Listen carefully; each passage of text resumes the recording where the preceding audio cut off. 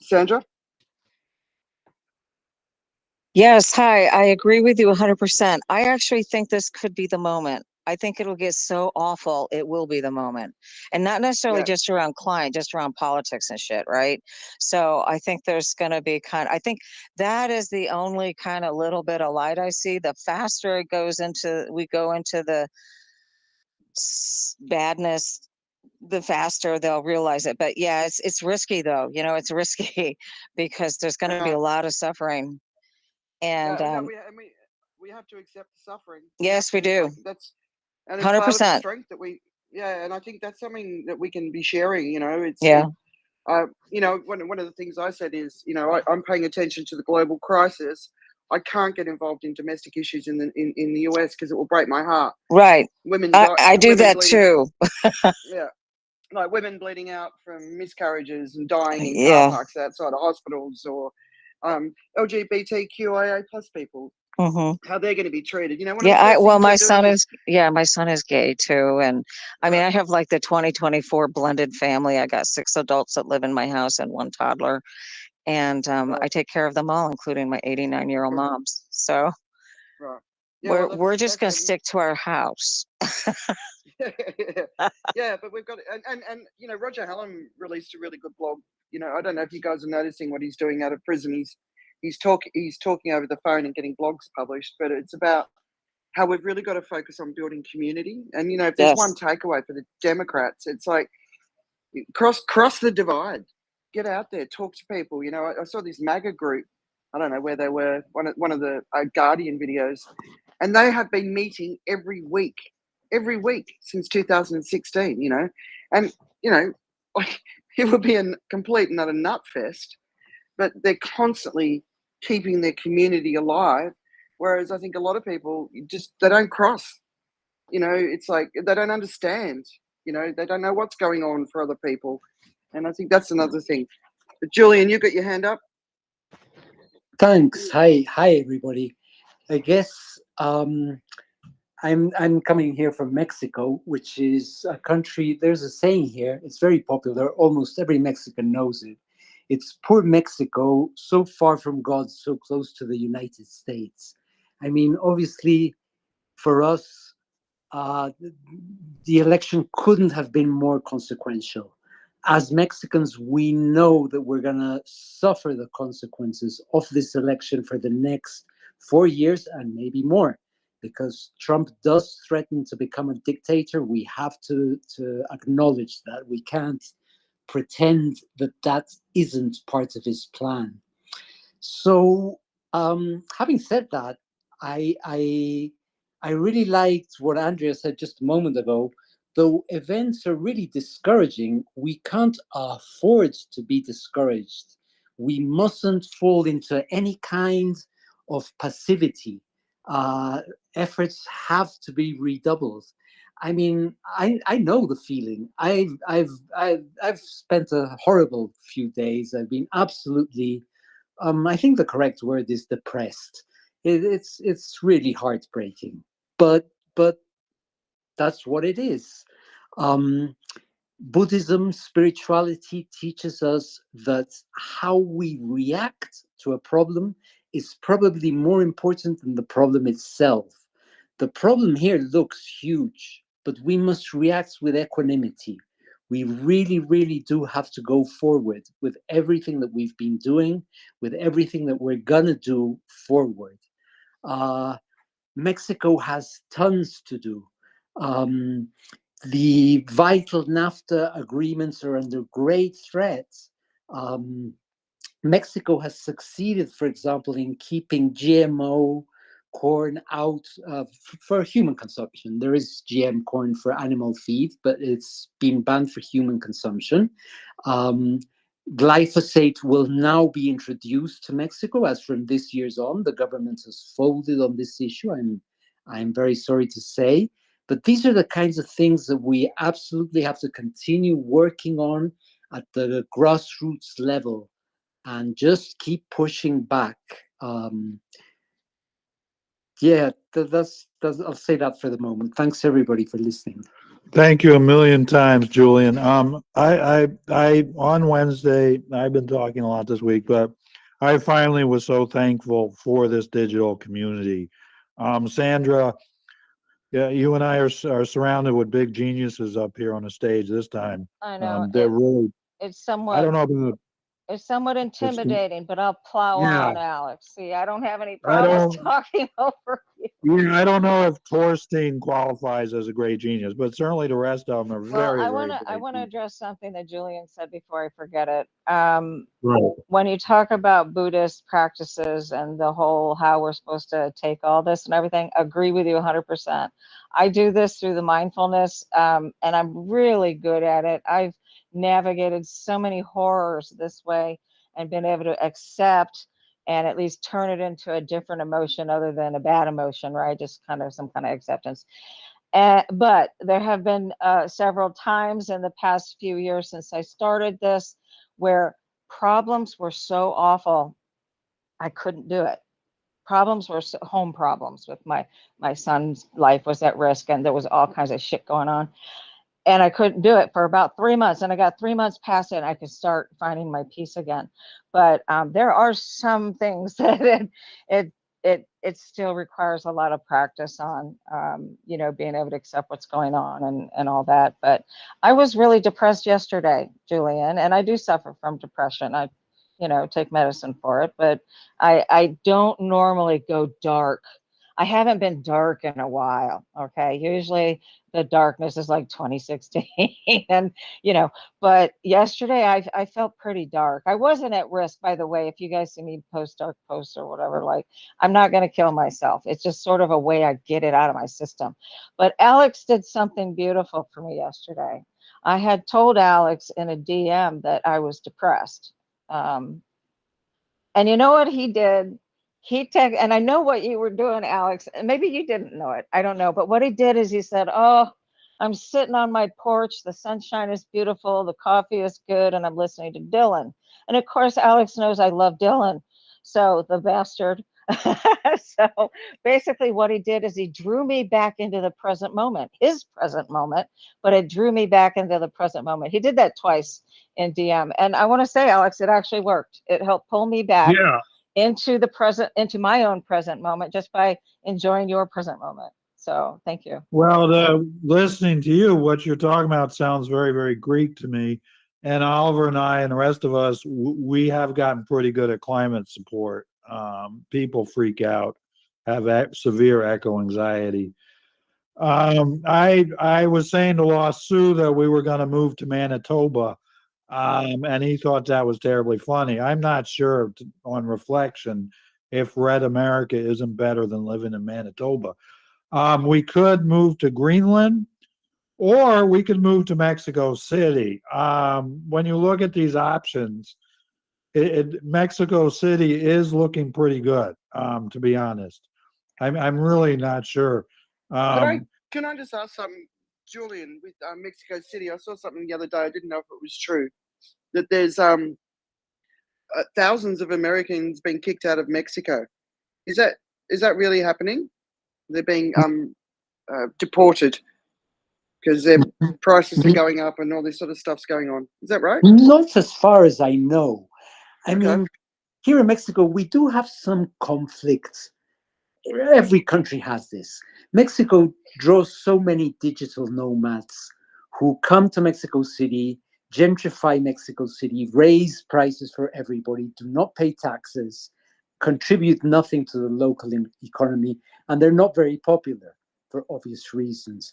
But as far as I know, this happens everywhere. I've seen the anti-tourist movement in Barcelona, in Europe. Locals sort of getting tired of especially wealthy foreigners coming to take in the best places in town, force everybody to speak English. Yeah, this does happen, but no, I don't think nobody is being deported massively. No, it was one of those videos. It was obscure, so I haven't been able to verify if it was actually true. Deportations, which I thought was an interesting sort of ironic sort of story compared, based on what's Yeah. going on in the US right now. Definitely It would ironic. be very minor. It would be ironic. It would be very minor. I don't think it's a big thing that is happening. Okay. I mean, the immigration story, you want to be living in a country where people want to move to. That means you're doing well.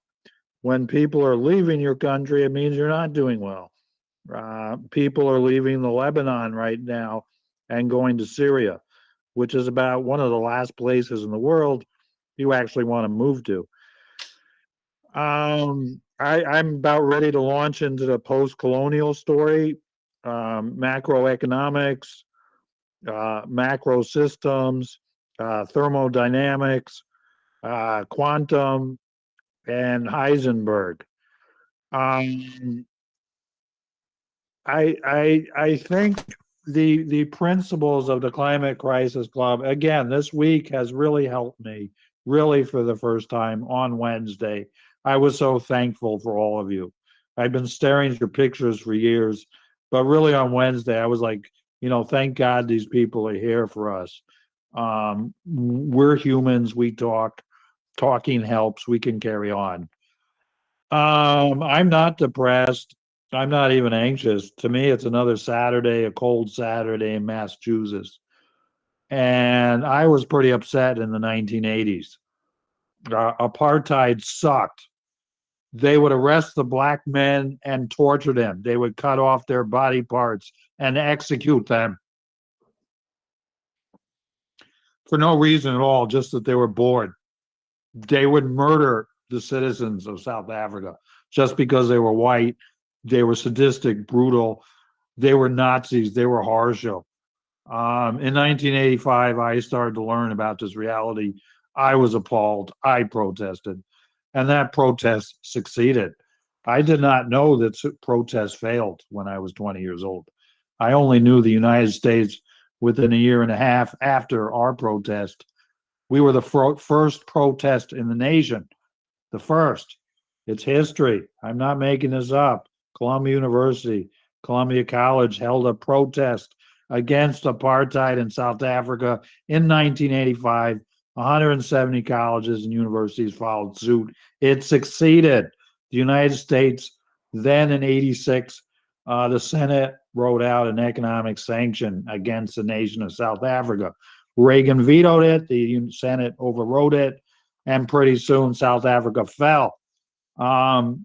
That was my life. That shocked me to the core. I became very political, and I was 20 years old. I lived my youth. I lived my middle age. Now I'm starting to enter my senior years. My hair is not gray for some reason. I'm falling apart. But I learned a lot in the 80s about politics. I was involved in many, many human rights campaigns and issues.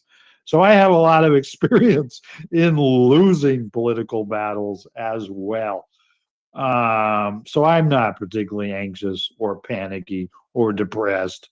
I am a terrible alcoholic. I would love to be drinking, but at least I've got 16 years under my belt. And I would recommend, especially for Julian, because he's in the land of tequila, that would be my overriding desire would be to drink heavily. Thanks I mean, for that, Alex. I actually turned 12 years sober last week. Congratulations, my friend. You never fail to impress. Yeah. But not, and you have lived in Athens, Greece as well. I would happily sit on the Greek island and drink ouzo all day. Oliver and I could play some tunes and talk about old times and paint a picture. But we have work to do. Andrea will not fall for this vacation idea. She really, really cares about the climate, the people, the environment, and that's what we're here to work on. Even though it's a club, so we're supposed to be lounging a bit.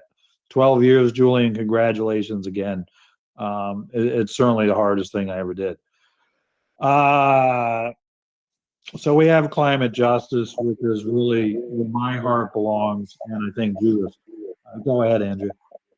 Yeah, I just wanted to maybe make a suggestion that one of our topics could be how we're feeling today. I really appreciate what you said about how you're feeling, Alex.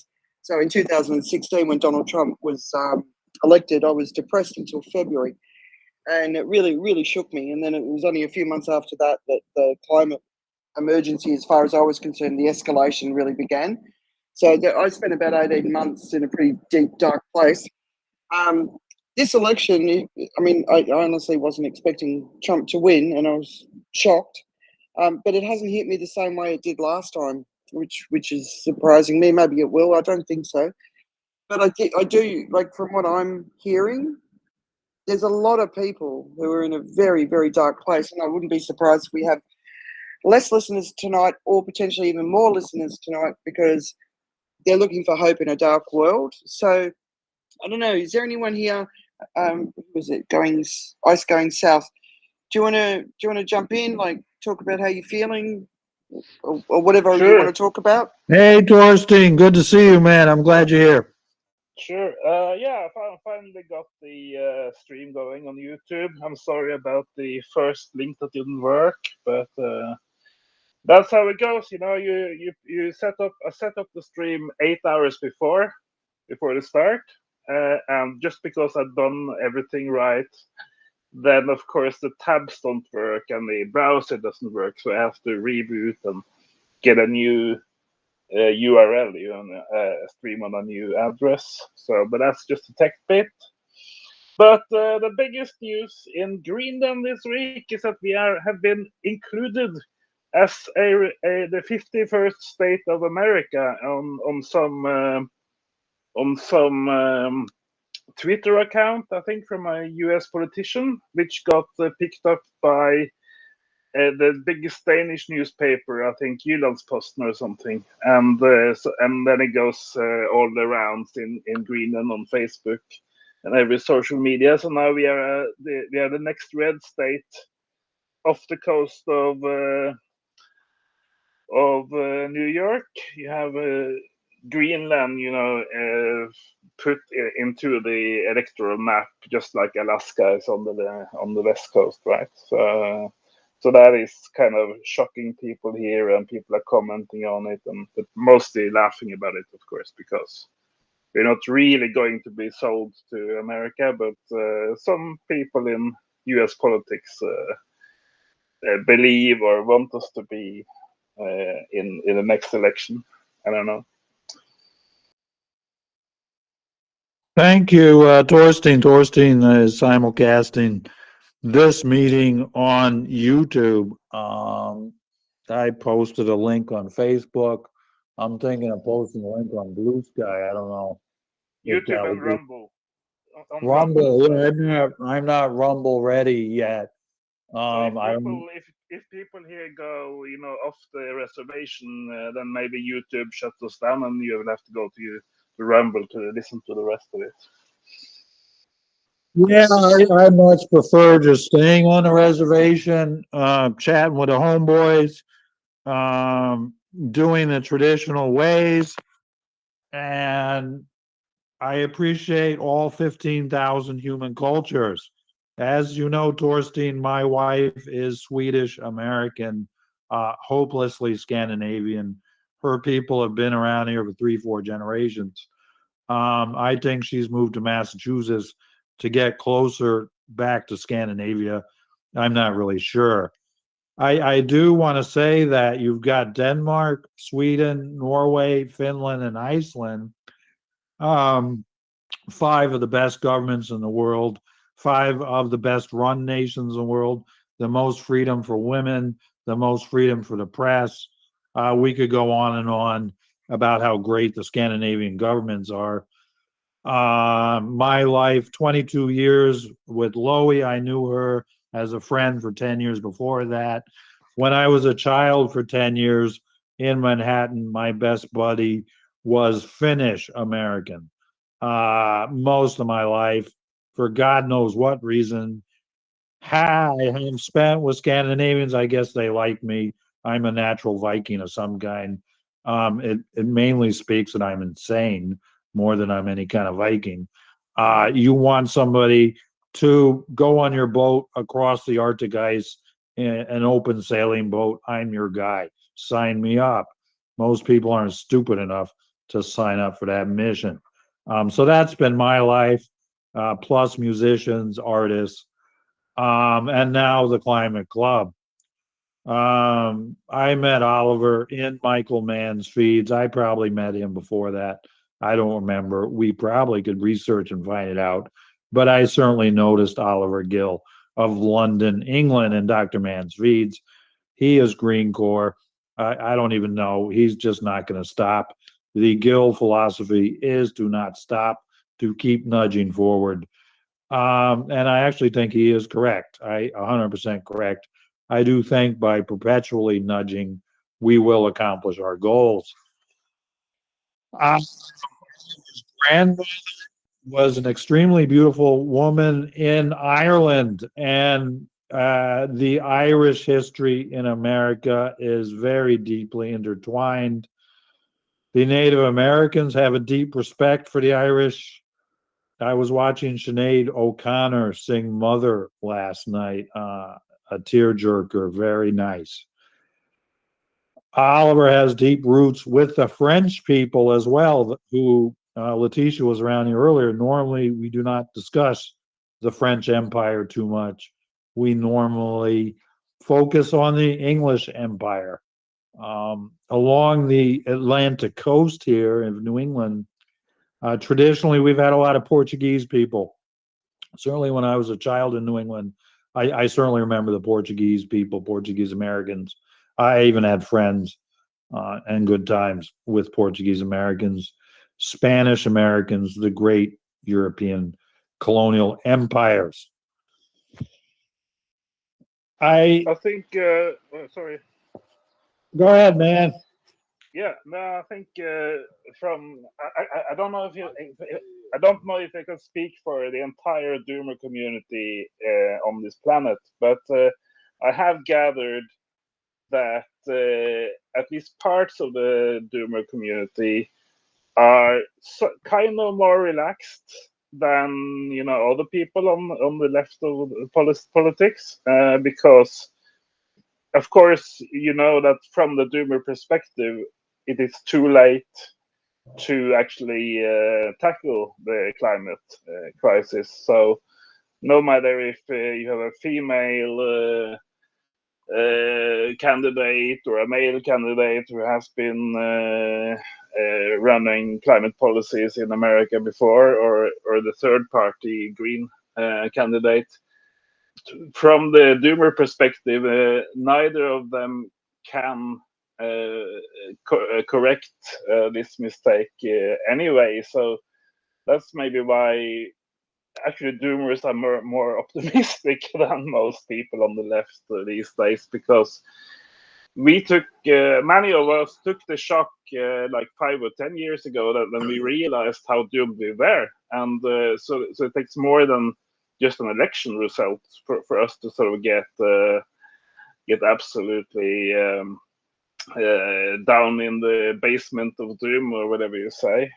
So for me personally, I'm in the happy place called stoicism. I try to take every day, every week, every year, every new election, every stupid new climate initiative with a large grain of salt or with a big laugh, whatever, because none of them have any clue how to solve this mess anyway. So that's kind of the basic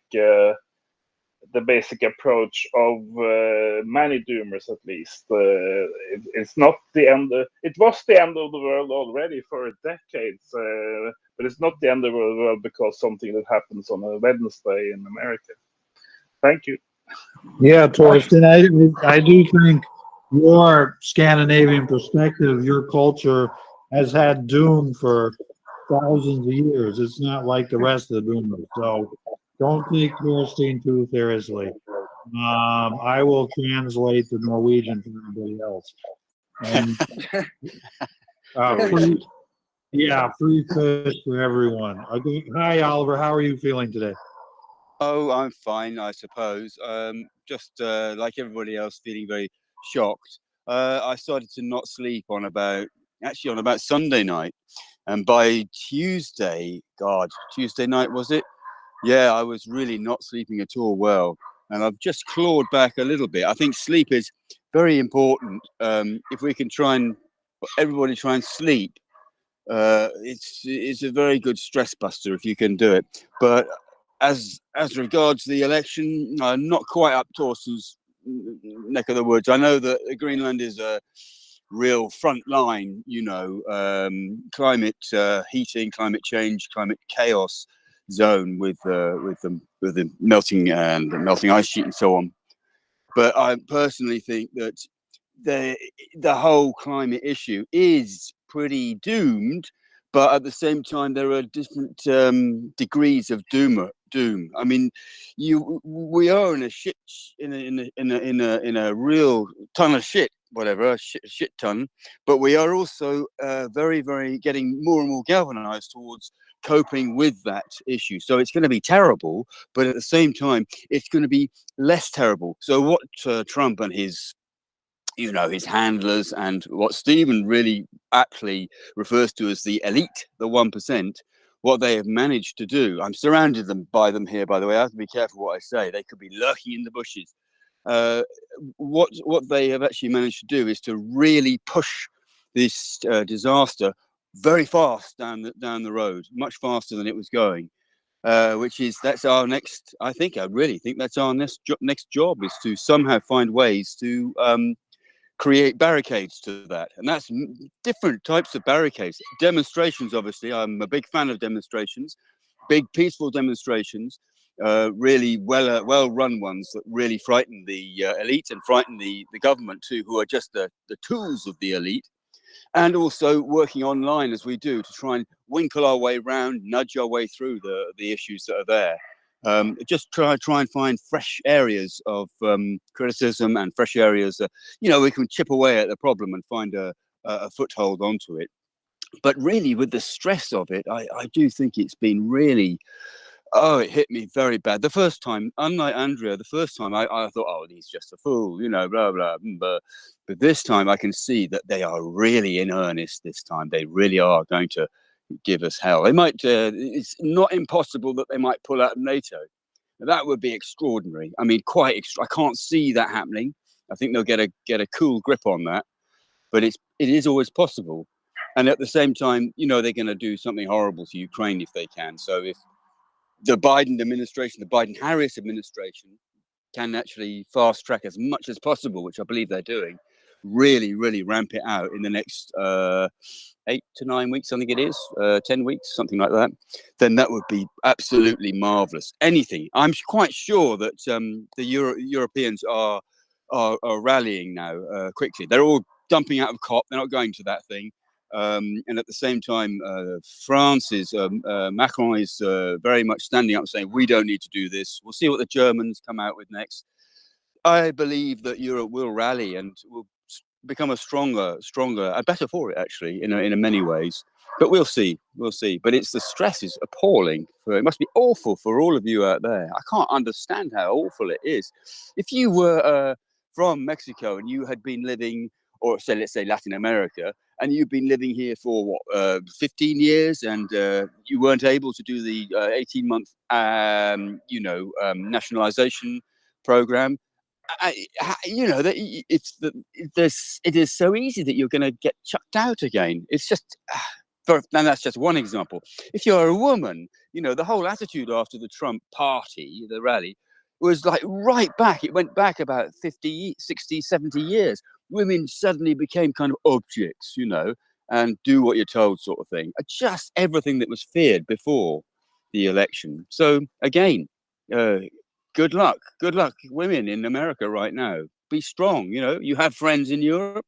You have men who are sensible, are modern, who care for you. All right. So there we are. And I could go on, but I won't. Soapbox, man. I was looking up. You guys started a soapbox here. Logan and I were discussing it. They must have been in the trash, and people must have put it on the trash. took them to the That's it. park and stand on them, That's it. give an Exactly. impromptu speech on That's it. politics. The Red Cloud is fascinated with the soapbox. The other day, I informed him I had sold him the soapbox for $120, and Arthur was really confused. You're right about the bin. Actually, they would take a bin and turn it upside down, because it was there sometimes. And then what they did then was they bolted the bin, so you couldn't take the bin. So they had to have their own soapbox. Yeah, I see. And Arthur's fascinated with this. He's not sure what we do with the soapbox or what they're for. Yeah, Oliver, you got to sleep. You always can come and live with me, man, in the brick house. We need some repairs here. I know you're very capable. My mother loved the people who could fix the house, like Big John, of course. When Lost Sue comes here, he's not going to fix anything, right? And not only that, they're going to be like dead. Did you hear him going on about how you process the skunk for its medicine? Yes. So I'm sure Oh, you'll be yes. a far better house guest than Lost Sue. I don't have great, as entertaining as he is. I think Europe is probably a safer place for everybody now. Yeah, but I'd really- rather live in Massachusetts than Manitoba. I've been giving this Yes. careful thought. I They had no yeah, I think so. cosmopolitan culture there. Yeah. And it's fucking cold. At But even least colder, yeah. way colder, 20 degrees colder. At least Greenland is going to be, that's all right, man. That's all right. That's Scandinavia. That's okay. But Manitoba is Canada. It's just too fucking much. I can't do Manitoba. Mexico City, we do have both our nieces living in Mexico City, and listening to Julian about Mexico City. That just sounds. I like the heat too. I don't mind the whole heat. That's okay. Mexico City does just sound. You've seen Rome. Did you Really see good food. Really good food. Really good food. Yeah. I'm It's embarrassed. boiling hot. I like the heat, but I'm embarrassed to talk about the Puerto Rican cooking I know how to do from living uptown. I used to smoke crack with my neighbor uptown, and he would make me go. He'd give me $10 and make me go buy the beans and rice for him in exchange in the '80s. Yeah, I mean, crack is good stuff. I can't explain. I It's imagine. extremely Yeah, dangerous. I mean, it'll drive you out of your freaking gourd. But he did teach me some cooking, the old Puerto Rican guy. So You cracked on with the cooking, did he? yeah. I mean, we would smoke crack, and he'd send me out to the bodega to do the shopping, and he'd teach me how to cook the rice and beans right. But I would be embarrassed in front of Julian to do my Puerto Rican fake cooking because of. But the beans and rice, I'm still one of my favorite meals. I still constantly cook the beans and rice that I learned in New York City.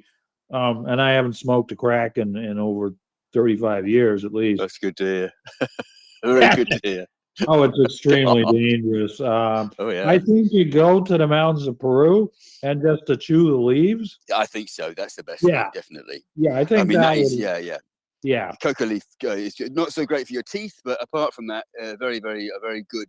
Really, the best of all, actually, because it Yeah. stimulates, but it does suppress appetite, of course. So it's but I think yeah, for homeopathic remedies, that's probably got to be the best one. I imagine that pleasure has been curtailed though in many areas in the last few years. I don't know, but I imagine it Yeah, has. well, humans and their psychoactive drugs. Julian, did you want to add a few remarks? Yeah, I'll just be really quick. For some reason, I was just reminded of a comment I heard from a friend a long time ago that just really stuck with me. We were talking about what things are important in life. And one phrase she said, have a conversation with a friend that you feel something. That's really stuck with me. I get that a lot, exactly from people like Oliver, have kept me going, have kept me encouraged, have kept me strong through these last few days. And plus, I think that is something I mean, this is a simplistic way to put it, But I believe that is a quality I'm using our enemies do not have. They don't have that capacity for empathy. They don't have the capacity for a community mind. And that can be one of the ways whereby we can defeat them one day. Yeah, Julian, I always remember that you lived in Athens for a year and a half. And as the rest of Greek Twitter isn't here, you are my placeholder for Greek Twitter. Well, until Johnny or Floofy shows up. Joel too is a Grecophile. I've started going on Greek rants. At least I'm not talking Greek. We have Debbie here. Deb, I would love to hear from Deb. I don't know which state you are in, Deb. I'm in a state of denial, man. I can't believe this shit happened. I'm like, what the fuck? The fuck was I thinking? Oh my god. Oh my God. Nah, I've reached the point of I've been through all the stages of grief, and I'm finally somewhere between acceptance and anger. But fuck, this is horrible. But yeah, I've been popping in and out of spaces like pretty much since the crack of dawn. And I slept for a while, woke back up. And then I saw your space. I see it all the time, but I sometimes I just listen. I don't think I've ever spoken in here before. But then I saw y'all space today. I thought this is the most hopeful shit in the universe. Like, really? Like, everybody else is freaking out about Trump and authoritarianism, and y'all are the climate crisis club. Like, don't nobody give a fuck about climate change. And here y'all are, this group, like, you know what? We gonna keep it moving, and we gonna keep a theme. And I mean, because climate change is gonna be important. When the Republicans figure out how to monetize it, it's gonna be great. It's gonna be huge. Like, they're gonna eventually get this shit together. But right now, they don't care about it because it doesn't affect them, or at least they think it doesn't, or at least they pretend it doesn't. But like everything else, it does, and they'll figure it out. I am in the state of Ohio. I'm in Cincinnati, Ohio, USA, and I'm ready to fucking leave America. I've had it. Like, I'm stuck here right now because my mom is 70 years old, and she's elderly. It would be hard as hell to get her to resettle anywhere else. But honestly and truly, and this is gonna sound horrible, if she dies, I'm selling this house and we're moving anywhere else on this planet. I really don't care where. Like most people, I'm thinking New Zealand because I have friends there. I'm thinking London just because y'all speak somewhat English, I guess, or then Mexico because I speak enough Spanish where we won't starve to death, and I could probably get a job in an English speaking call center or something. So I've thought out hopefully, if we can even get out of the country, places we could go, places we could live, places I could raise my children so they could just be decent human beings and not freaking Nazis. I don't know. It's just hideous. So I'm light skinned, but we're black people. So it's hard. And people are like, stay and fight. And like, I've done that. My mom has fought Jim Crow her whole life. My grandmother she was a black woman with a PhD in mathematics in the 1950s and 60s. So you can tell the fight she fought. We fought through slavery. We fought through Jim Crow. We fought through the Great Migration and the school to prison pipeline. We fought through George W. Bush and all his little racist bullshit. And now they want us to fight Trump too. And I'm just done. I'm tired. I'm old. I just want to get the hell out. So I'm literally working on getting our finances together in the next 6 months. And honestly and truly, I've told my mom, like, you know, if I say it's time to leave, whether you want to leave or not, it's time to leave. And if she refuses to go, then she's going to have to be in a nursing home here, but I'm taking the boys somewhere else. I am not going to stay. So I figure if we're lucky, we got about a year, and then I plan to get the hell out, but I'm not staying in America. And it may be too late already, but I'm hoping we have time. So that's my plan. And then we can fight the good fight somewhere else. We can fight for climate change and whatever else is important somewhere else. But I just don't think it's going to be possible to do it here. And it's going to happen so much faster because last time Trump didn't know what the hell he was doing. And this time he does. He's already been there, done that, bought the t-shirt. So hopefully, like I said, we might have a year. I don't think it's going to be long after the inauguration before he starts doing some of the worst shit he's dreamed of or that the Republicans dream of. And the Christian nationalists here are just chomping at the bit for, good Lord. It's going to make the Handmaid's Tale look like goddamn Harry Potter. It's going to be bad. It's going to be fucking bad. So, that's all. Godspeed. Good luck. Keep fighting a good fight, people. Hey, Deb. Yeah. Deb, I wanted to let you know that I also have my mom living in my house. She's 89. She also has breast cancer, so I can't go anywhere. I probably wouldn't. I don't have the money to go anywhere, but I understand Okay. you completely. Now, I'm in Michigan. Technically, I can go to Canada for a long time just on my driver's license, so I'm good with that. But yeah, I totally understand you. I It I is. got a couple points ahead. here, Sandra. First of all, Deb's grandmother, awesome story, PhD in math, rock and roll. If you make it to New Zealand, let me know. One of my best friends in life is a rock drummer in New Zealand. He would gladly help you out. And of course, if you make it to London, Oliver right there is in London. He would gladly help you out. Excellent speech. 92% of Black American women voted for Harris. I stand with Black American women. That's it. Anytime from here on out, we have a Black American woman speaking. I want to see maximum respect. Enough of this bullshit. The Black American women. Yeah, go ahead. Yeah, be careful of that other 6% though, because you do have the batshit crazy people like Well, Candace Owens and yeah, no problem there. I mean, look Yeah. at my contingent here. What, 66% of white men? Fuck them. I mean, yeah, but as policy, I stand with Black American women. They did an outstanding job. Stacey Abrams is doing environment these days. Every Val Demings, Karen Bass, and Jasmine Crockett is God. I'm telling you, all of them. I'm standing with them from here on out. They schooled us. Yeah, well, this is the last thing I'm gonna say. Then I'm gonna go do some laundry and feed my kids and save democracy later. But I just watched this interview with Heather Cox Richardson and Jon Stewart. If you get a chance to watch it, watch it. Heather Cox Richardson is effing brilliant. I felt really sorry for her having to sit with Jon Stewart, who acts like he's smart, but he's really dumber than a box of rocks. Yeah. I'm really tired of him and his both siderism. He's been doing that for a while now. And then he blames the media or the Democrats for not getting out the message, realizing he is the damn media. Like, he's a part of it. He has a really big soapbox, and he's really wasted a lot of it. And Heather Cox Richardson explained like what Joe Biden's message really was.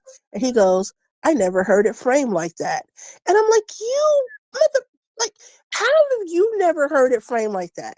Like, if you're not paying attention and you're the guy out here saying, what people are doing, then how did the rest of the people hear it? Why don't you know this?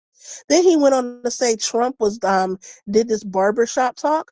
I'm like, did you know Kamala Harris did one too? Like, did you know everything Trump did, she did? Like, he seemed to be so unaware of what the Democrats, what Kamala Harris and Joe Biden were doing, but he knew everything Trump had done. I'm like, where in the white male supremacy do you not think that you're a part of this? Like, he just did not get it. And it pissed me off because he's seen as so brilliant and so, sagacious or so wise, and he didn't know shit. And I'm like, it's like a microcosm of the whole election. Like, you have this knowledgeable, intelligent woman that he's interviewing, and he's seen as the go-to guy, and he didn't know a quarter of what she did. It really pissed me off, and it really hurt my feelings. I lost respect for him when he did the whole step aside, pass the torch stuff with Biden, and I will never listen to him ever again on anything. He does not deserve to have the platform he does.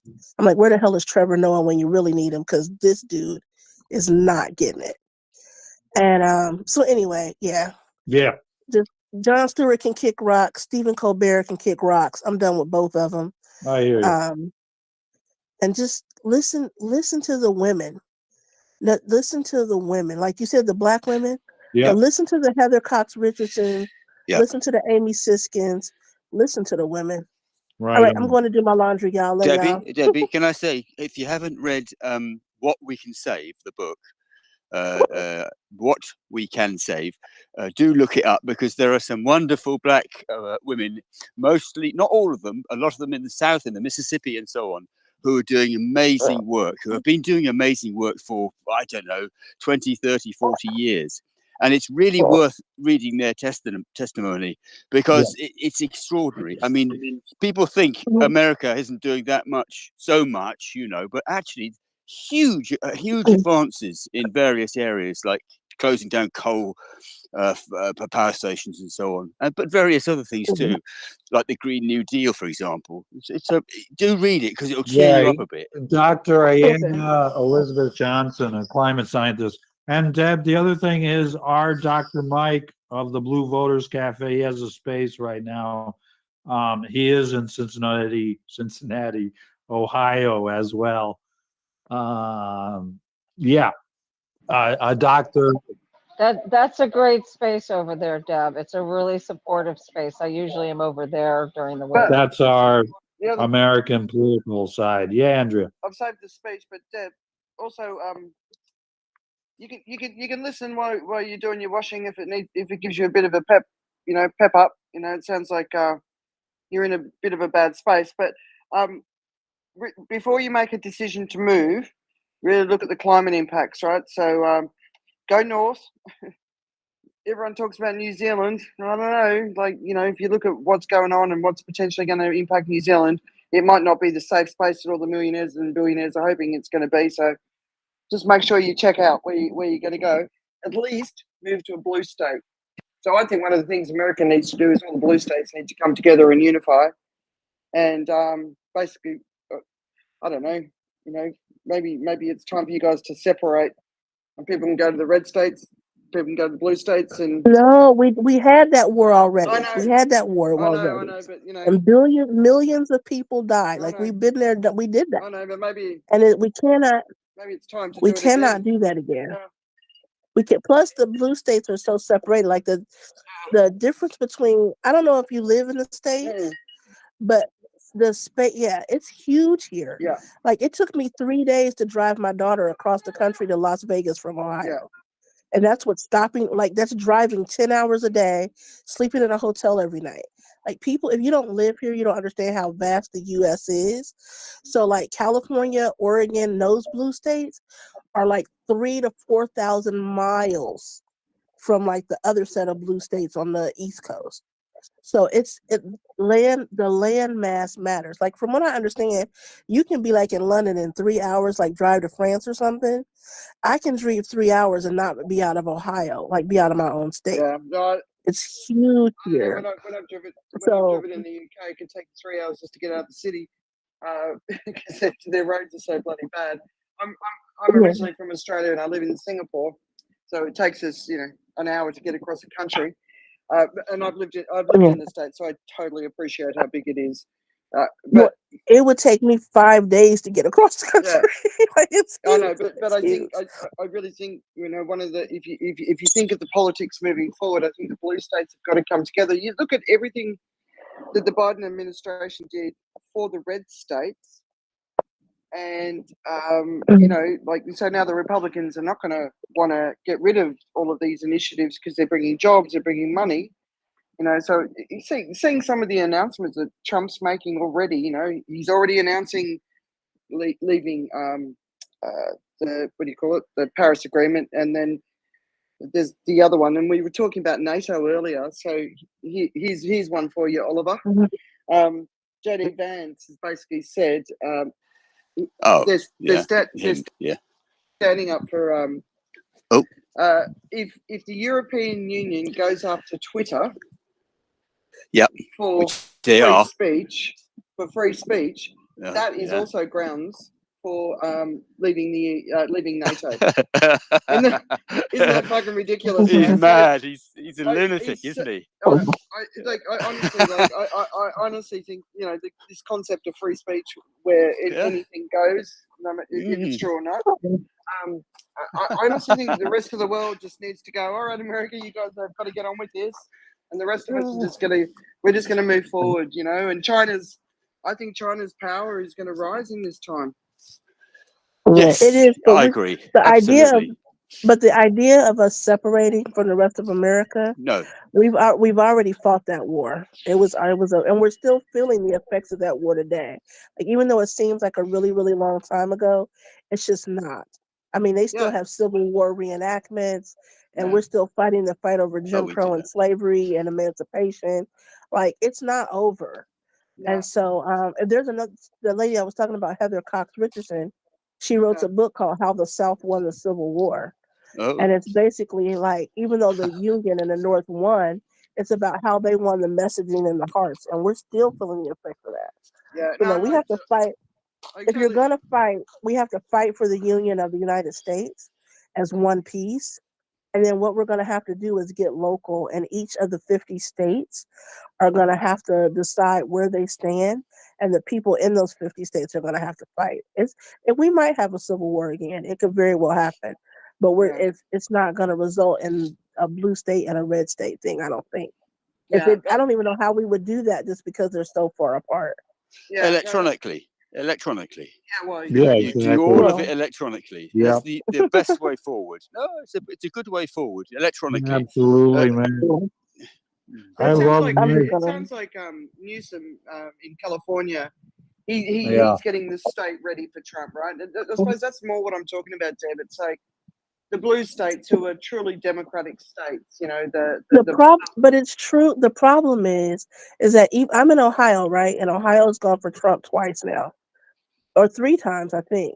But the problem is, there are a lot of us here that you can't just abandon the people that are blue people in those states. Like, every state has there's over, I don't know, maybe 3 million people here in Ohio who are hardcore blue areas.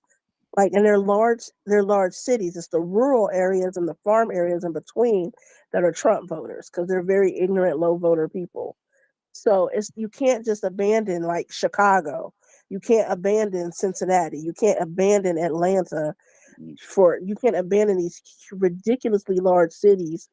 It's just not possible. But we did say it last time. Like, the mayors across the states, when Trump was in power, they kept moving forward with climate action. We saw the governors doing stuff.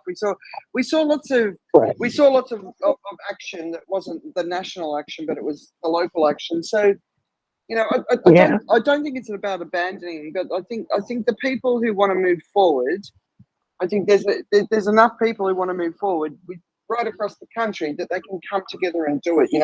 Has the Senate been won by the Democrats? Do we know yet? Yes. Oh, it has. No.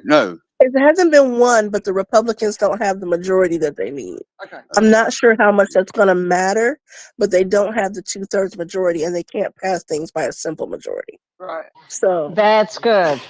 Fantastic. That's Yeah. important, right? So yeah, Have we won the House? What about the that's House? what we're talking about. We're talking about the House of Representatives. So Got it. they Okay. don't. The we don't have a majority in the House, but the Republicans don't either. So and there has to be a constitutional amendment to change it, I think. But they have to pass things by a 2/3 majority. It's not just a simple majority. So we can give them a hard time there, and we can keep fighting there. Yeah. And honestly and truly, we're still going to keep fighting Trump every damn it way we can. Yeah. It's not going to be simple. And contrary to what they say, liberals over here have guns too. Like, we're a gun country. And so the Republicans think that they have the corner on gun ownership. I got news for them. I don't know anybody that don't own a gun in America, not even myself. So yeah, it is what it is. It's going to be a hell of a fight if they choose to fight us. Don't forget, you have you are basically, I assume it's California and New York State. I know it includes various other states, but you have the two columns that hold up the country. Basically, you are the two columns. You have all the power and the wealth. Really, you do. Right. So you have that between you, and you have everybody who voted blue but is in a red state all across the country, and you have this wonderful internet. You have every other electronic gizmo going. You can really, really strengthen yourself through those processes. I can't believe that Trump would start cutting the lines. I mean, that would be peculiar. I can You very can. much imagine that. Like, well, We'll start throttling the internet because Well- most of the telecom and the media is only owned by so many people, yes, I and they're realize. very rich men, and so yeah, I Musk. can see them throttling people's internet or censoring people's internet or just cutting it off altogether. I can very much see that. Milan, certainly. I can hold on, Oliver. I can also see a population that is oppressed into being serfs, okay, and oppressed enough that we're afraid to come out of our house, okay, just like in Russia. That's just Yes, what I'm picturing. yes. Or just like the damn That's not- pandemic. I mean, honestly and truly. Yeah, Yeah. well, the pandemic, which was screwed up royally, and let's just hope that 40% death rate bird flu that just popped up in Singapore doesn't make it over here during this presidency, or else we're all dead. But Yeah, anyway, I do think that my blue state, Sandra, is doing pretty good. I love Massachusetts. Elizabeth, well, our whole Michigan, right? We just lost everything to the Republicans. yeah, except we the governor. didn't in Massachusetts, and Elizabeth Warren won. Massachusetts is doing well. We have legal marijuana. We were the first state to legalize gay marriage. We have the lowest gun death rate per capita, double that of the UK's. We have the highest GDP per capita, around $110,000. We have the best education in America. Massachusetts is doing very well, and the state house is 130 Democrats and 25 Republicans. This state is just fine. It's like living in Norway or something. Right, but see, that's another thing. All those Eastern Bloc states, they're very white. And when white people get together, y'all tend to treat each other very nice. Like like Massachusetts, Delaware, Vermont, Maine. I mean, they all there's little white. You don't get no whiter than Maine. That is correct. But Massachusetts, we don't like Maine, right? They don't like us, and we don't like them. I'm looking up the demographics of Are Massachusetts. you kidding me? Is that a thing? I've never heard of that before. Yes, we don't. We call them the maniacs, and they call us massholes.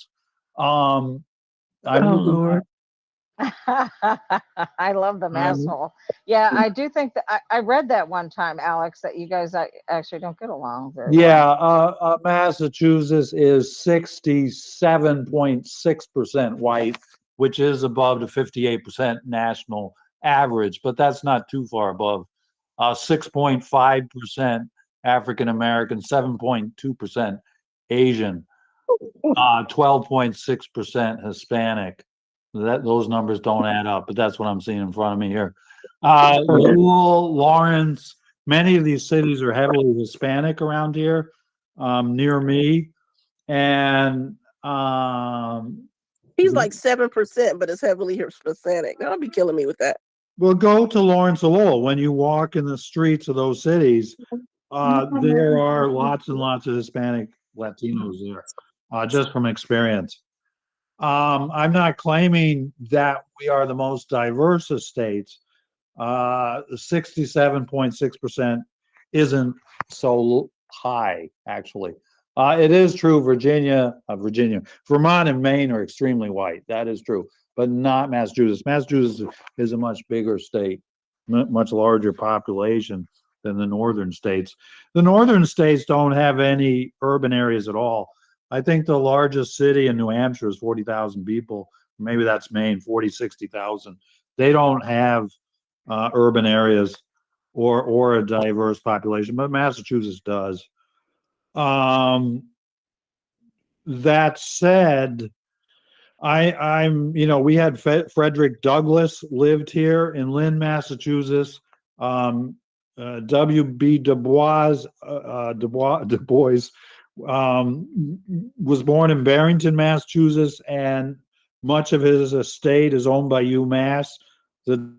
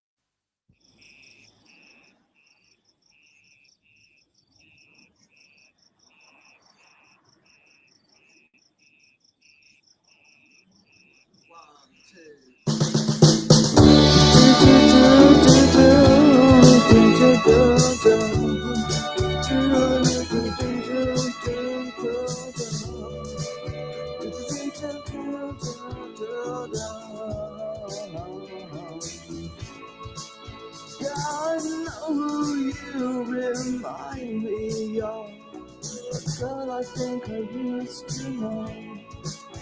I see you when the days got colder, on those days when it felt like snow.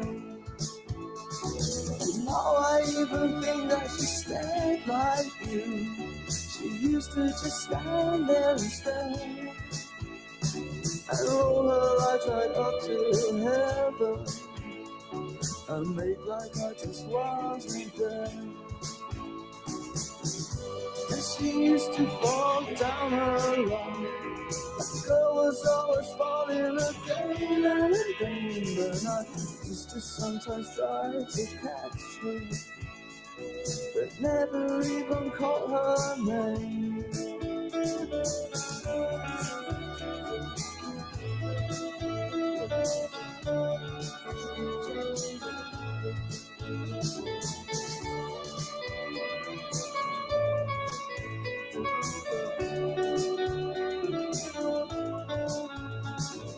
Sometimes we would spend the night just rolling about on the floor. And I remember even though it felt soft at the time, I always used to wake up sore. You know I even think that she smiled like you. She used to just stand there and smile, and her eyes would go all sorts of far away, and stay like that for quite a while. And I remember she used to fall down a lot.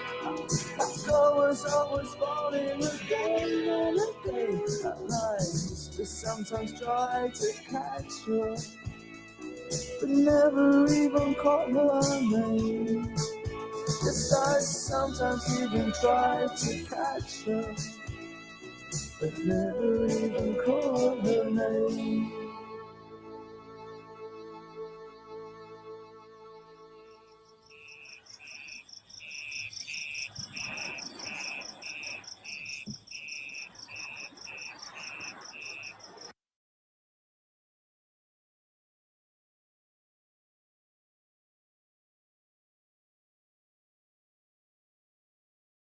There's no doubt in my mind that corporate mass media is downplaying floods. There's no organized global flood news. The other day, Jonathan was talking about floods in China. I couldn't even find any information. We've seen the floods in Spain. We've seen the floods all over the place. Why isn't there a good website just rolling out the flood news as it occurs? I can't keep up with it. I don't know globally what's happening with the floods. I think Yellow Dot Media do a good job of capturing it all. They release a video every 2 weeks. Well, I want a feed of telling me where the hell the floods are and what's happening. I can't even patch it together. I can't search it and find it. There's no website. There's no account that gives me my flood news. I'm not even talking droughts, heat waves, or anything else. I just want to know where the floods are happening and how much water, how many people have died, how much it costs, all the facts and statistics. I really try and capture the world's news in my weekend reads. So I'm really paying attention beyond the northern media or the Western media. So that's a resource that I'm committed to. Yeah, But- I put it up. and when you're sitting out here, Sure. but when you're Yeah. sitting out here in Asia, I mean, I get very different news to what you guys are seeing, and you know, so like one of the articles I shared today, India has experienced for 9 months of this year, 95% of that 9 months have experienced extreme weather events, and they reported 3,000 deaths, and there's like loss of property, loss of animals, all that sort of stuff, right? The fact that it was just over 3,000 deaths, I'm like, that didn't feel right to me, that it was 3,000 deaths. It feels like it's going to be a lot higher, but a country like India will never, ever have the full scale of death that, you know, just from the heat extremes. I mean, right now, I don't know if you guys have been noticing, so it's Diwali or Deepavali, depending on how you say it, where you are. New Delhi's had a pollution watch, right? So there's this burning of in the farms at this time every year. So what happens is, to turn over the land really quickly, they burn what's left. So, you know, they get the sugar cane. So they burn it first to get the leaves off, then they burn it the second time to, you know, then they dig it up and ship it off, and then they burn what's left, right? So in New Delhi, the average lifespan is 10 years less because of this pollution. So being in Singapore, because we get impacted by the haze that comes from Indonesia, from Borneo, where they're basically just burning their forests to make way for palm oil plantations. When I was living in Thailand, the first time the haze hit Thailand, so it was coming from Indonesia all the way up to Thailand, I was really shocked that I was living in this coastal area and experiencing a haze. And I remember this one day, all the kids were kept in school, and I only expected to experience this here, and it's been basically becoming a bigger problem in Thailand for the last 15 years. And so I did a climate courage yesterday with this lady who's basically set up the Thailand Clean Air Network, and her goal is to create legislation. So it's a civilian-led program where they're trying to create legislation in Thailand to make it a human right that you should expect clean air, right? So she met this young doctor and he was out playing basketball. So up in Chiang Rai, where they burn, and he died of lung cancer. Right? He's never smoked a cigarette in his life. And basically what's happened in the last, it's gotten worse over the last 15 years, is these farms, because the wealth in Thailand has increased and the global demand for food has increased. So the farmers are turning over their crops so quickly, and the fastest way to turn it over is to burn what's left before you can plant what's next, right? And so this unbelievably horrible situation is happening in Thailand, where the entire country is just being covered with this haze, this smoke, and the particulates are 2.5, so that goes straight into your lungs and stays there. And, you know, if you're pregnant when there's a haze event, so I was pregnant with my first son, Lex, who's going to be 18 on Tuesday, when a haze event came into Thailand, and I was very anxious about that. So living, I don't know if you guys have ever been into an environment with haze. It's the worst, you know, because you don't. It's just not a day. I know you guys experience smoke from the Canadian fires last year. Does Shanghai count? Sorry. Does No, Shanghai Shanghai's count? definitely, but Beijing's worse. So Shanghai's on the coast, so it gets more air coming Okay. through, but Beijing's much worse. So China's really cleaned up its air pollution, which has also created problems in increasing global warming, because any mass pollution that exists in the world is keeping the warming out. So that's a big part of the problem. But yeah, no, it's the pollution's a really, really, really critical issue, and I don't think people. I mean, I never experienced anything like it until I moved to Asia, and you know, I remember going to Beijing in 2006 for a business meeting. And your eyes sting, but I could taste and feel poison dripping down the back of my throat. Yes. It was awful. Yes. I'm sorry. No, I had the same thing in Shanghai. It was so gross. It's the Mexico worst. City here, It's the worst. Julian, is it the same for you? very bad. Mexico Yeah. City has terrible pollution. Yeah, right. Because you're in that. You're so the mountains that are surrounding it make it worse, right? And they lock it in. Correct. We're surrounded by mountains in every direction. It Yeah. absolutely traps the pollution. This is the worst season for it. So the rainy Right. season is over. Now the hot, dry air absolutely stagnates above us. It's very bad. Yeah. Yeah, I mean, you got to think, you got to don't buy think technology, right? You've got to go and buy machines to suck the air Don't out. in your think I'm home. moving there, Andrea. That doesn't sound good. I want to give a shout out before I forget to Lex, your son. 18 Yeah. is big. Does he have to go in the army? Yes. Yeah. We're just waiting for the call. Is that going to be tough? Is that difficult? No. Look, I know a lot of people. So in Singapore, you have to do national service because we're permanent residents, Right. and I know a lot of people have different opinions about that. But you know, I was in the military, and I think it will make him. And it's 2 years, and I think he'll make a lot of friends. I think he'll Yeah. grow. He doesn't know what he wants to do with his life. Right. He sits in the special needs category, so reading and writing is a really big struggle for him. So Yeah. I think it'll give him some time to grow up and work out who he is and And what he will wants to this- be. And Will it affect his guitar playing, or is that still on course? no, that's never going to be affected. He loves his guitar. Sweet. Very Yeah. nice. That's Yeah, rock and roll. yeah. I want him to go and audition and see if he could get into the military band. That would be cool. But I don't know if they take electric guitar.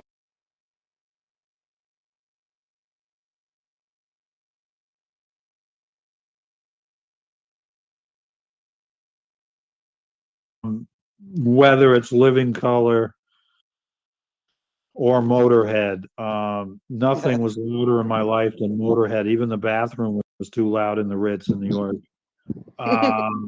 Nowadays my ears ring, so I don't know if I'm going to go see more live music. Apparently, I was reading this week, because I worry about the boys getting tinnitus. Tinnitus is that how you say it? That's what I have. Yeah. Yeah. Oh, yeah. Tinnitus, Apparently, yeah. if you eat lots of cabbage, it's really good for you. Cabbage. Cabbage.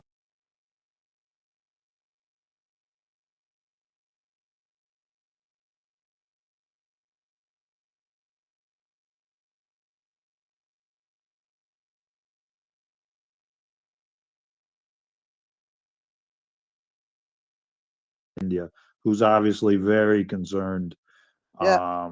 with these issues. I mean, it's most likely that India will be the first place to get slammed on the next level. Oh, they're already being slammed on the next level. Is Dr. A speaker?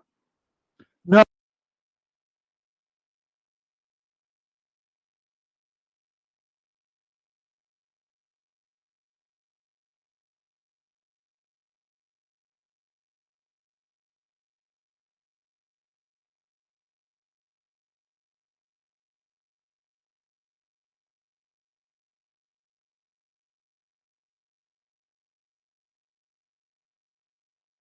First I saw in Singapore was we got close to 800, and I can't remember what the measurement is, but basically I was working at Microsoft, and you couldn't see the skyscraper next door to you. The haze was so bad, right? So that's how bad the pollution was.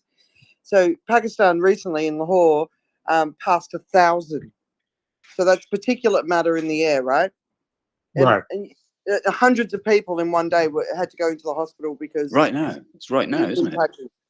And it's just and you've got to remember, just a couple of months ago in these places they were suffering from heat.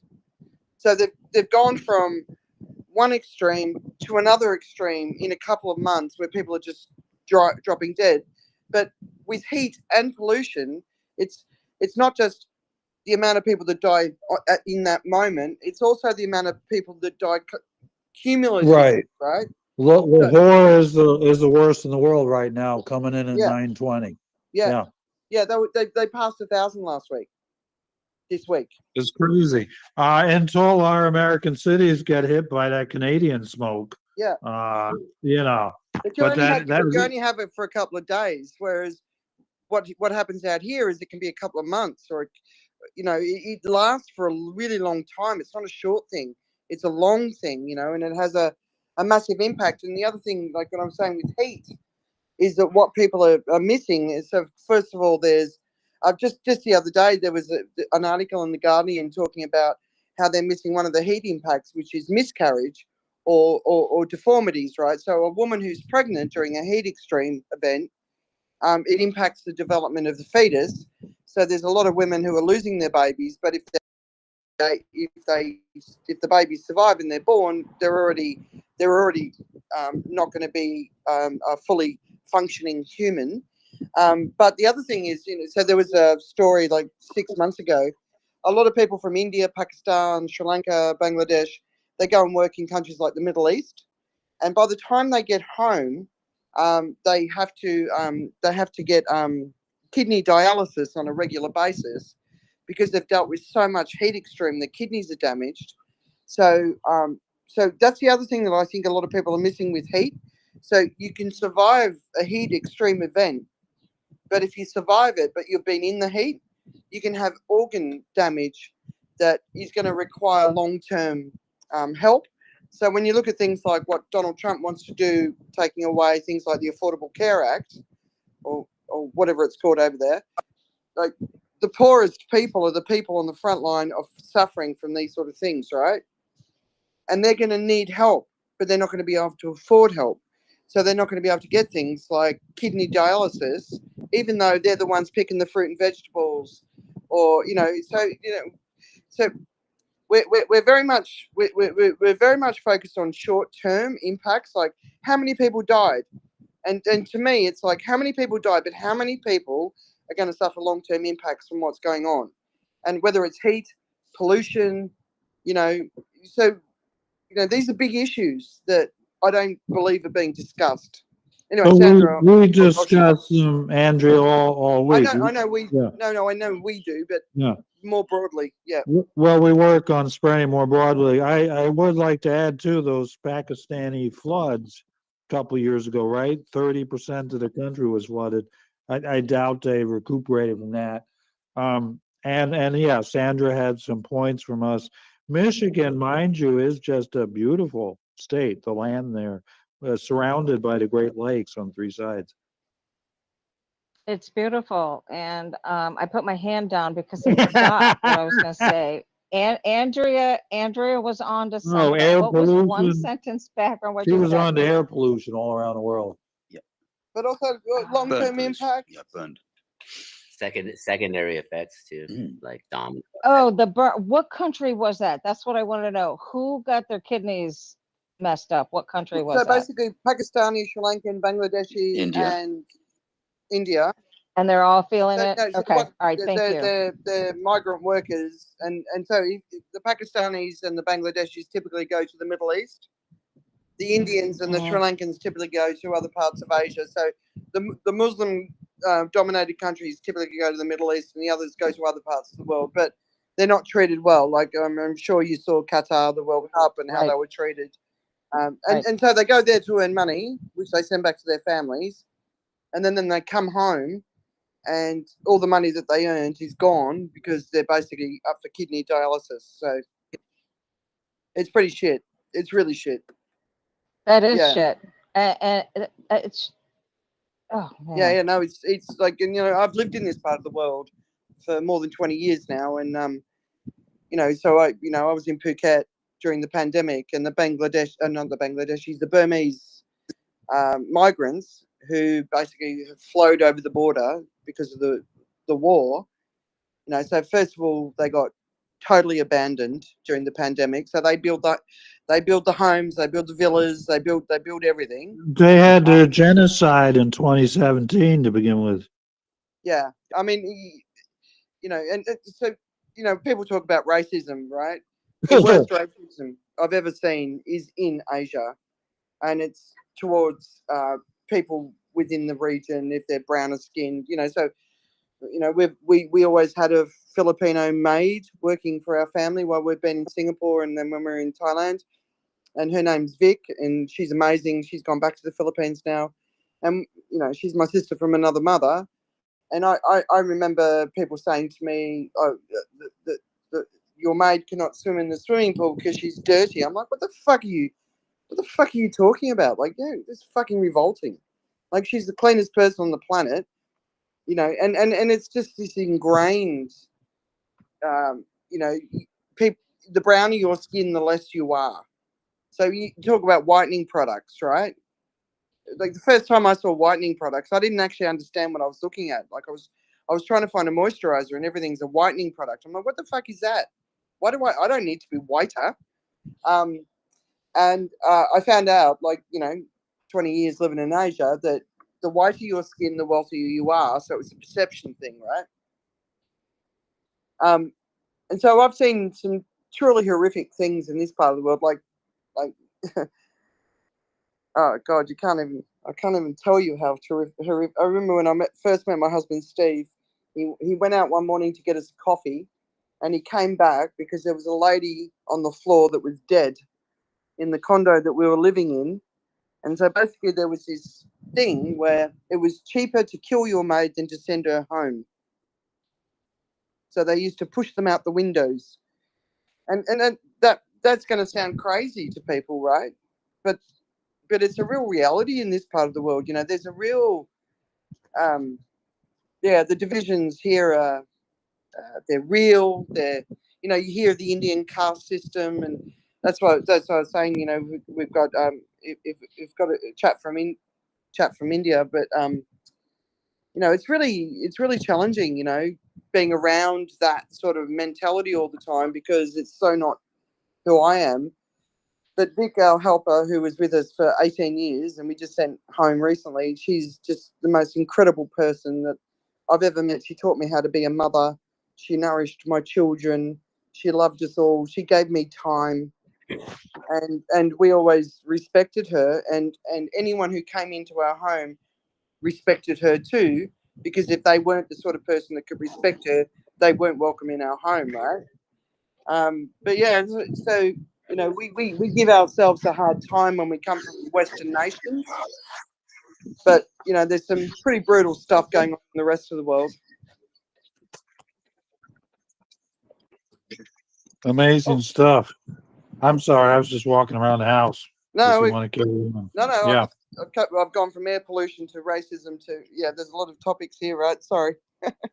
But you're Oh, no fully- problem. I always enjoy listening to you. Andrea's filling in gaps to stuff we've just been talking about as well. Like the club is very supportive. It's a very warm place to be. Everybody is on the ball and helpful and all the rest of it. And what she's saying is that where she is, it isn't like that at all. Well, with islands, if you like, small islands of it. So yeah, I get that completely. Yeah, a warmer world is a better world. I also heard from her, and correct me if I'm wrong, please. And I've always believed that or at least I recently have come to believe completely that the root of a lot our evils here is racism in the United States. Okay.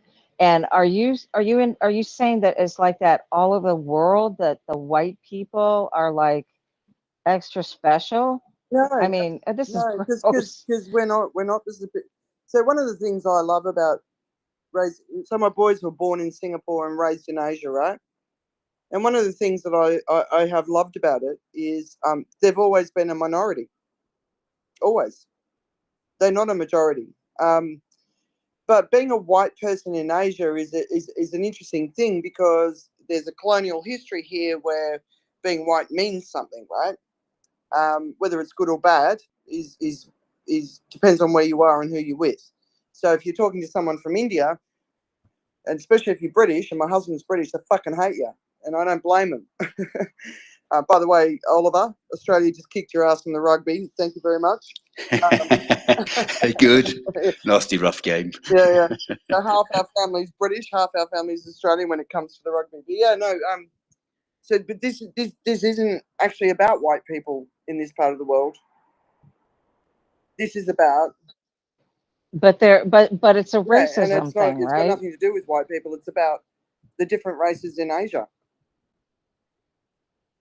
Okay, that's okay. I just wanted to make sure that there wasn't some kind of global white supremacy movement, because that would just kind of freak me out.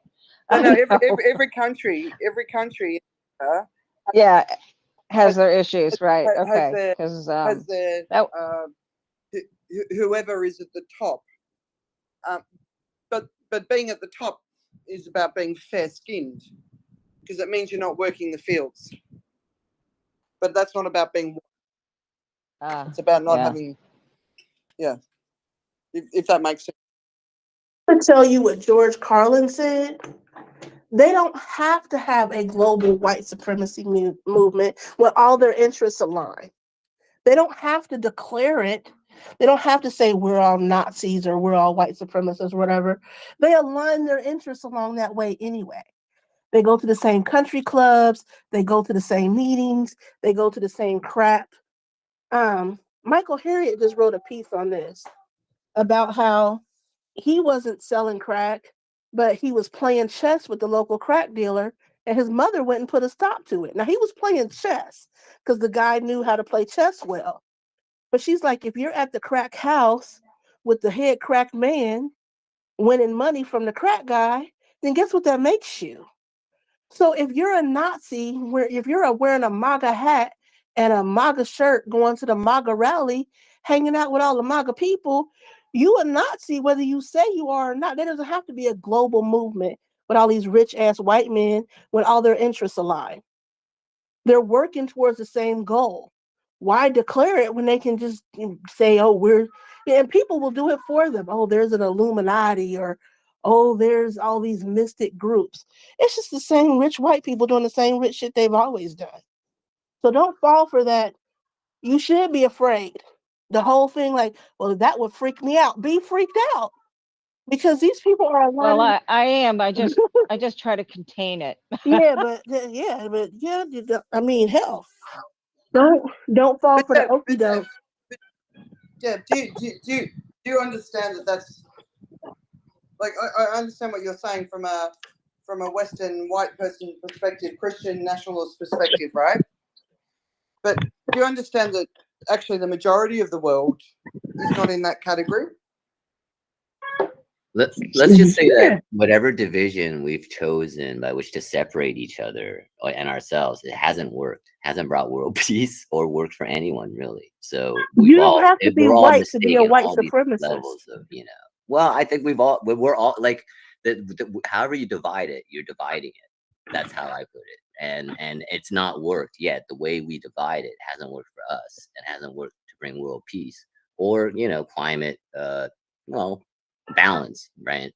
So we, you know, like Alex said the other day, taking stock, right? It's all about taking stock and finding out what we really do understand, I guess.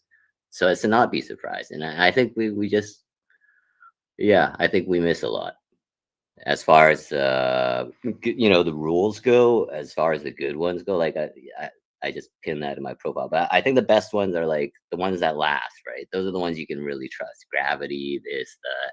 But man-made rules like CDOs or, you know, mortgage-backed securities, these fail really fast. And same with even their physical laws. So it's the sort of time to like reground yourself, I think, and then like work from the rules that work in your community and are established to actually work that way, however they work, even if it's not according to the, you know, whatever, right? However, you know, and that's the situation everyone's in, wherever you are. Yeah, Jonathan. My town hasn't had a murder in over 50 years. My family has lived at the end of this country road for 200 years. I don't lock my door. I'm not scared. Probably the scariest thing that will happen to me is a tree falling on the house, and I really don't even care about that anymore. You just I had a am new roof, good. though. You do care. You just had a new roof put on. You don't want to have Yeah, a but tree. now I know a tree on it. Dustin. Huh? I knew the dude. Yeah. You don't want a tree fall on the roof with a new roof. No. I do pay the insurance. They'll give me a new roof, and I know the dude.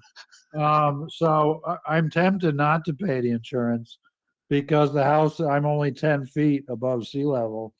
So within 100 years, we will be swamped. That said, I'm not particularly scared personally. And you know, we had the great defeat on Tuesday. It's a defeat for global environmentalism. The U.S. federal government will be out of commission for 4 years. They will not achieve anything for global environmentalism. And we, as an American community, American left, we're really, really upset and angry and terrified, and the whole range of emotions we've been hearing this week. I want to see us, when we do get back on our feet, to start planning, to start getting organized, to be more unified, less infighting, less debates, less arguments, less point counterpoints, less you're wrong. You know, to our fellow lefties, not being, oh no, you're wrong. You don't understand. Oh no, you don't understand. None. I'm sick of that. To accept people's points when they speak, and then to comment on what they said. No more telling our fellow American lefties that they're all wrong. They don't know what they're talking about. That's got to stop. And moving forward, we have, you know, the Democratic Party of America is absolutely gigantic and powerful. We have LeBron James, Stevie Wonder, you know, J-Lo. We have huge, I mean, to see Oprah Winfrey as a billionaire, we have huge people on the American left. But it's going to take time. People are still in shock. They're still angry. They're still terrified. And it's okay to process all those emotions. We still have the Constitution still stands. The flag still stands. The American Armed Forces are still here. The U.S. Navy is still sailing around. We need to cooperate with our allies, the United Kingdom, Australia, Canada, Germany. I heard from a woman from New Zealand this morning. New Zealand is one of us. Mexico, of course. India is 1.4 billion people, the world's largest democracy. India is a superpower. India is a huge, huge player on the global stage on global environmentalism. To fill us in on all this, Sandra will fill us in on our path to solving these problems. I'd be happy to find a path, but not just yet. I do have a small concern that Trump will find a way around whatever Congress protection put in protection about getting out of NATO. I'm terrified he's going to put us right into BRICS. That's what he wants. I mean, that's who he likes. That's who he wants to group with. Now And can you imagine? Brazil is okay. India is okay. South Africa is okay. India's not okay. I worked for an Indian company, so India's not really that okay when it comes to Russia and China. Okay, No, I'm looking you at a missed new the access. point, Sandra, completely. India is a superpower on their own. They don't Yes. need Russia or China. They have a huge, huge piece in the global geopolitical game all by themselves today. They are a superpower on their own. Okay, well, They are well, playing- I don't want to align with Russia, China, India. Hey, whoa, whoa, whoa, India is whoa. fine. Russia, clearly, with the Ukraine, we're all against Russia, right? No problem. Yeah. I totally Well, agree. China is China. Jonathan has lived there and worked there. That is a gigantic story all on its own, as is India. So making these broad, rapid I'm assumptions. talking about military defense. Okay, so am I, of course. The U.S. Pentagon. So now we don't. Doesn't anybody bothered by the fact that we wouldn't protect our now allies, and now we have new allies, and our old allies are enemies now? Of course, that's the Doesn't that way bother anyone? global geopolitics always has gone. Again, we're part of NATO. We respect our NATO alliance. And Jonathan wants to add some comments. I am interested to hear. Okay, I'm just gonna. You were looking for aggregators of stuff like data and stuff like this, and there really isn't any. So I'll just say what I know quickly about China over just this past year that it's been kind of interesting. All right, so there's the floods, there's the starvation. Well, there are people starving on the street, and there are homeless. Where actually, if you went there in the 90s, 2000s, 2010s, it's a bustling city, and you can't really see where that might be. Nowadays, there's been something of a collapse, and there's also been rumors say these are just rumors. Okay, well, it's aggregated, but there's been something of an internal struggle, right? Like for the lead of the party, and that has caused a lot of crackdowns, and there's been protests, and there's even been buildings set on fire, like police stations.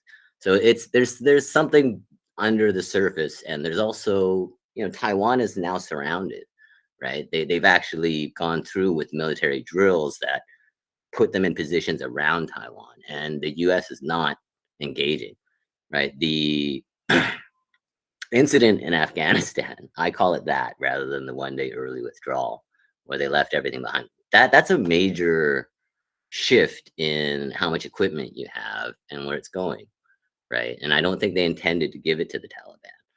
It just was there. So something has, that plus, the floods and everything is pushed everyone, I think, into a war posture.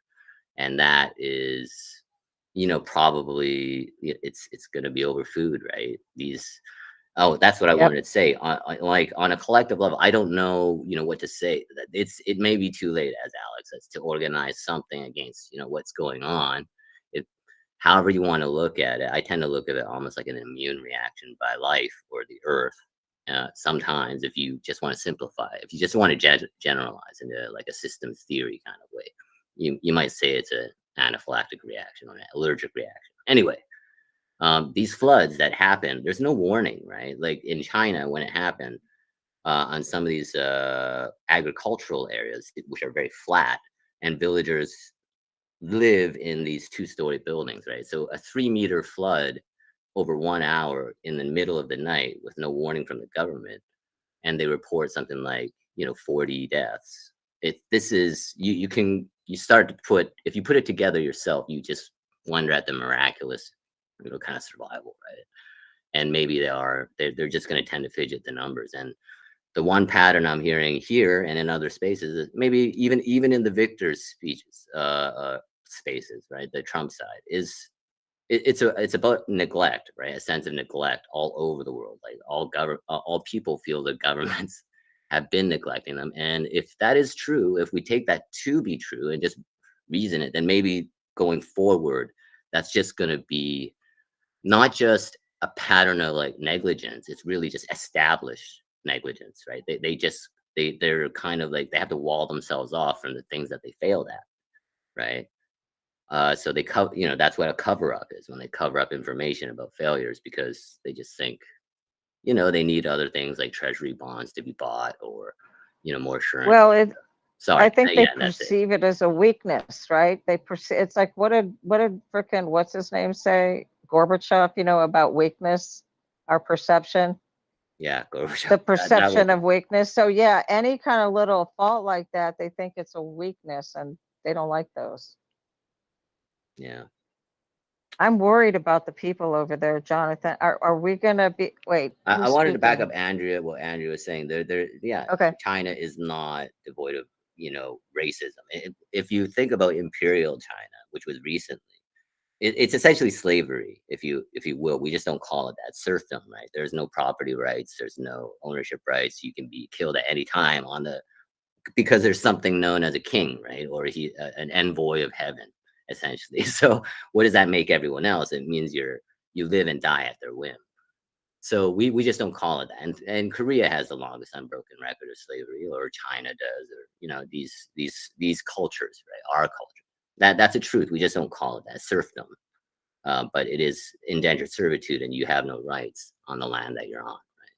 So these are the factors, right? And so it's not necessarily, that's why I say the way we create divides, or focusing on a specific one, whether it's racism or wealth or power or prestige or access, however you want to put it, it's just that division alone, the tendency to divide, right? That finds kind of fertile ground in the lesser angels of our natures, or the lesser demons of our natures, rather.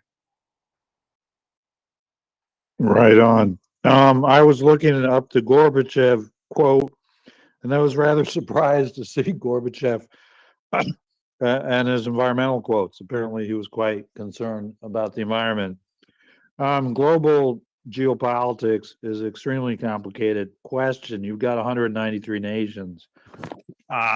So that's a lot of moving parts. Everybody cares about their domestic situation. Our great Massachusetts politician, Tip O'Neill, he said all politics is local. And I love that quote. And to get these environmental solutions, we need a lot of countries to participate. America cannot solve global environmental problems alone. It will not work. It will not happen. We need massive alliances. And 57% of the world's population lives in Asia. So the USA needs alliances in Asia if we are ever going to solve any of these climate and or environmental problems. Asia must participate. The good news, China alone obviously cares and is aware of the environmental polycrisis. The United States is not currently at war. We have not declared war on anybody currently. The so-called proxy wars or cold wars. You've got the civil war in Sudan. You've got at least 10 million people homeless, suffering. You've got war crimes, rapes, genocides, atrocities taking place in Sudan. The mass media is not covering it. There's no views in it for them. This is a major international crisis. You've got Yemen, you've got Syria, and we hear about Gaza every 5 minutes. I don't know what to do about Gaza. I've started a private group. I'm trying to work on it as far as I can tell. The women and children of Gaza are being murdered in a genocide. I don't see any evidence to the contrary. Where else is our wars? Myanmar. We know Dr. Mongzarni. We know the brutal civil war in Myanmar. We have Oliver with his hand up, which is very kind of him. That's all right. I just I was just provoked by what you're saying about, we have India here. We must get involved with them. We have we can move ahead in other parts of the world, and it's just very interesting to actually think about maybe part of the solution with isn't so much going with the current sort of framework as it is. Forget COP and all that lot; they're down the river. But in another way, as we look at, I'm not going to use the word adapt, but as we cope with the situation and we try and change it. Say China, for example, is coping with producing its electricity needs through hydroelectric power and through solar energy and so forth. Although they still have a lot of coal. Now they're doing it. They're really only doing this from an economic point of view, so that they can actually live. So money is talking there more in many ways than environmental, respect for the land and so on. But as they fix problems, maybe it's best to look at the climate solutions that come through from trying to fix things and actually fixing things, and then move with that process and reflect on that and say, well, this worked. We did these things. They actually did work in a crisis. Now, maybe with that in mind, we should be a little more mindful and respectful about the fact that what the scientists are saying is we have to cut down on this, that, and the other. Maybe that will work as we move along in a crisis. We are in a crisis now. And maybe, as I say, coping with the crisis will lead us to a better understanding of what would have been better in the first place, but we can still carry through now. That's just a thought I had. Yeah, it does occur to us that we recognize, it occurs to me that we recognize a climate crisis, but most of our global north, our middle class populations don't recognize this crisis, let alone other crises, social crises or wars or such. They don't recognize these crises, but we anticipate in due time that they will recognize these crises. And we want to be prepared for those people. I'm always looking, my guess is always 2029. Oh, yeah. You like that one. I would like Oliver, our pal in Barbados is with us, and Miss Anthropocene. Oh, yeah. Hi. Hi. Hi, Alex and Oliver and all the others. It's nice to be with you again. How's the weather? It's been rainy. We have a tropical wave in November, so that's novel and exciting. It's looking like September in the seas. Well, it's got to be good to be on Barbados. I envy you to be on a beautiful island in the middle of the Caribbean. Sounds pretty good to me. Yeah. And how's Motley? How's the Prime Minister? I'm sure she'll be at COP, though I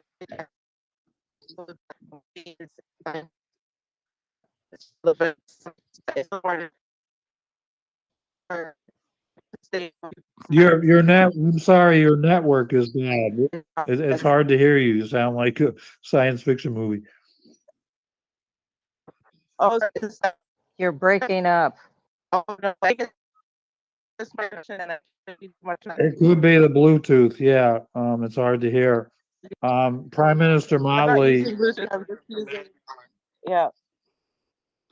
Can you hear me better now? Or Yeah, is this the that's same? much better. Thank you. Onto the Bluetooth. Okay, I'll go near the window. Yes, I'm not using any Bluetooth, so I'm not. I think Okay. it's just the connection.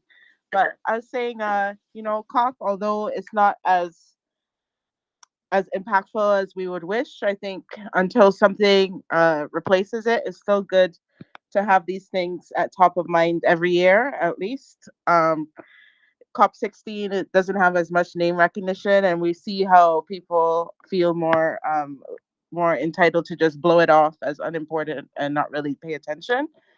So I would really love to know how they pick where the next COP is.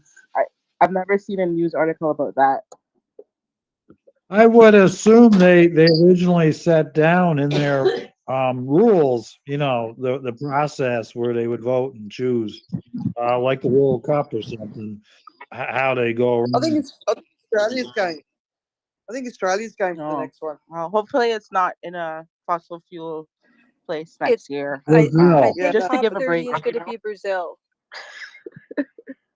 Yes. Oh, I So thought it was I Australia. wanted to say I'm sure everyone on this call is no fan of Donald Trump, and they understand the seriousness of what he means for the climate just from his first administration. But I wanted to give maybe a perspective to be hopeful, because while we wouldn't want to deal with someone who is dismantling the systems and the agencies we have in place to try to help us, we sometimes we need to acknowledge that as divided as things were, even if he wasn't elected, the kind of reforms and actions could not be passed that would make a meaningful difference. And a lot of people already have a lot of trouble staying engaged. So they might just stop thinking about politics altogether and believe that it's being handled. But a lot of the policies that he implemented in his first term were not reversed. And the ambition was sometimes split between trying to get rid of China's advantage and then actual climate policy, and language was still being used as if natural gas was a transition fuel, and there was no willingness even in the campaign to disavow fracking. So I hope that people can't deny or ignore that fascism is on the doorstep, and they fight it so that maybe something truly different can emerge at the other side instead of something that's inadequate. And then you have people saying, I don't know how it got this bad, or scientists are baffled, when they're scientists and they do need to be listened to, and real solutions need to be put up that have a chance of meeting the magnitude of what we're facing. Because I don't think people feeling good and being able to deny something is more important than actually addressing it. So it makes me hopeful that at least people will not be able to sleep for the next 4 years, and we'll see truly the destructive forces that we do have to overcome if we are to have a chance of responding to what's already baked in. And I think that's my contribution. Excellent words as always. And I like talking about Mia Motley. She's just one of my favorite people. And I think she does a good job of showing that everybody wins when we have a kinder, more just world. And it doesn't have to be airy fairy. Like, there's so many just wasteful things we do that can just change, and we need to have the confidence in ourselves that we can change things, and it doesn't have to be a punishment. Most people don't earn $1 billion or anything like that to be affected by some of the practical solutions, and more people should hear language and framing like that puts them in the center, and they can see that change is possible, and not, you don't have to be some idealist or anything like that to just make a better world. I would like to read what the Wikipedia is saying here about Prime Minister Motley, that she is the longest currently serving female state leader, but she's also viewed as a leading candidate to succeed Guterres as the next Secretary General of the United Nations. And I have to say, if Mia Motley became the Secretary General, I don't know if there's anybody I could support more strongly. I didn't know that little bit of news, and that sounds like a really good plan to me.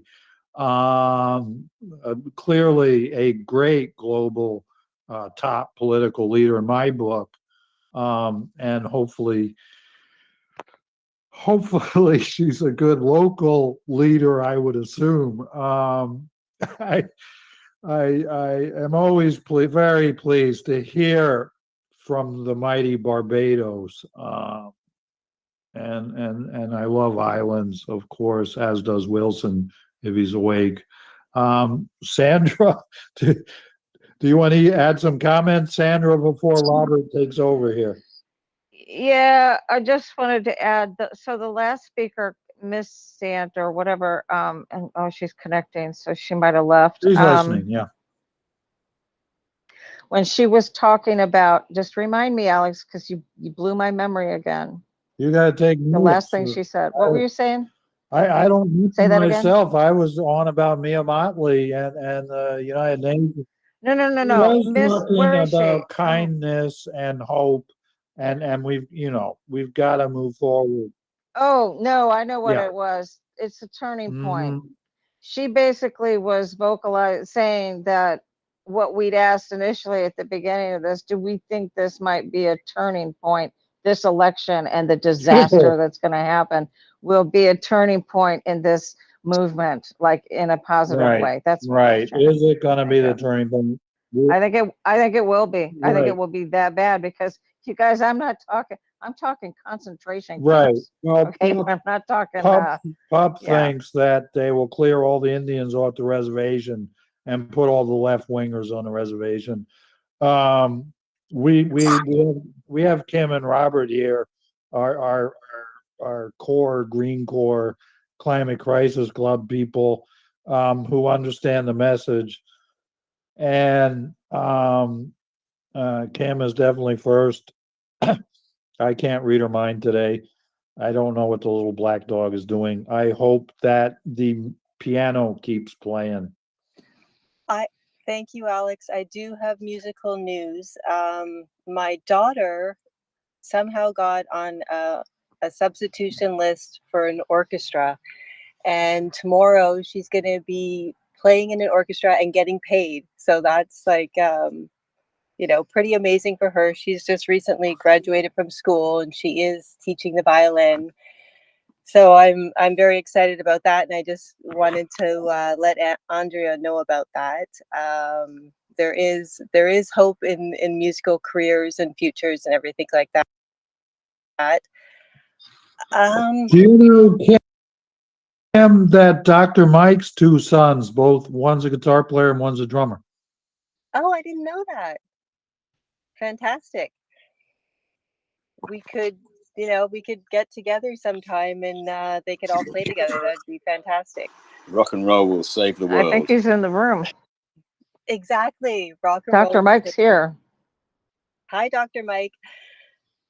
The other thing I wanted to touch on also was a point that Andrea brought up about the air quality and the problems it's causing for workers. I recently read, but I don't remember where, that 1/5 of the population of Ecuador has kidney disease, and they think it's due to the rising temperatures and people having to work outside and being dehydrated.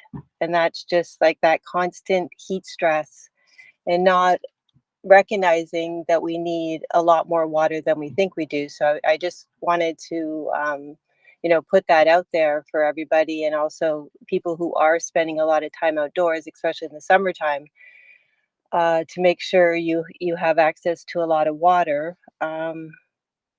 The other thing I wanted to mention had to do with the air quality, which I posted, which is the air quality for Lahore. That's beyond the air quality index, with a reading of like 1,170. And it's called beyond the index because the index was only meant to capture air quality up to 500. So this is double and beyond. 15 million people are breathing this air.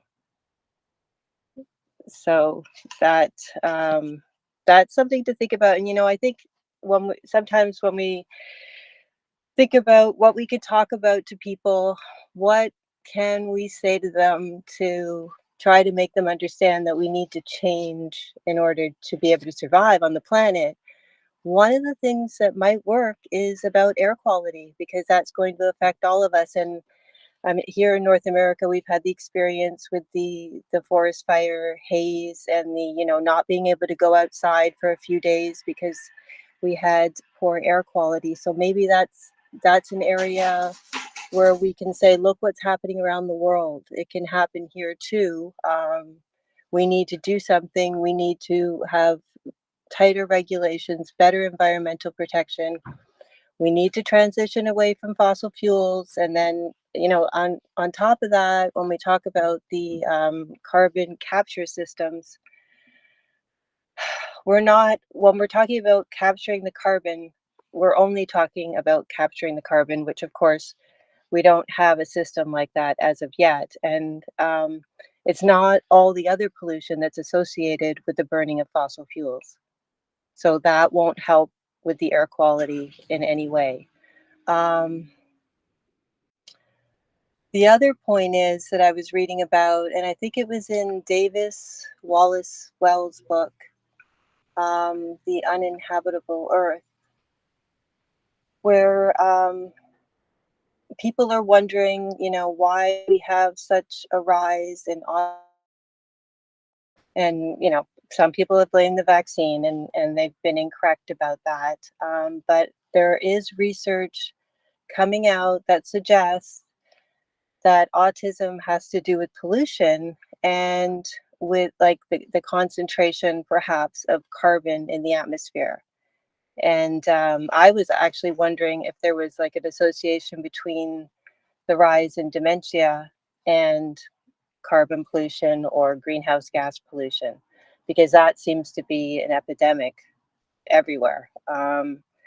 And there is evidence of that. There were studies about a decade ago out of Mexico City where children as young as 5 years old and even dogs they took x-rays of their brains and they found the same type of lesions that Alzheimer's patients have on their brains. And they associated that with pollution in Mexico City. I guess the last thing is because of the election results, we're probably not going to be able to rely on some great government programs and government initiatives coming out of America for decarbonization, although I hope that people, you know, and institutions will continue to invest in it. So I'm thinking what we have to do in the global north, as painful as it'll be, we have to stop eating beef, like number one. And, you know, we've just got to stop eating it. That's the sacrifice we have to make. And from there forward, we'll continue to cut out whatever animal products that we will down the list until we get to a 100% plant-based diet. Because in the long term, that's really the only thing. Well, of course, we can not fly, we can not drive a car, we could switch to a heat pump. There's a whole bunch of different things there. We can plant trees, we could do regenerative agriculture, you know, ensure the health of the soil. But I think the number one thing on a day-to-day basis is just stop eating beef. Thanks for letting me go on, Alex. No, absolutely, Kim. I know you know your stuff, and I don't think we can do these things. I think we have to do these things. And I like your position that the stop eating beef is number one. You know, chickens aren't too bad. The land use for a chicken isn't much above rice. It is about getting that information out there. Remember, the beef industry is trying to stifle all this information. I don't blame them. I don't think it's evil. I just think it's good business sense. They don't want the consumer to know what eating beef does to the land. That doesn't help the beef industry. It's fair business, certainly in American terms. Yeah. Well, this is kind of a backdoor idea, and I don't even know if there's any validity to it, but I was just wondering if the average beef farmer in America would be a Trump supporter. I would assume so. It's most likely.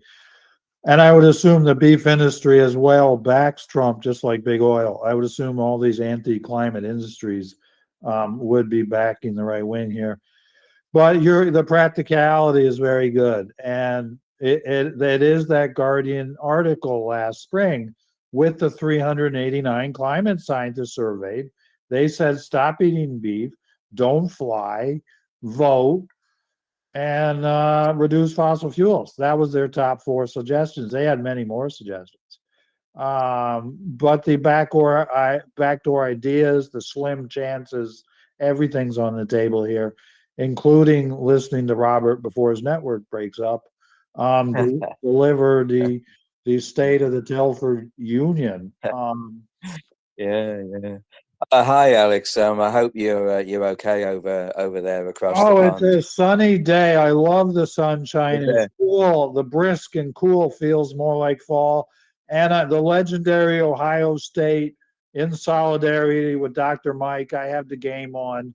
We get a free feed, and Ohio State is winning 14-0. So Dr. Mike is happy about the world. Yeah, it sounds good to me. It's a little piece of bliss in a fractured world, I could say. Well, I will say actually. Yeah, well, my contribution on today's space, I guess, starts like this. Just because we've got a Republican who's a climate denier that's been elected for a January inauguration as a president doesn't mean that we are a spent force. Far from it. When I say a spent force, I mean talking collectively, not just about everyone within this group, who are a group of amazing, intelligent, focused people who do great things. And that's what's so wonderful about this group. And that's what's so wonderful about this space on a Saturday, that we have so much to give. And in my mind, we will continue to give everything we've got, because we believe wholeheartedly in safeguarding the planet. We believe in safeguarding the climate. We believe in safeguarding the people. And I know everyone here will continue to fight tooth and nail for the climate and the people, because that's what we believe in.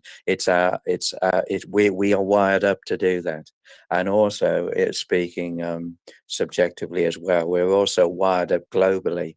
There are so many millions and millions of us that are still wired up to fight tooth and nail for the climate across our planet. Although America at this present time, unfortunately, is being held hostage, it doesn't mean that it's game over. In fact, far from it. We've got so much still to give. There's so much still to be able to do.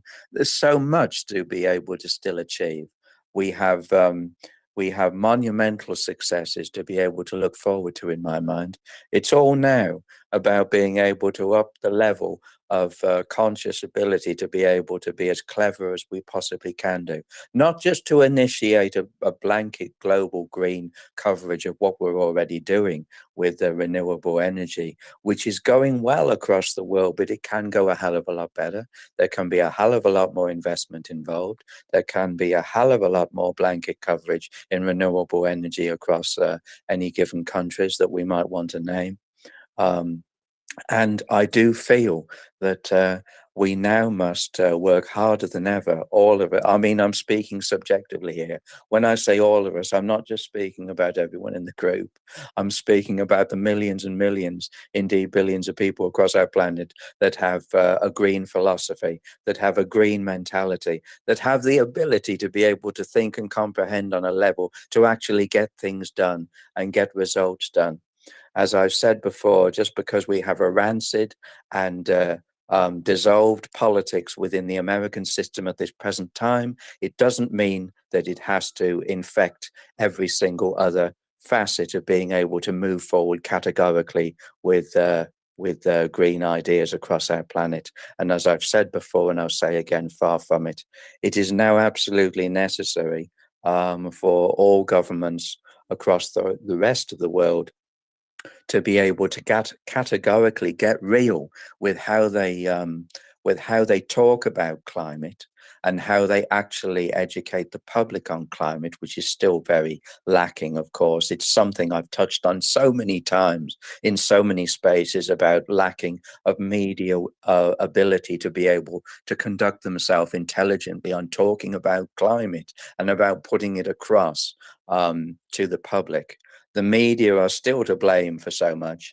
I know I've already said that if the American media alone had subjectively knuckled down and talked about climate in a categorical way to the millions of Americans that were so empty-headed that they thought that Trump was the utopia of all, I will honestly say that I do think that the situation could have been, if I use that word or those words, the situation could have been very different to what we are seeing now, because I wholeheartedly believe if there had been blanket American media coverage on how serious the categorical crisis of the climate now is, I think there could have been those millions of Trump voters that would have thought very, very deeply about what they were doing before they put the vote in the way that they did with the ballot box and the voting that went ahead. So it is now in the interest of so much of our global media to be able to get real and tell it like it is to the public. And I also will say this as well. I think now there needs to be a fundamental coverage. There needs to be broadcasting done by governments working with climate scientists on TV and on all media platforms daily. In fact, I think it's absolutely essential that we do have that focus necessary. I think it's vital now that we have TV coverage, the like of the climate catastrophe that we have never ever seen on our TV screens before.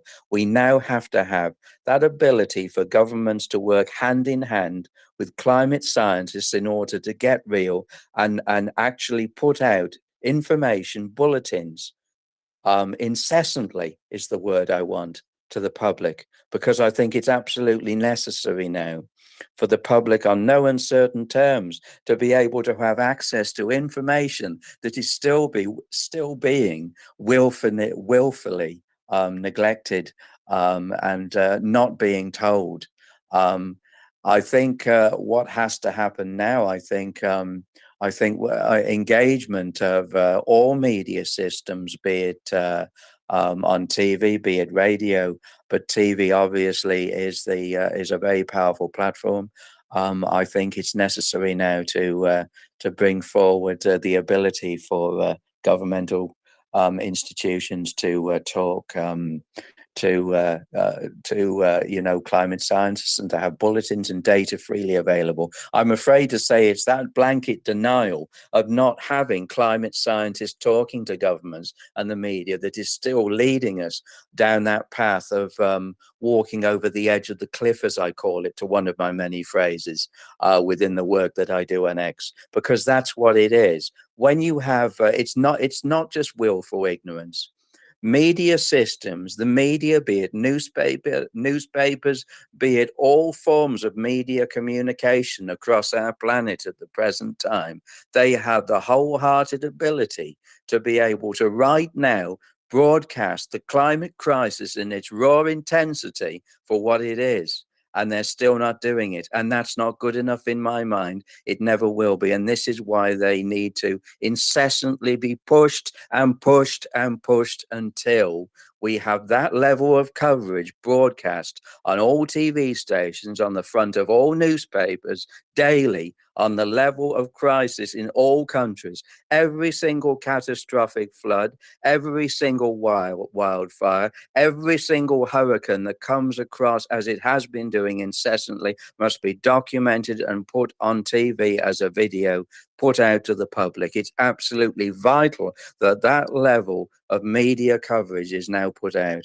But that's me touching briefly on what I think needs to be that level of media coverage. And that's still not enough in order to be able to put across to the public just what a catastrophe we are in. The public need to be told this by the media. They need to be told that your whole way of life as you know it is going to cease to exist We have to get real with the public. They have to be told the truth.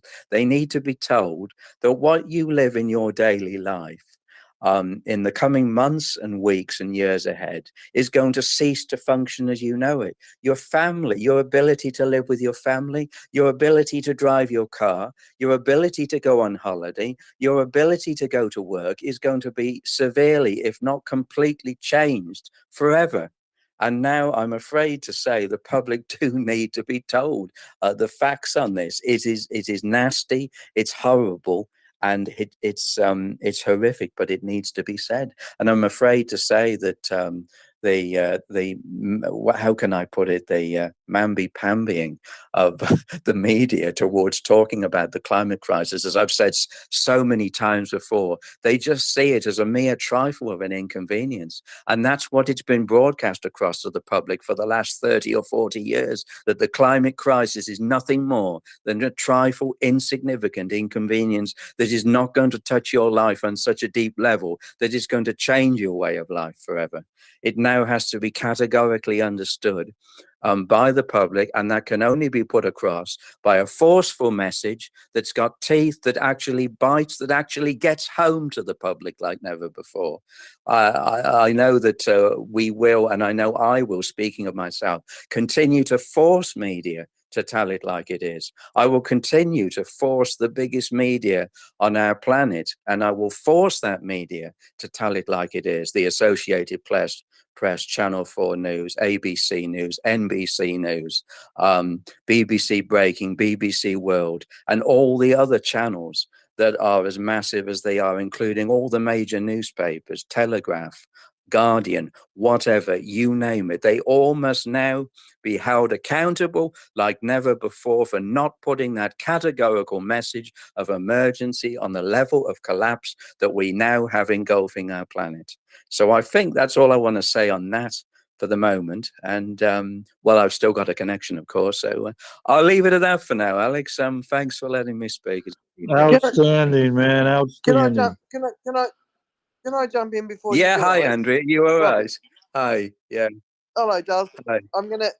So, by the way, Yeah. Robert's going to be on climate in a couple of weeks, and we're going to talk about the politics of climate. So, come and join us. Thanks, Andy. All being well, yeah, I certainly will. I will look Yeah, forward no, to I it, know. Andy. Sorry to interrupt you. I will. Well, Look I'm really looking forward to it, and I'm looking forward to what you're talking about being brought up, right? So, every Yeah. time I listen to Thanks, you, man. like you know, I'm 100% with you, right? And the idea that like, you know, if we look at what's going on in the US, right? Yeah. The media, if they don't sit there and go, what the fuck did we do wrong? Because they did so much wrong. So,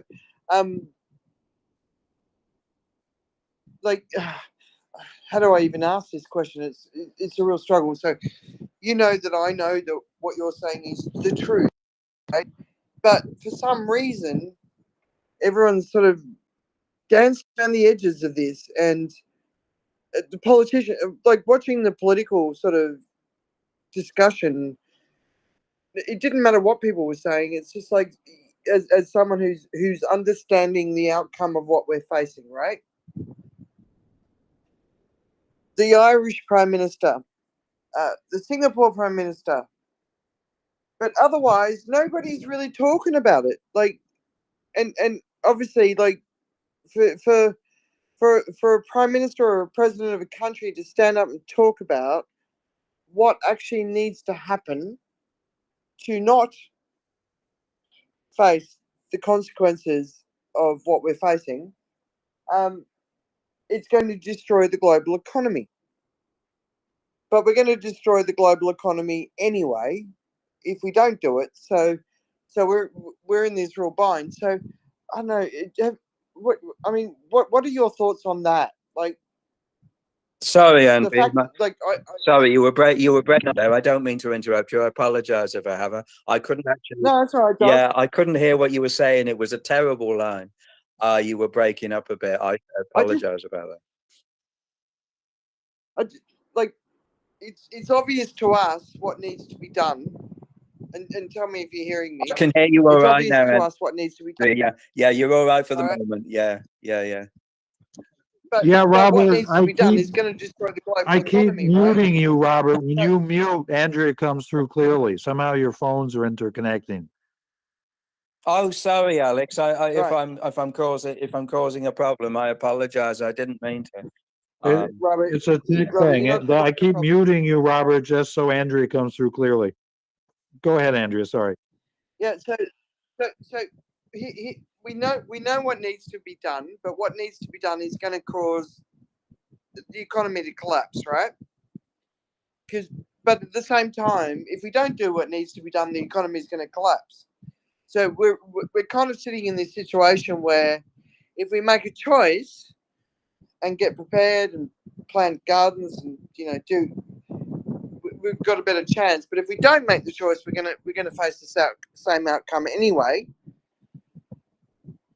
And no politician really is talking about it. So,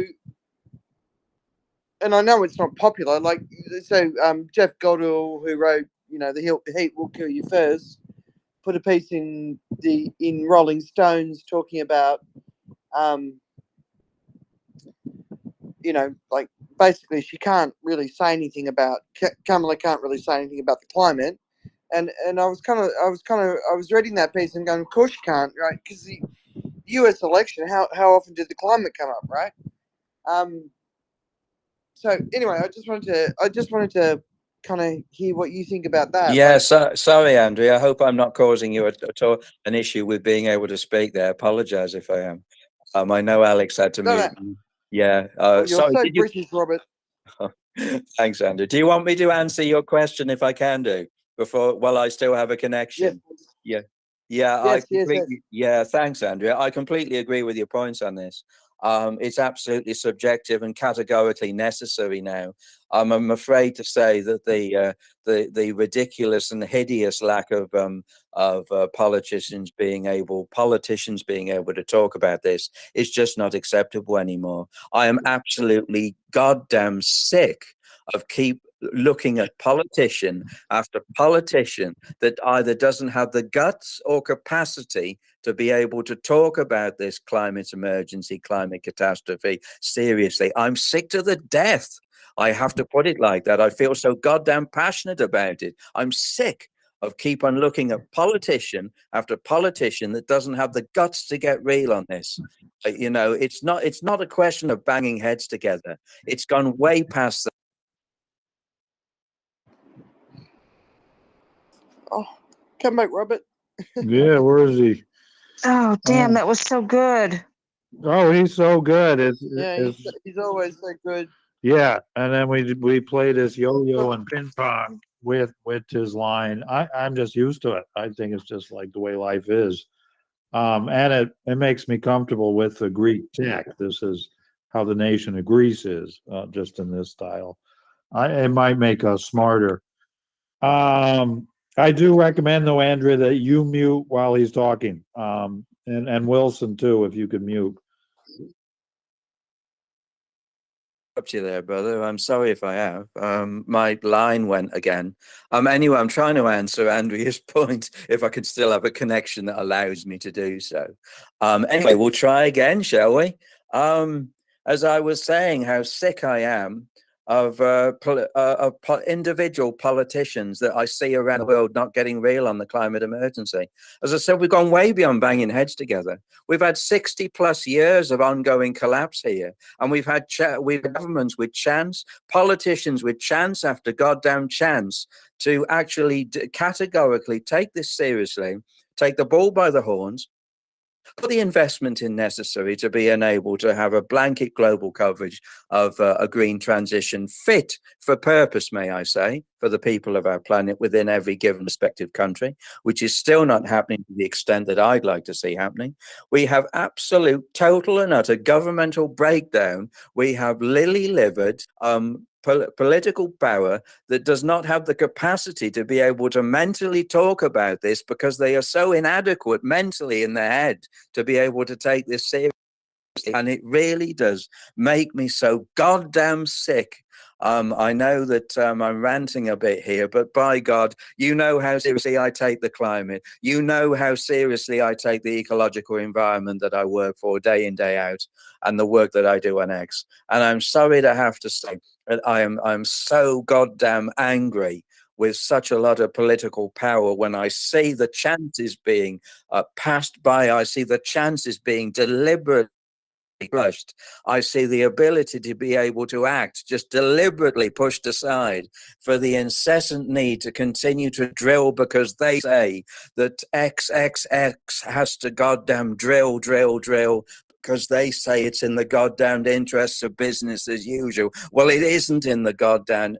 It might be in the interests of business as usual, but there'll be millions more coffins because of it. And I will say this, that if it must now actually be mandatory for all governments, in my mind, to take this seriously. It's not a question of anymore of sitting around a table and talking about this. We're done with that crap. It must go far, far beyond that. We must actually now have, I've said it before, I'm going onto the broken record territory, and I do apologize to everyone here if I am. I certainly don't mean to. But I will say this, that the legislative process now must lean towards governments not just talking about this. They must actually be forced to cease drilling. They must be forced to cease oil investment. They must be forced to cease fossil fuel subsidies. They must be forced to cease all fossil fuel implementation and expansion. It's just a question now of getting that legislation in place for going forward like never before, for the vision that is now necessary, because we do need that categorical cast iron vision now in order to get these things done. As I've said before, these things are not going to get done in the capacities that we want to see them if we continue to allow the system to continue to be manipulated in the way that it is, because the very system that is being run around business and all business systems is still being manipulated in the favor of continual fossil fuel use and subsidy burning and all the extremities that go along with it. So I had to add that to what I was trying to answer on that question, Andrea. And I hope I'm not rambling too much about it, but I'm sorry to say that when it comes onto this situation of politics and what individual politicians do and what they don't do, there is so much to make your goddamn blood boil at this present time. But I do believe that all these things can be turned around with the right diligence.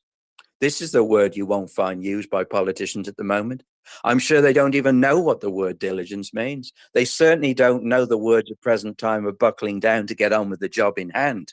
But I will say that when something is going within a system that is continually being manipulated for the bad of people across our planet, that system has to, in my mind, be forcibly disbanded and renewed with a system that is now fit for purpose. And that goes with all the business extremities that are bringing our planet down within all those individual environments of, how can I put it, those environments of business leaders that are continuing to be hand in glove with the oil industry, with business finance that's continuing to be hand in glove with the oil industry and politicians, with big banks across our planet that are continuing, even now on the level of collapse that we have, big banks continuing to put funding in for mass fossil fuel subsidies. It must now be disbanded. It must be forced an end to.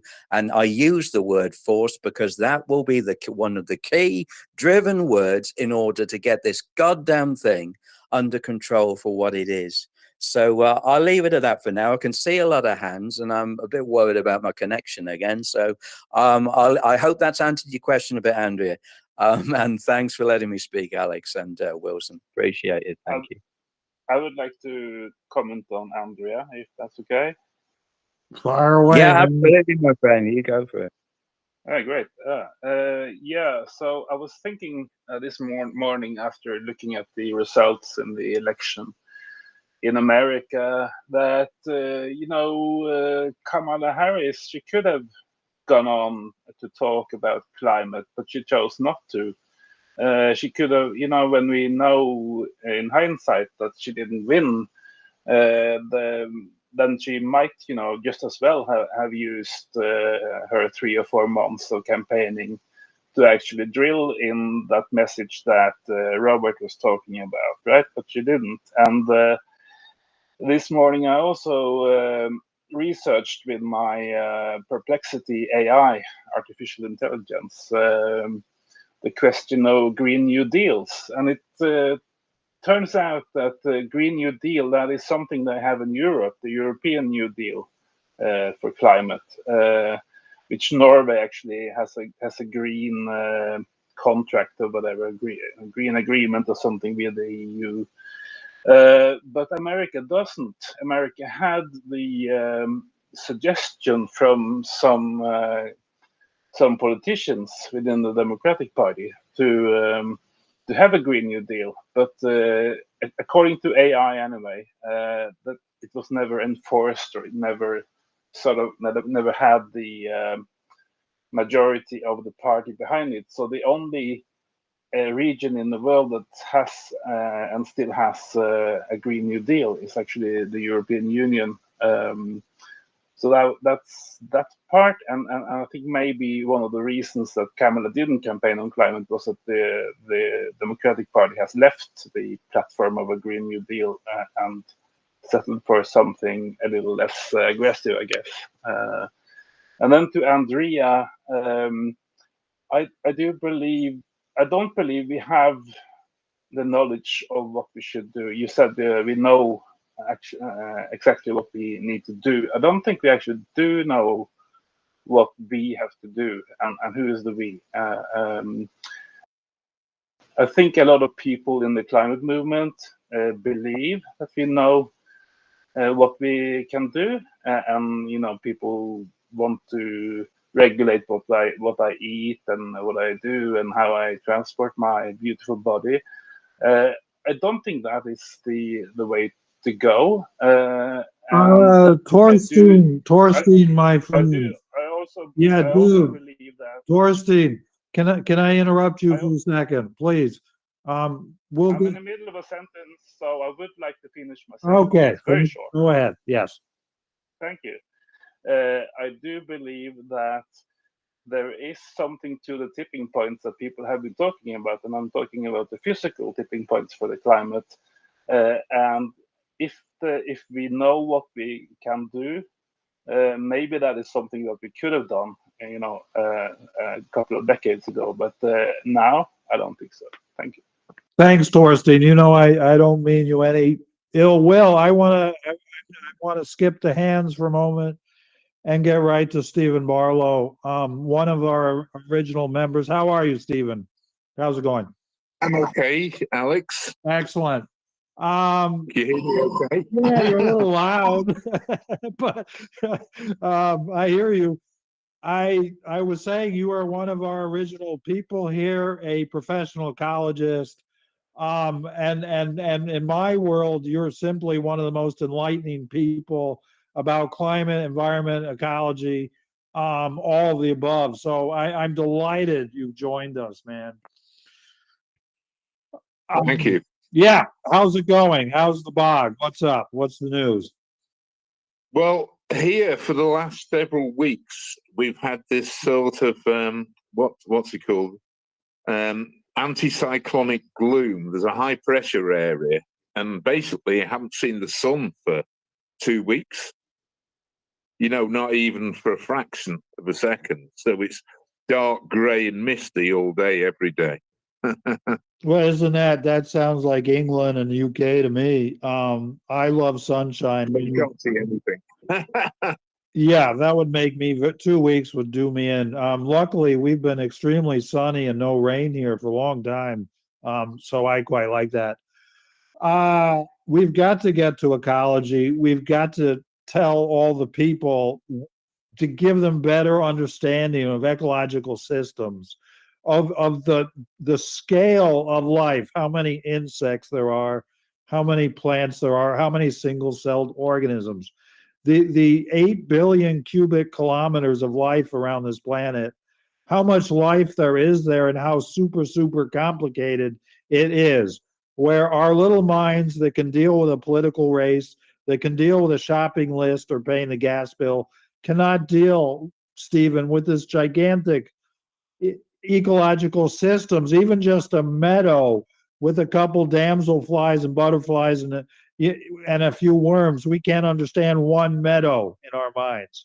We can't grasp the kind of ecological system it is. I know you're an expert of that kind of stuff. We need the people to understand some of these ecological systems. I think the most important thing is to realize we don't understand it. I mean, our biggest problem at the moment is hubris, the idea that we know, we understand, we're in control of things, when in fact we're not. The only thing we're in control of is ending our civilization. Yeah, I'm going to let you think about some of this. Let's listen to our friends here, starting with Miss Anthropocene in the beautiful Barbados. She's come up to speak to us. Hi.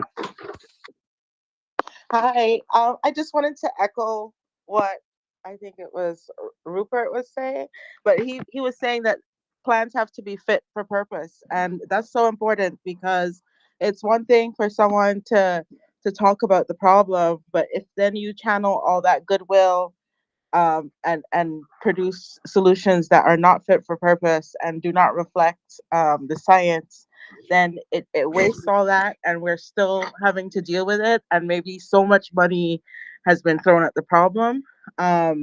So, there's no way that our leaders should be falling for solutions that involve cutting down trees and feeding them into a furnace and call that green energy. And I think that is just evidence of just a lack of appreciation for technical knowledge and hubris, as you said, to think whatever sounds good must be good.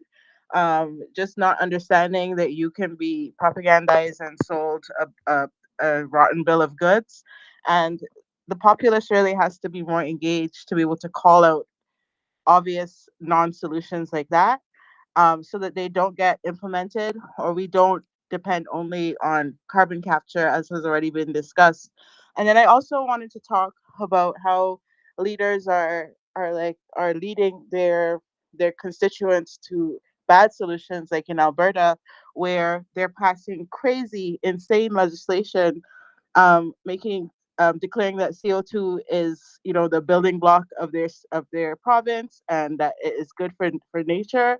That sort of stuff just seems ecocidal, and you couldn't do anything like that and it not be called violence if it wasn't related to the environment. And I don't know what we can really do to combat that. And that's fossil fuel written, paid for, sponsored legislation. And it's just hard because these countries sometimes have the benefit of hydropower and other forms of renewable energy. They know it works, but then they are mining in the Amazon, and they're seeming like the good guys, on the world stage, but really internally they're doing really harmful things. And I live on an island. The small countries that are affected, we don't get to vote out these leaders. We don't even get to criticize bigger countries without being prejudiced ourselves. So it's really hard to see people voting and supporting legislation like that and cheering that on, and when it's really madness and it's complete delusion. You can't be wrong about things like that and not in touch with reality without being called crazy, unless it's about climate or accepting that everyone's human, and that's really disappointing. Okay, excellent words. Thank you. And a lot to unpack, process, and get to there a very good ecological, environmental, climate message for sure. All right, I will move on to PFI here, who I know we have spoken to before, but my memory is dead. Once I hear your voice, it will all come back to me. How are you, PFI? Hey there, good day or afternoon, wherever you are. It's JP from PFI in Ukraine, and I agree with a lot of things have been said. I wanted to counter the talk about how governments have. Well, it's true that they haven't largely been enacting policies that are progressive enough towards the environment. However, we do see the federal Canadian government issuing carbon tax legislation and trying to, corner this, tackle this problem.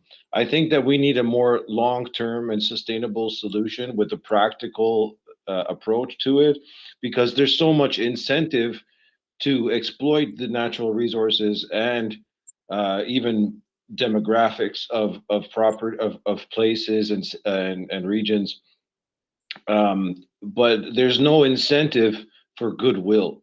How can we incentivize goodwill and sustainability so that it doesn't just happen at the grassroots? It doesn't just happen at municipal levels, at townships, and just communities like ours, but at every level of society. If we incentivize goodwill and sustainability, everyone's going to be inclined. We're not going to be battling each other. People calling environmentalists leftists. It's not leftism. It's centrism. We want to exist. We want to continue to exist for indefinitely. And right now there's a lot of stick instead of carrot for the government and for business. Thank you. And of course, we all want Ukraine to win the war. We can get into governmental policy, climate, environment, ecology. It gets very complicated. We discuss politics and climate repeatedly, and there are just zillions of issues. How do we incentivize goodwill? Can capitalism take us over the edge, etc.? Billions of issues. Lots of good stuff. Thank you. Stephen, I want to introduce you to our newer friend, David. I think you'll like how he thinks. David is, I would like to call him a sci-fi writer, but he's actually a great friend of legendary science fiction writers with a great mind. I think you'll really enjoy hearing from David and speaking with him. Your life, Stephen, is like a science fiction life, is like a great sci-fi story. And I think David will really enjoy hearing from you as well. Ecologies lend themselves beautifully to fiction, to stories, the scenery, the setting, the mechanics, the narratives, life. I don't know, David, what we're doing here, man. Hey, Alex, that was a very, very kind introduction. I hope I can live up to all of that. I think in these trying times, I have to look somberly at, deep thoughts by great writers. And in situations like this, I turn to Douglas Adams and I say, don't panic. These guys will love Don't panic. Yeah, the Stephen, Oliver, Robert, they love their Douglas Adams. Definitely. Well, I think we all feel like Arthur Dent, and we've just discovered that there's an interspatial bypass and the Earth's in the way. Absolutely. It may be in the name of Trump. It may not be, but regardless. Very good.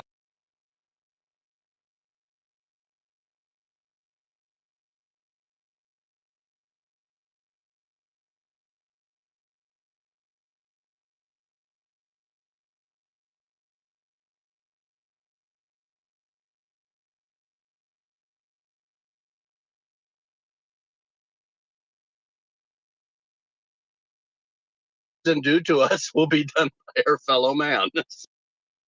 So that's a song worth listening to. It's remarkably apropos over half a century later. It seems we haven't learned too much since the 50s. Anyway, I have several thoughts. I mean, there is a ray of hope. Our group, our team has been working on that, and I'm coordinating with Alex, and we're going to talk about it next Saturday here, and I should be in a position to be able to show a little bit of humble effort that we've all been working on with the Crops team, And our goal is to use capitalism in a constructive humanitarian way to democratize some environmental solution options. And, I think there's a ray of hope, and we've been working on it for 3.5 years. So I hope to be able to share that with this group first, get feedback on it before we, show it to the rest of the world that's interested in doing things. So I'm excited that next week we should have some announcements here. And in the meantime, I mean, it's like there is so much good everywhere and so many good people everywhere that it's just important that, I mean, all the classic sayings, we all need to hang together so we don't hang separately.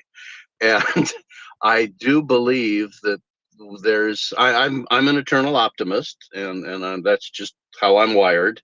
And I'm very, very excited when I see a group of people like this that, are totally different in their thinking, but all have a common bond towards doing something that would be meaningful in the long term for the planet and everything on it. And, I'm talking with various members of my group who are all busy and overloaded and trying to do six things at once. But I will try to get some of them on this morning session. For us, it's morning on the West Coast here of the US. But some of our group is on the East Coast and everything. And over the weeks to come, I'm hoping to have some of other people of kindred spirit on here to, maybe not have their crazy bad puns like I do, but, maybe give a more serious presentation on some options that we have on reducing the destruction of biodiversity and maybe actually rebalancing the planet a little bit in the decades to come. There is hope. And I'm going to stick with that. So don't panic. And I won't quote anything further from Douglas Adams, but he gives inspiration on life, the universe, and everything. Thanks, Alex. Yeah, David, we have discussed Adams several times. Oliver and the English guys are big fans, and of course that Hitchhiker's Guide, the restaurants at the end of the universe, always good stuff. Your project is about carbon capture in a natural way, and certainly our more scientific guys, people will, give you a severe analytical view of it. Well, one comment that's really important is so many times carbon capture is these Rube Goldberg ridiculous machines that would use more electricity than the planet has. Right. And ours is true carbon removal with carbon that's already been captured, because with plants, agriculture generates over 10 billion tons of crop residue each year globally. This means that nations large and small, island nations, can participate by the merely simple concept that a portion of the crop residue needs to go into the soil to keep it intact. But a certain percentage, usually decided by the owner of the farm, not some government, knows how much is left over, and that's often burned or left to rot. The agriculture globally is, the lungs of the planet absorb 10 billion tons a year and then release it. So we have a growing cycle where the plants naturally take the carbon out of the air and use it to build structure. I mean, carbon, we are made of carbon. And then in the fall seasons and after harvest, it goes back into the atmosphere or into the soil for a couple of years and then back into the atmosphere. And the idea of taking some of the crop residue, the appropriate amount based upon the farmer who knows the land, and then putting it in the deep ocean where it would end up naturally in a million years through the rivers and river deltas and so on. We literally have 1 to 3 billion tons a year net that could be put in the deep ocean. And that would solve a significant portion of the problem. And then once we stop burning fossil fuels, we could actually begin to reverse things, to bring things back. And, our chief scientist, was a close friend for so many years before his stroke. he came up with the idea, and it's an exciting story about how it happened that a friend of mine and I started doing this, working with Stuart Strand and Bob Metzger and so many others now, that there is a simple solution that works without any new technology, that's affordable. Wherever there's agriculture, there's the potential to actually make an economic profit off of it while helping save the planet. In other words, in an ideal world, capitalism is bartering, is trading resources between people, not banks controlling interest rates and governments controlling inflation. And, you know, we're working to come up with a way to meld environmentalists and business, common sense business, not corporate greed and short-term thinking and quarterly profits. But we think we've got a plan, and that's what we're going to talk about next week with you, Alex, and the team here. And I think we've got a way to where we can democratize and incentivize getting people to store a certain percentage in the deep ocean, which will gradually start to reverse the trend as we stop, you know, putting so much, because renewables now are less costly than oil. That's significant. We have a turning point. And you know, it's now going to be a legacy situation where, you know, every entity hangs on, you know, social inertia and business inertia. But we're on the verge of moving in the right direction, but it ain't going to be easy because nobody gives up their turf easily. And, you know, the oil industry has had 100 years and they don't think of themselves as an energy industry. They think of themselves as an oil industry. And that can gradually change. The trouble is the climate is not gradually changing at the moment. The CO2 levels are not gradually changing. And, you know, so we're working on it to do what we can to help. And we'll have a lot more to share next week. David, I'm delighted that you'll get a chance to hear Stephen here. The ecologist, I always find his remarks absolutely fascinating. So I'm so curious, Stephen, what do you think of all that? Well, it's the term capitalism. I mean, in theory, I've never previously, until recently, started condemning capitalism per se, because it can be many different things. It always happens within rules. I mean, we've got this unconstrained economic growth thing we're calling capitalism. That's been the adopted model since the Industrial Revolution. So that's what people are really referring to when they say capitalism. But capitalism could happen within limits and different parameters. But the main parameter of this chosen system is maximum economic growth, maximum profit. Because until the Industrial Revolution, constant economic growth wasn't possible. You know, it was desirable, but it didn't happen all the time. But now all the systems are built up where you need it. If economic growth starts faltering, you know, slowing down slightly, it throws the whole system into chaos. Now, this is being called capitalism. But the thing is the whole is the pursuit of maximum profit and, you know, maximum economic growth is totally, you know, contradictory with pursuing sustainability. You know, because we're in a finite system. You can't have infinite growth in a finite system. And we've got to somehow address this and get people to acknowledge this. I mean, in very broad terms, it's quite easy to transfer to a cooperative system because, as I've long stated, people are innately cooperative. Human beings are. I mean, until 5,000 years ago, all people lived in cooperative societies, egalitarian societies where resources were shared equally. I'm not claiming things were ideal. You know, people did fight. There were lots of bad things happen. I'm just saying the overall system was not towards, you know, individuals accumulating more power and money than anyone else.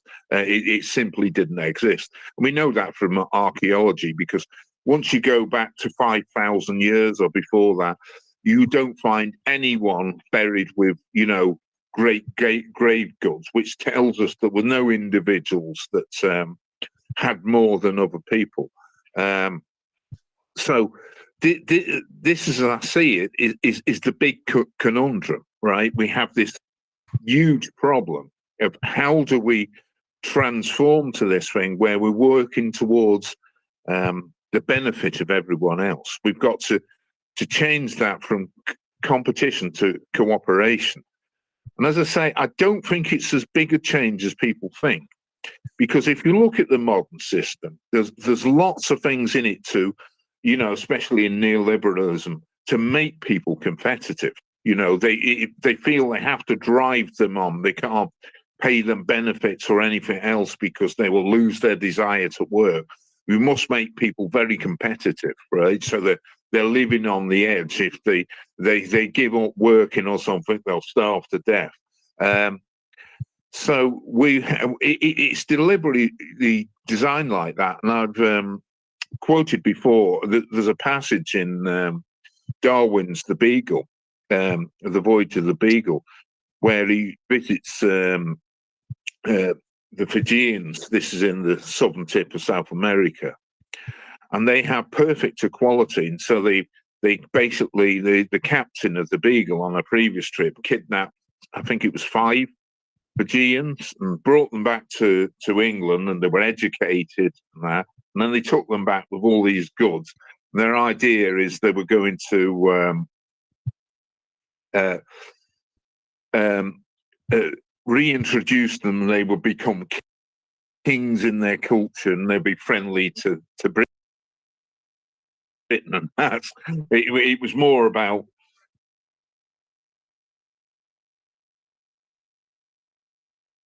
the thing they did is they gave everything away. So all these possessions they gave them, and like cloth, they tore it up into little equal pieces, so everyone had the same amount. And Darwin was actually horrified by this, because he was very much. Stephen, I just want to tell you that Kevin Anderson is listening to you, Stephen. I know you adore his work. Yeah. Yeah.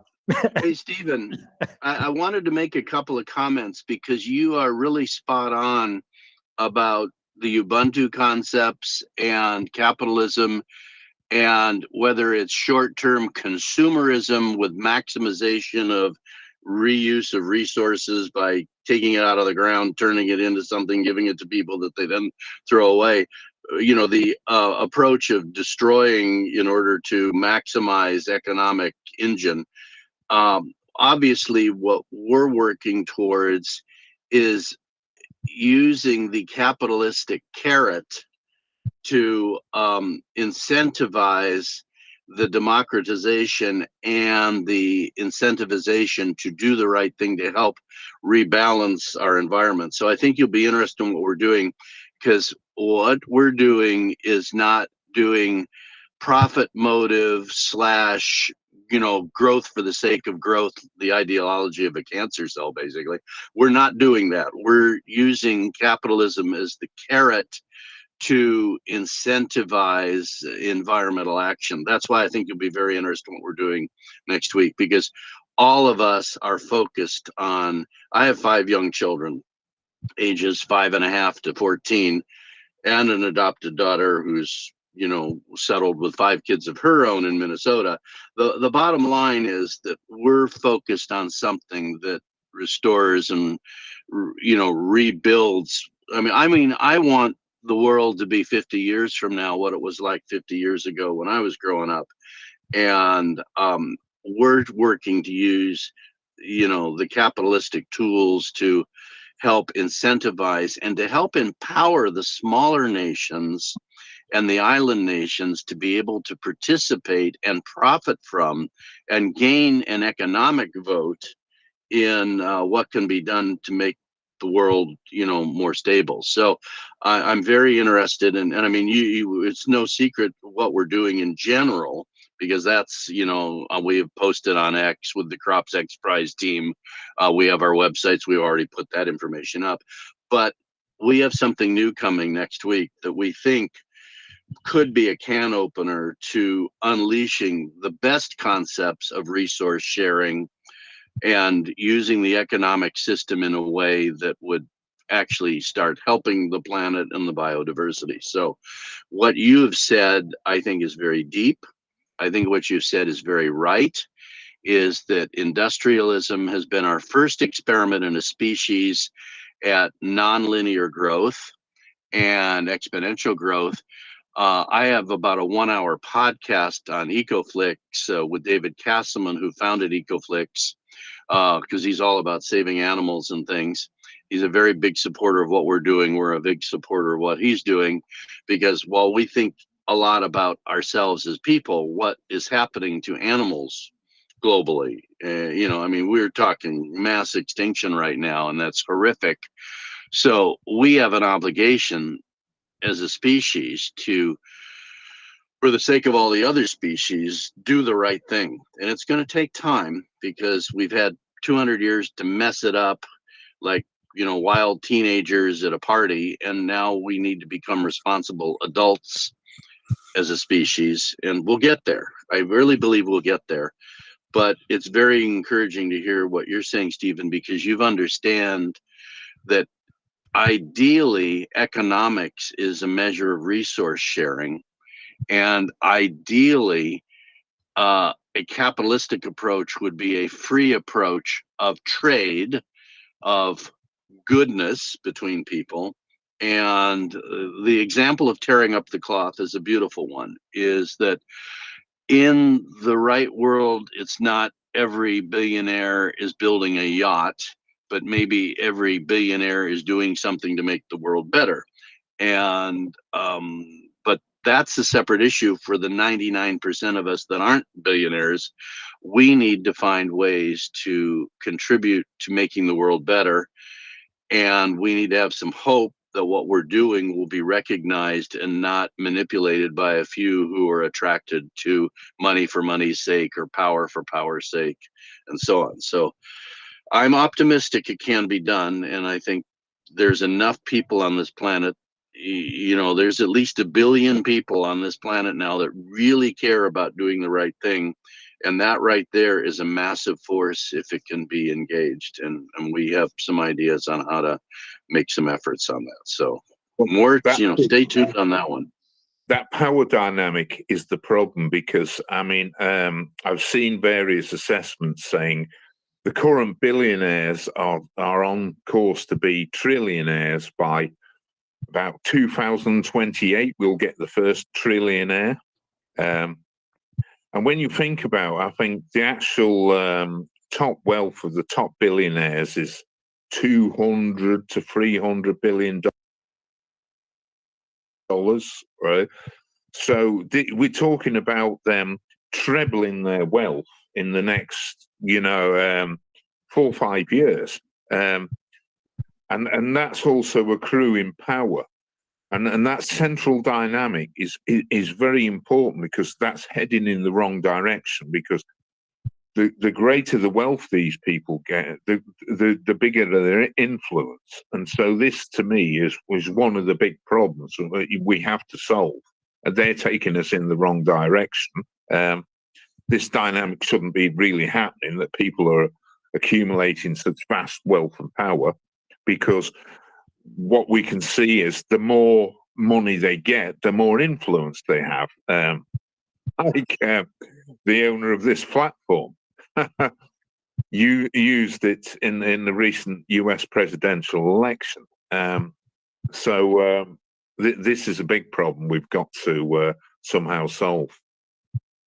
Yeah, Musk has $264 billion And the other thing, Stephen, is it was Captain Fitzroy of the Beagle who Yeah, Captain Fitzroy, yes. he brought back 4 individuals. I love your story, of course.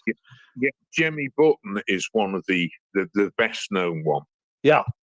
And there. Yeah, the problem of imbalance of wealth is not going to go away immediately, and that's a reality that is going to get addressed in the next 50 years by not having planetary resources as the constraint. But I think that in the short term, what groups like this can do is try to help keeping us from destroying ourselves, because even power hungry billionaires actually really don't want to have to wear, an environmental suit to go outdoors, or a hazmat suit to survive excess pollen, because we've got the CO2 so high you can't breathe well, and it's all full of spores. So I guess what I'm trying to say is that there are ways to incentivize, if not wise action, at least not completely self-destructive action. And my steps that I can take are to take a process that was shown to me and try to expand its usage for the benefit of all mankind. And I think if each one of us makes the case, some percentage of wealthy people will listen and do a tiny amount. And sometimes if you have a really good idea, it can replicate fairly quickly.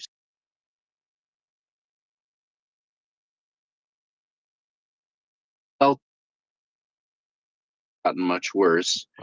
And I see some ways around that, but it's going to take time. So, Yeah. Stephen, you've identified a very real problem, and there are some real solutions, but none of them are easy or quick. Well, I think that potentially they are, because one of the things the system thinks about this power being wealth being concentrated into so few is to show them that that's in their best interest. Because if our civilization, the financial system collapses, they're going to be worth nothing. Exactly. A billionaire can go through a billionaire to a nothing, no better off than anyone else within the space of a week. If the financial system, Stefan Ramstorff has been very much at the forefront of putting this out lately, to show that we are facing threats that, he's not saying that AMOC collapse or AMOC tipping points are going to happen within the next year or two, but he is saying they could, right? And he is saying that the evidence is that it's setting in, and that we know from the past that it's happened very quickly. And the problem is, once it starts happening, we will never be able to reverse it. And it will turn the whole North Atlantic area into an Arctic wasteland, basically. That's right. Agriculture be impossible, but it will also affect the whole global weather system. The rainforest bands will get, it'll push it further down. So where the rainforests are will become a desert region. So we have got, and this is not the only big threat on the horizon. There are many. There are many. Yeah. And this is why we're talking using little carrots to, incentivize certain courses of action. David. Because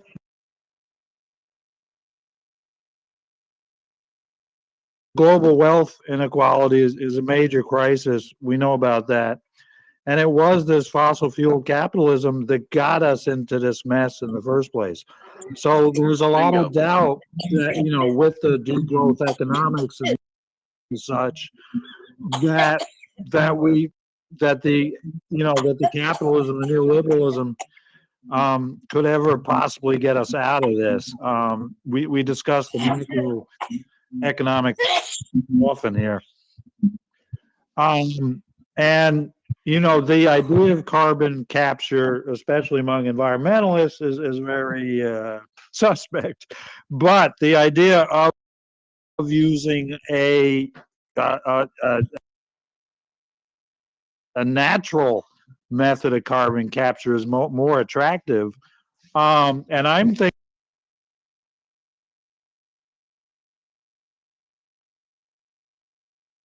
ocean floor, the whole process of the carbon capture of the whale. Do we have someone choking or in trouble here? I'm not sure. Effie's in trouble. I think she muted her microphone. But the I didn't realize it was off.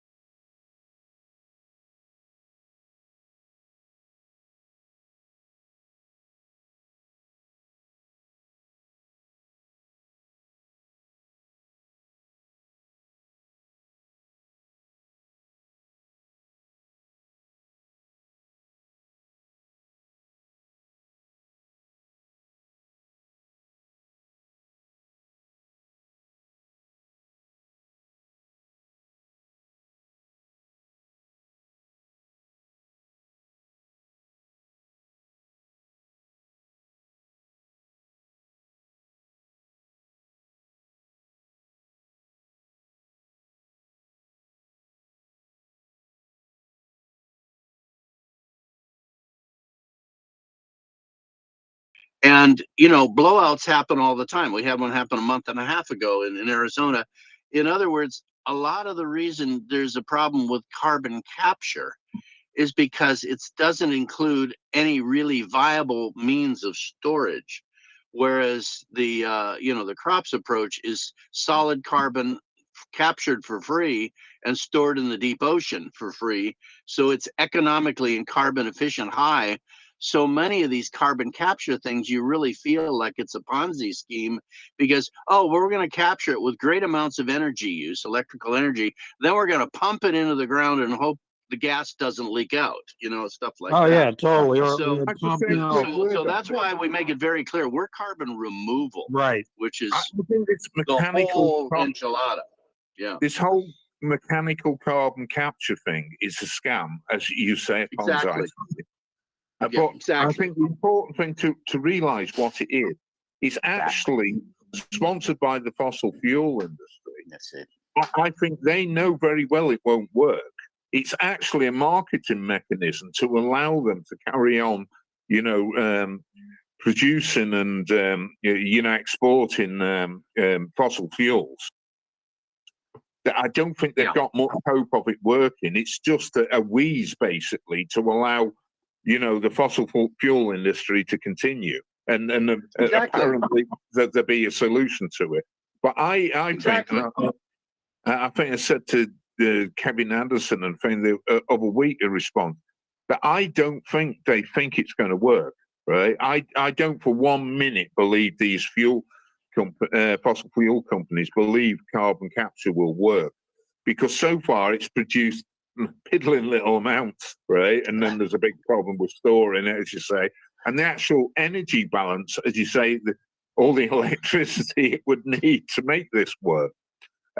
More than is produced on the planet right now.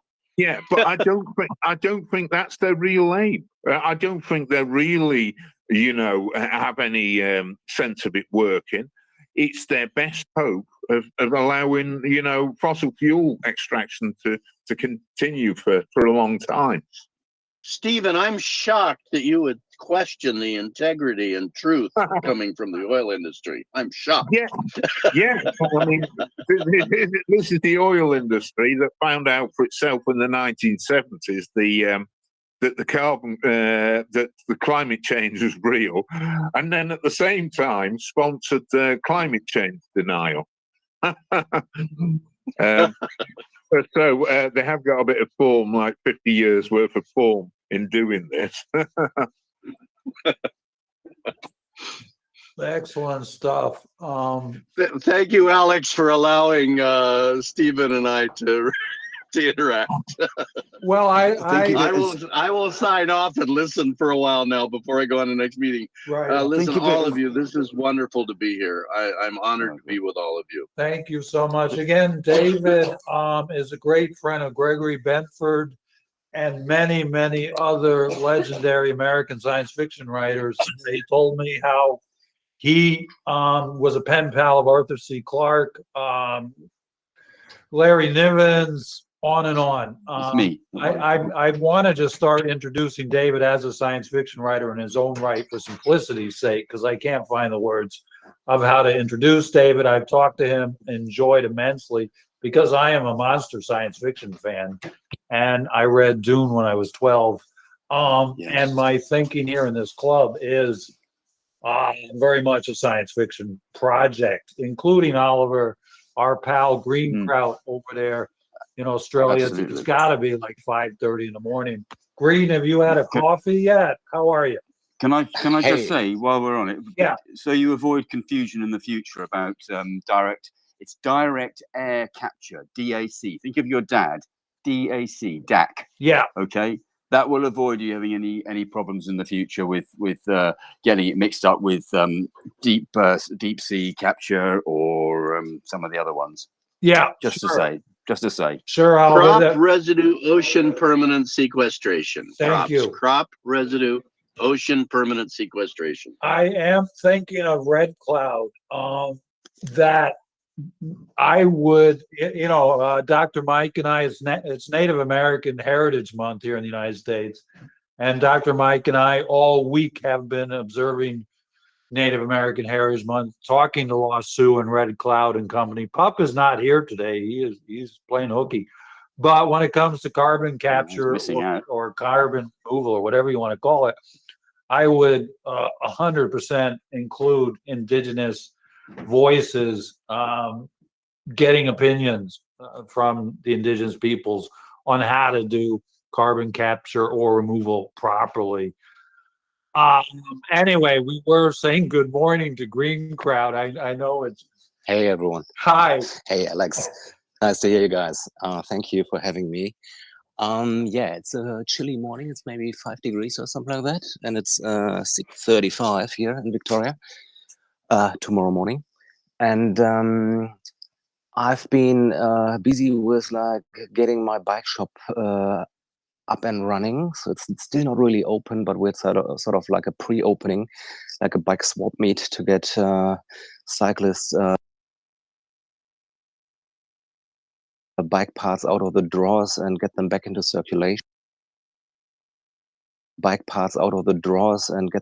circulation. And that was quite a success. We had and I was also invited on the radio, our local radio station, 2 weeks ago, and it was sort of like an interview about who you are and what's the meaning of life and where you at. And I said, like, yeah, I'm just pulling out of engineering. I'm sick of air travel, and I would be on a plane right now to travel to Frankfurt to a trade show. And instead I'm drilling holes and putting up shelves in the bike shop. So it's a huge change for me, but I think it's necessary because we all need to work harder on the level where we're at to pivot. And on the radio show, I was a little bit upset with myself because I couldn't come up with a number, because I wanted to tell people how much carbon, how much CO2 their cars are emitting. And I couldn't come up with the right number. So I looked it up, and it's actually per liter 2.31, depending a little bit, but it was a petrol engine, about 2.3 kgs of carbon emissions.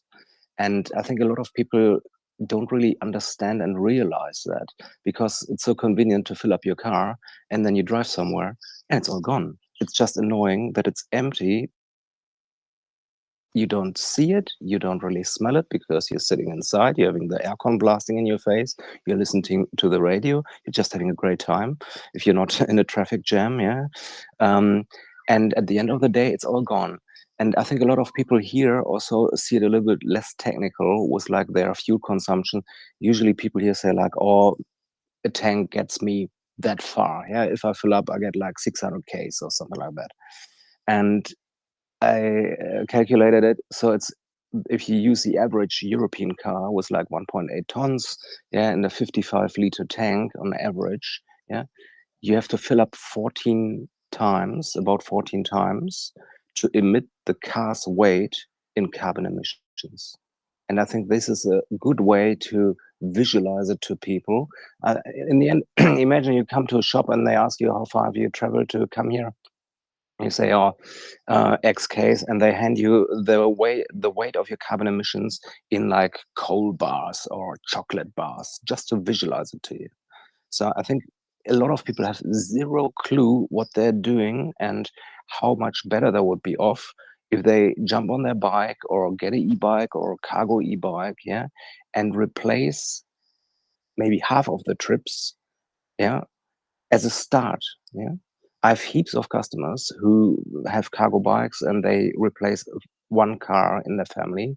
One family, they're considering going car free with 3 little boys in the Australian countryside, what I hugely admire, and I would love to help them with that. But I think we need to visualizing and really explaining to people what they're doing wrong, yeah, or how they could do better. Let's put it that way. Yeah, I just want to leave that as a point to think about. But yeah, always great to be on here, and fantastic contributions from everyone. So thank you, guys. Thank you, Green, and our other German pals are not here yet today. Or Jennifer is here, so she has the German Climate Club on Sundays. I would like to say I haven't flown in 24 and a half years. I know Robert has never flown, and I haven't been to town this month. I can't even remember if I went to town last month. I do have an EV. Occasionally I go to town, and that Green works in Australia in the bike shop. Bicycles are always a solution, Robert. Do you have a bicycle, Robert? I did have a bicycle many years ago. I had thought of getting another actually, because I do so enjoy, the being connected to nature in a way that a bicycle gives you. That in my mind, there's nothing else more wonderful Well, than it's being a able way to travel with, right, the least carbon dioxide per kilometer. I know, absolutely. Yeah, I completely agree. It's a wonderful mode of transport, and yeah, I do want Yeah, to get isn't back it into great it. to have Stephen back here? It's wonderful to see my friend Stephen here. As you I probably cycle know. everywhere. Yeah, hi, Steve. I know you I'm do, known Stephen. In fact, known as I the don't. man on I the don't. bike. Yeah, I know you do. I know. I don't know whether everyone in this space realizes that me and Stephen actually live quite near to each other. Stephen's in the Whitchurch area, and I'm in Telford, so we're not that far away Yeah. from each other, are we, Stephen? To be No, honest with not you, that far away at all. Huh? not far away. And I still want to come and see those friends at Whitchurch. I will undoubtedly do, as I want to see them. As you know, Whenever you want. Yeah, I will direct message you on that, Stephen. I've just been caught up with things, as you know. But anyway, to get to my point here of being able to, well, how can I put this? Well, I've got a connection is the words I'm looking for.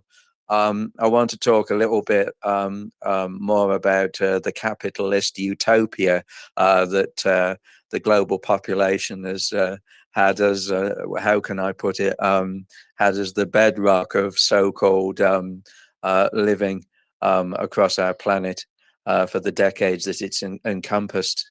I will say this, that we still, as a global humanity, are on obviously that path of being blissfully unaware of the damage I firmly believe there are so many members of the public that still have no clue the amount of damage that capitalism has inflicted, not just on the public, but on every single facet of the ecological fabric and ecosystems of our planet. The public have no clue still the damage that has been done to our entire way of being on this planet, our entire existence.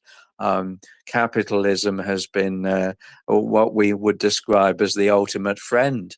If you were to ask the average member of the public, you ask them what they thought of capitalism, they just say it's wonderful, it's great, it enables the ability to for unlimited economic growth. What they don't understand, and of course, it's only to be expected by the greater majority of the public, is that capitalism is a double-edged sword. Yes, it enables unlimited economic growth. It also, on the other end of the tip of the sword, enables unlimited ecological destruction. And that's something, of course, that the public don't give a single thought about, unless they were explained it in an informative and intelligent way.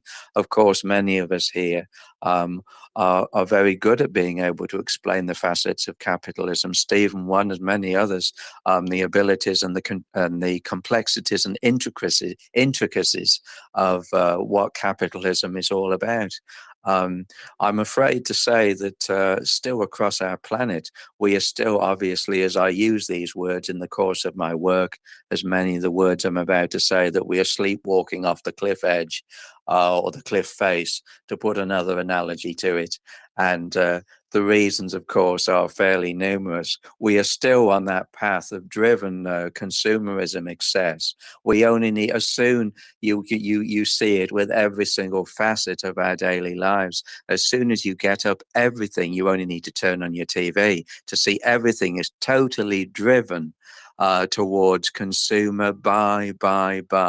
Every single thing that you see on your TV screen is to do with buying in excess. Buy this, buy that, invest in that, purchase this, bankrupt yourself for this, that, and the other. And so the incessant behavior, unlimited consumer suicide engulfs us mentally every single day.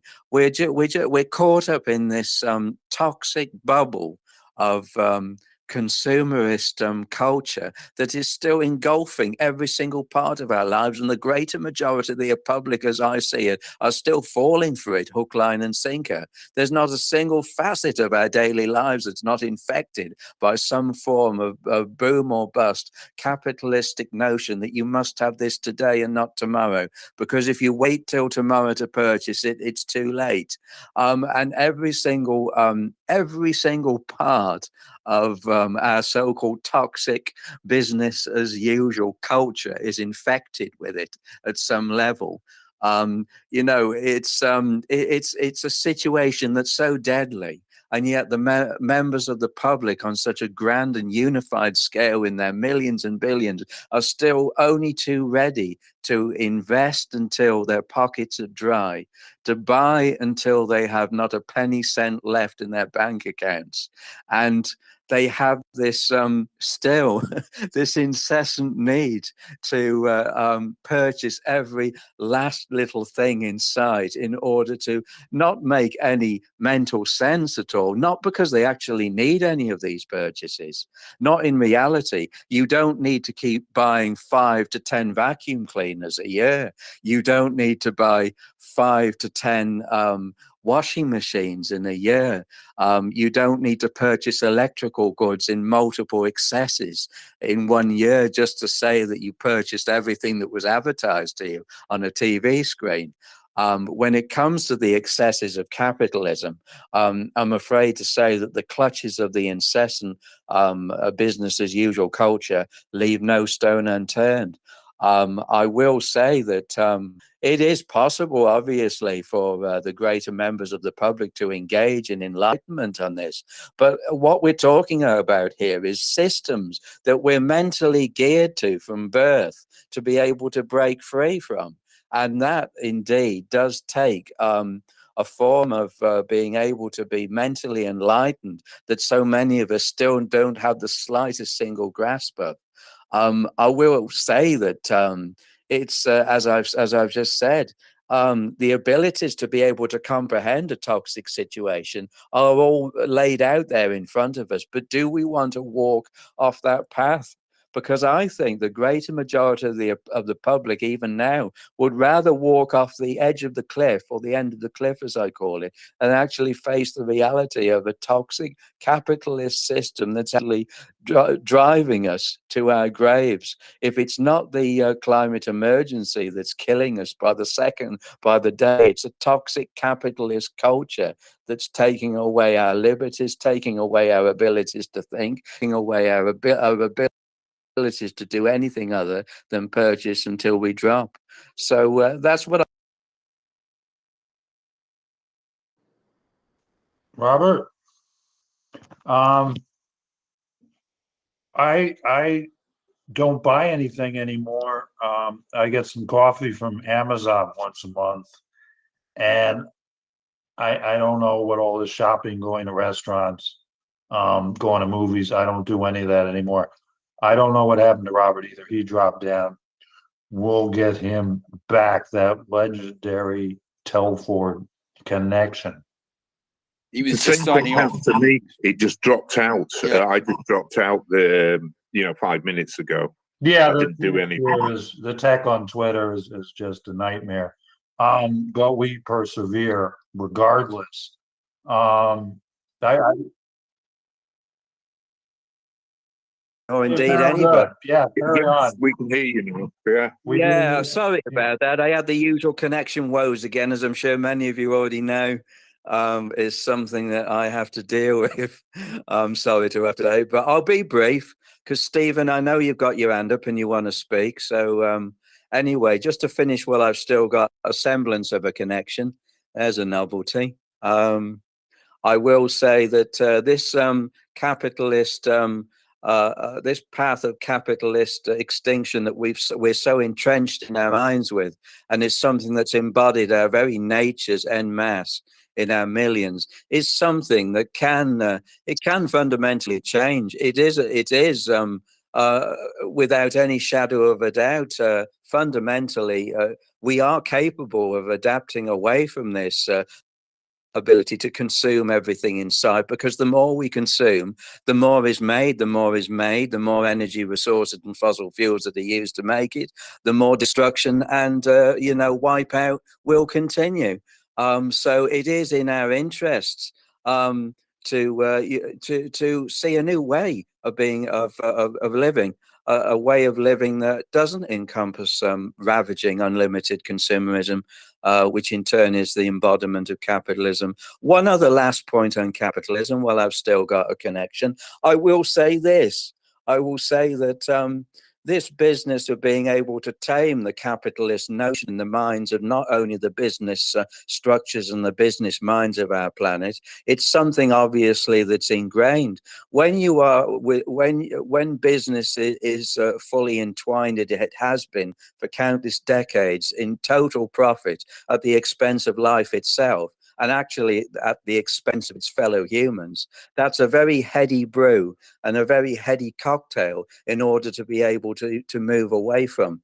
I'm afraid to say, as I've said before, the complexity of capitalism as it's actually entwined within not only our business systems, but every other single part of our society systems as they function. That is something that will still continue and demand an enormous commitment to move away from in a sustainable and ecological way. There are so many implications here. There are so many ways of being able to move away from it in a permanent and positive way that must be those paths must be walked down if we're and if we are how can I put this, if we are to enable, are the words I want, the transitions needed to transition away from total profit every single second of the day at the expense of life itself.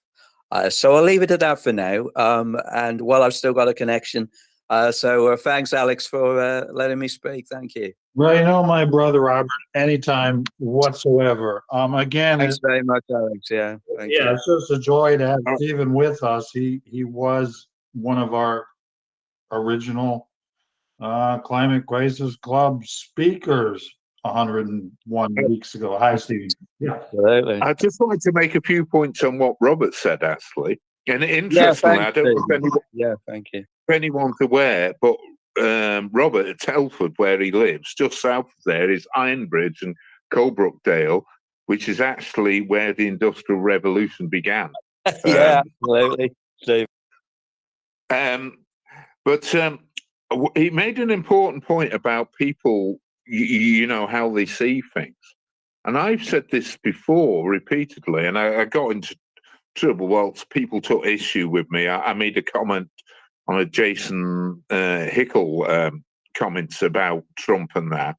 And I said it was excellent analysis. However, the problem is 99% of people don't know what the climate is, and they don't know what liberalism is. Some people took issue with that. But it's actually true. It's not so much that people don't understand what climate change is. Most people have not got a clue what the climate is. I mean, even in basic sort of scientific terms, so we're speaking as though everyone knows all about this, and they don't. You know, there's this tendency to assume that everyone else sees things the same as you do. And while people can look up, a definition of sort of climate as the accumulation of weather events over time, and the average of that, it actually doesn't tell us very much that. And most people really don't understand why that is important, right? Why is that sort of average of weather patterns important? And the reason it's so important is every ecosystem in the world, and we're totally reliant on them, is adapted to that climate regime at that point in space, that geographical location. And so if the climate shifts, what happens is all ecosystems on Earth are then not optimally adapted to that, the climate regime which comes to exist. It doesn't mean those ecosystems collapse, because ecosystems don't simplistically collapse. There's still be some sort of ecosystem there. What collapses with ecosystems and their ability to support the animals, and that includes us and humans, that used to exist at that location. So what it's about is that ecosystem, all those natural systems put together, the sum of them, become less efficient and less able to support us. And it's very difficult to get this across because people don't understand why climate's important. You know, it's just this odd thing. Well, if it's a bit warmer, it's a bit colder, why does it matter, right? And this is a massive problem that people don't understand this. You know, people don't understand the basics. And I'm not just saying this because for a long time I've taken groups around, I take guided walks, I do talks and that. And the biggest thing I come across is that people do not understand what climate is. I mean, I'm talking about quite well-educated people. And even people with got some sort of background in science, that not necessarily study climate, they don't realize why it's so important to us. And if you live a life where, well, climate is just, it's the weather sort of thing, it doesn't seem that important to people because people don't understand the whole idea of this system which totally relies on the state of the climate and literally how important it is. I mean, I was reading, I don't know if you know, in the UK, there's been a drop, something like 19% yield in agriculture. I may have that wrong. It's in the teens, but it's the first time there's been a drop in agricultural yield for a very long time. And the reason for that is the weather, the wet weather, unusually wet weather. Sometime in the early summer, they said it being the wettest 18 months on record. That's the Met Office, the Meteorological Office. And so it has very real world effects, this. And we took, you know, you've had all this flooding in Valencia and elsewhere in Spain now. And an awful lot of agricultural produce, you know, that say in the UK that we rely on, comes from there, because the other year they had a problem with droughts and people, you know, there were short supplies in British supermarkets of, you know, peppers, tomatoes and the like. So these things do have real world effects, and it's finding some way to convey this, you know, to educate the public about this. Not read this, but the public must come to see it in a very different way. Anyway, that's enough of that. Thank you, Stephen. Terribly well put. Again, people don't understand climate. It's Delta weather, the change of weather. They don't understand the Gaia, the enormous Dyson sphere of life around this planet. And yet, most indigenous people understand this kind of stuff, you know, when they're 2-3 years old. Our guy Lost Sioux out of the Lakota Nation explained to us that it's in, maybe it was Pup, explained to us it's literally embedded in the language. Life all being interconnected and intertwined. Not only do they learn that as they're 2-3 years old in the Lakota Nation, but their language has that concept reinforced within the language itself, within the structure of the language, how the words flow around each other, the verbs, the nouns. So most of the indigenous people, certainly here on Turtle Island, and as well as most of the rest of the world, understand, Stephen, this kind of interconnectedness of nature flowing around together. It's understood. Western types don't have a clue.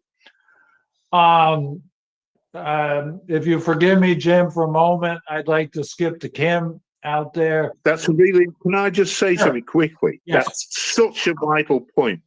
It's not difficult to understand. All indigenous cultures understand this, you know, intuitively, straight away, right? Yeah. Even their children can understand it. It shows there's something gone wrong with our culture. We have developed this disconnect. So even though people can be highly educated, they can no longer understand what is really a very simple principle. Yeah, absolutely. As a matter of fact, Lost Sioux, the Lakota medicine man that we often are speaking with, I thoroughly out there in Manitoba. I tried. I think he doesn't quite. I grew up in New York City, right, and going to good schools. Nobody. I would go out to Central Park. Nobody told me about nature or animals or nothing. And I think Lost Sioux just can't understand growing up, being 2, 3, 4, 5, 6, 7, and not learning anything at all about nature, insects, plants. The usual Western Euro style upbringing. He just assumes all the toddlers and children learn this stuff. And I tried to get him to talk simpler to us, less complicated, as if we were 3 years old or 5 and didn't know anything. But again, I'd like to hear from Kim outside of Toronto there. How's your day been, Kim? How was life? What's going on? Hi, Alex. Thank you very much. It's okay. Just, you know, doing some chores, grocery shopping, cooking, cleaning, that type of thing. Beautiful day here, though. Unusually nice weather. I don't know why that could be, but no, of course I do. You know what? I agree with what both you and Stephen are saying. We're not aware of nature, and we're definitely woefully educated in the interconnections of nature and how, you know, basically the butterfly effect all over the world a gazillion times is happening. And there's no way to measure that. And there's no way that, you know, even the brightest people in the world could know if we take away one species or one flower, how that's going to have an effect on the rest of the ecosystems. I think, you know, I've had to learn a lot about biodiversity on my own, because really it's not something even years ago that you were taught at school. I was lucky where I lived in Toronto when my daughter was just a toddler that like many of the botanical gardens, they had wonderful programs that you could bring children to there, and you could learn about planting the Three Sisters, and, you know, the children got to put seeds in the ground and every week water them and say, you know, silly little rhymes about worms and compost and munch, munch, munch for your lunch, and that type of stuff that I think probably stuck with her. But I don't think, it's very hard to keep on top of our heads the idea that, you know, the fungi, the decomposers help our trees, and the trees help us, and they help the insects, and they help the other trees, and they help retain the water, and so on. I guess what I wanted to ask Stephen was, I recently read about the idea or the concept of functional extinctions, where, you know, whether it be insects or an animal or even plants, that even though there's still some left, it reaches some type of threshold, and it really it ceases to provide the ecosystem services that it used to. So I was just wondering what he thought about that, and also how can we make the biodiversity crisis as important and significant to human survival as the climate crisis is? Well, that's a pretty profound point, because that's very true. And I mean, it's all wrapped up in the biodiversity concept, because at a simplistic level, people see biodiversity as how many species there are. But as you say, with functional extinction, once a species population level drops below a certain level, it no longer performs that biological function in an ecosystem that it was part of. Also, the lots of other complicated things, like once a species population level falls below a certain level, it's a matter of luck whether it survives or not. You know, it could become extinct extremely quickly. It's possible for smaller populations to persist over a long time, but it's also possible if there was, I don't know, a disease, something that weather conditions that happen locally, where the whole population could just die out. And this comes back to a thing with actually Alex we've had about megafauna extinctions, and that the megafauna dropped to very low population levels because the climatic changes after the thing. So they were on the edge of, you know, they were on the thing where species do just become mathematically heading towards extinction. If you've got a population, say, of 10 million individuals, and it drops to just a few thousand, right? And that the trend is downwards. If that trend continues without anything else happening, that species becomes extinct. We always think of extinction having a cause. There's something with a clear cause. It isn't really, and it's really very difficult for me to explain this, because in ecosystems you've got this web of relationships. Things feed forward, feed backwards, and so we have this way of thinking, and this is one of the problems of Western culture, and this mechanistic thinking type thing, where one thing leads to the next, which leads to the next.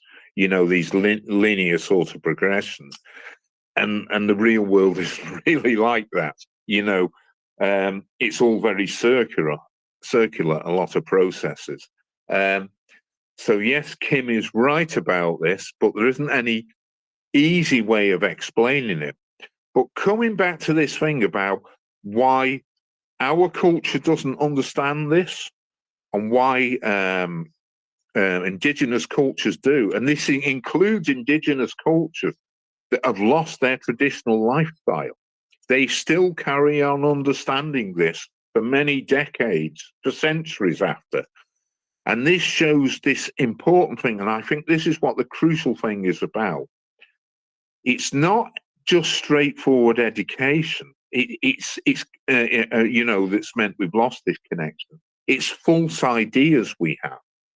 Our culture has got central myths which stop members of our culture understanding this. Even if you're highly educated, you can explain to someone in intellectual terms the importance of these things, and they just don't get it. Whereas you get a child from an indigenous country, and they just intuitively understand this. So we've got this blockage in this way of thinking about things, which even though we're told these things, we see these things, we can't actually take them on board. And actually introducing this thing to people, to this connection with nature. I've noticed this before. It's not happened to me so recently, where I've had people, I've shown them something, explained to, and they've said, "Oh my God, it's like a religious experience." They're totally overwhelmed. They cannot reconcile what they're experiencing with everything they're being brought up to believe. That is there. And to me, this is crucial. It's about perception. The way we think we understand things isn't really the way we understand things. You can't just, you know, to teach, you know, introduce a new curriculum at school in the West, and suddenly people will go, all the kids will say, "Oh yeah, we got it now." And actually, I think it's wrong to concentrate on children, because the most disconnected people are adults, actually, not children. And these adults are in the important positions. And I think it would be very, very worthwhile if we came up with this concept of understanding the climate.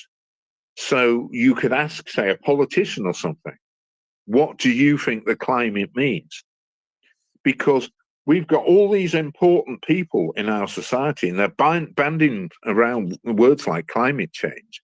And I bet if you put most of them on the spot, so you had someone educated, you know, climate science, meteorology and that, you would find out these people had absolutely no understanding at all, and no understanding at all of why the climate is important to us.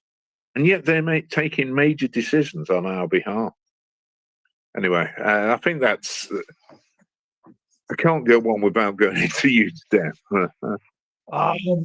Stephen, we have been chatting with a lot of archaeologists the last month or two, and they're extremely aggravated by Graham Hancock and the ancient apocalypse. And then he and his minions all attacked them on Twitter here. If you want, we could add you into the archaeologist chat. They are fascinating people, particularly Dr. Hoops. And there's Flint Dibble, who's chatted to us, both of them, of course, in the club here. But the Graham Hancock and his crazy archaeological assumptions, he thinks that there's a lost civilization that existed during the Ice Age. He spent 25 years making up this idea with no proof. And then he insults the experts. That's what Dr. Hoops said. There's ancient aliens. That doesn't bother Dr. Hoops. But Graham Hancock literally insults him directly. And that gets his goat. And then he's worked up about it. So we all got hooked up with Dr. Hoops and Dibble and the others, trying to help them with their disinformation with Graham Hancock. And these people are extremely mild compared to the climate deniers and the climate trolls the minions of big oil, who are really quite vicious and large and well funded. So let me know if you want to join the archaeologist chat. Yeah, I don't know how fruitful. This is my interpretation of what's happened here. Graham Hancock started off with some interesting speculation, but it's developed into a whole huge industry. There's a huge amount of money involved now. Yeah, right? it's got $5 million. Yeah. Programs, selling books and that. So now Graham Hancock is really invested in this. And then the fact is that his bubble could be burst very quickly. You know, if someone said, you're just talking rubbish, and, you know, and demolished him, and then his followers saw that, suddenly this huge industry that's built up around it will collapse, you know. He's not, you know, his next book isn't going to become a next seller. And it has happened. You're probably aware of Eric von Daniken. Yes, he's still alive, Stephen, and he's on this Is he platform. still alive? I'm He's surprised. 89, and he's also on this platform. Ah, right. Well, I can remember I read his books out, some of his books out of curiosity. It would have been Chariots in the of the 80s, Gods. probably. Yeah, 1968. Yeah. You know, all these things. But he was demolished, right? Because someone did a brilliant, I can't remember the exact details, a documentary. And in von Daniken's books, and he got things like, is this an ancient, you know, spaceport and things like that. And they did a neat bit-by-bit demolition, because this thing he was asking, right, wherever it was a spaceport, was actually a little square of ground. So it wasn't a vast thing. And there's so many, and they took all the other assumptions he'd made. And he was actually on this program. I've forgotten who did it. It might have been Panorama World in Action. And he was being asked about this. And he was completely waffling. And you could see he'd been completely caught out, right? He got no answers for any of the things. His excuse at the time, he said it was the publishers had never put these photographs in and that, and it was sub-editors that had done this. But his bubble was burst very quickly. Yeah, and von Daniken's still publishing those books about the aliens and the ancient civilizations. He's made an entire life out of it.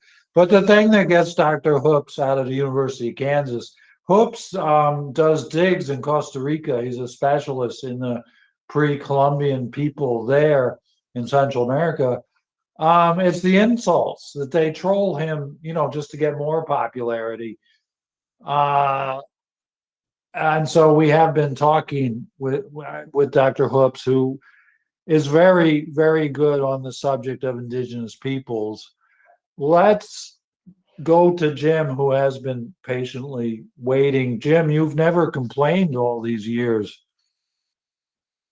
Yeah, I was just going to comment on a few different topics. I'm real intrigued with what David's been saying, and all these efforts on natural carbon capture, the crop residue sequestration, and other methods like what they're calling accelerated weathering, which means grinding up basalt and sprinkling it on the ground, but as well as seaweed and so on. But what I was going to say, and this really should be deferred to when David does his big debut that he described in the next week or so of more about the crops carbon sequestration. But that is the point of how the crop residue as sort of a resource is equitably shared. And you know, I hope Ed's in on this discussion, because we've been learning about how agriculture is transitioning away from plowing under the crop residue and leaving it on the surface for multiple reasons, and some of those reasons are for leaving the crop residue on the surface is various benefits like erosion prevention and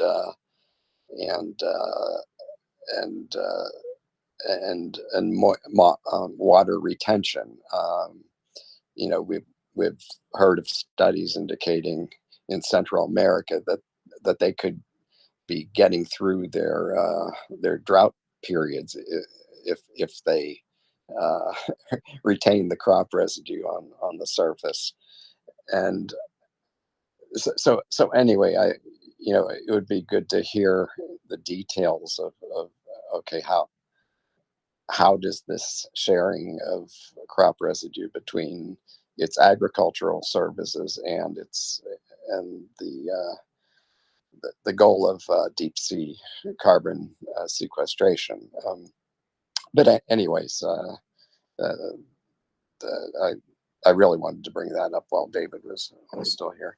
But the other point, and this is not really related, but it does relate to biodiversity, and so I've been giving more thought to the blog posting that I did on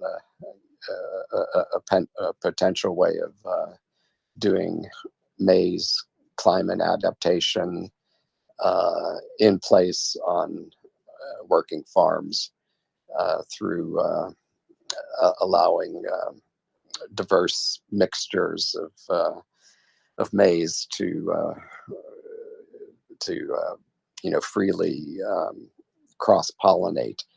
And one kind of interesting slant on it that I was thinking about is that if you kind of think back to what you learned as as a 12-year-old or whatever about human reproduction, we all learned what the science was behind fraternal twins, and basically,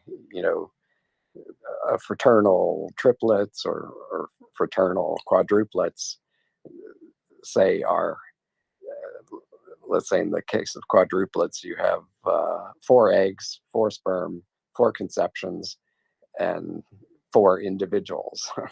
And if you think of basically maize sex, it's quite analogous to this idea of fraternal triplets, except in this case, the corn cobs contain roughly 1,000 seeds, and if you have a diverse mixture of a genetically diverse mixture of maize plants in the field that are freely cross-pollinating as they would in natural circumstances, it's not triplets, it's kilotuplets.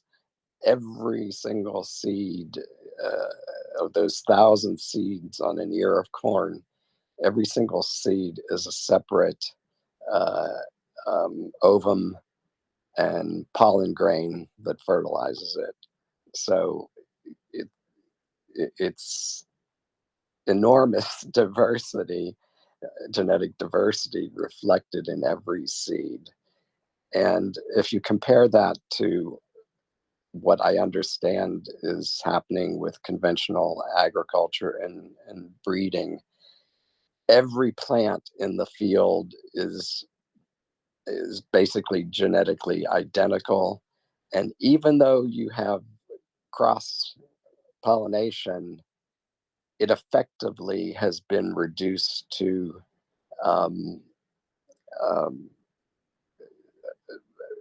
the equivalent of non-sexual reproduction. It's, as far as I can see, we've basically eliminated sex from natural system. And to me, I believe that for very good reasons, over the eons, nature has decided that sex is a good idea, and somehow we've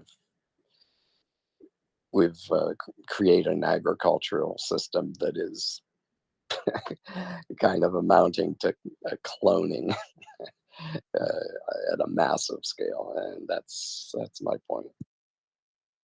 Thanks, Jim. David is excited about his project, and he's a great friend of science fiction writers. I've talked to him on the phone, and tomorrow we're going to have a Zoom call. I trust David. I really haven't gotten to the bottom of his project. I'm not sure about any kind of carbon capture removal. It seems to me we've got to take good care of this earth first. We've got to respect Mother Earth. We've got to teach everybody about nature, connect with each other, connect with nature. And I don't know if throwing trillions of dollars into carbon capture in any form, I don't have great confidence that will work much. We all know these things, but I do think David means well for sure. I think he's truly a good person and has a good mind. And what do you think, Oliver? Oh, well, I was just going to say you can look up about not exactly his version of carbon capture, but another set of people who are doing it with seaweed, which is big business now as well. You can look that up. Now, there are various people who are very against this. Your friend David Ho hates the idea of it, and I'm sure there are other scientists do as well. But I think David's version is using crop residuals, right? So it might have a better result than the seaweed. So I've got some links for this. I'll dig them out for you. You can have a little read if you want, but it's quite interesting. The one thing to remember is don't get any of this stuff or any of the earth-based ones or the coastal water systems mixed up. Don't get any of those mixed up with DAC, direct air capture. That's the one that we've been talking about that is obviously a nonsense. It's a tool for fossil fuel companies, oil companies, just to keep drilling. They even proudly state it in their literature.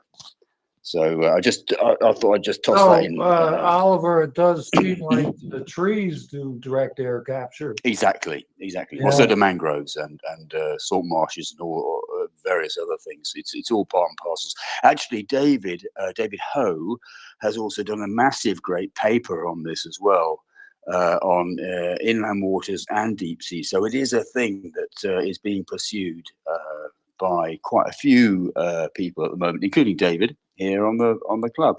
Yeah. So, but not DAC. Okay. My sister did go to undergraduate with David, and she tells me he has left the University of Hawaii.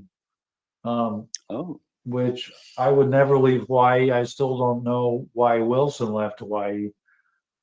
Well, it's had some awful experiences recently. Obviously. Yes. I want to get to Kim. I don't even know what's going on anymore. It is a climate crisis, an environmental polycrisis.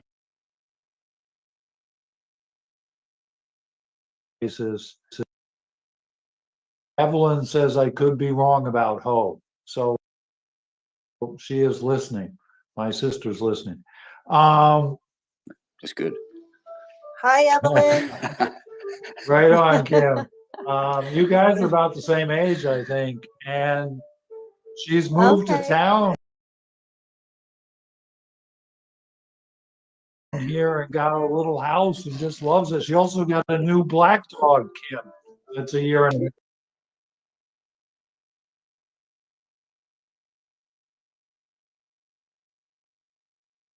right? Oh, very nice. She's really into minimalism and some kind of Zen Buddhism. And I think she's 100% aboard our project, whatever. And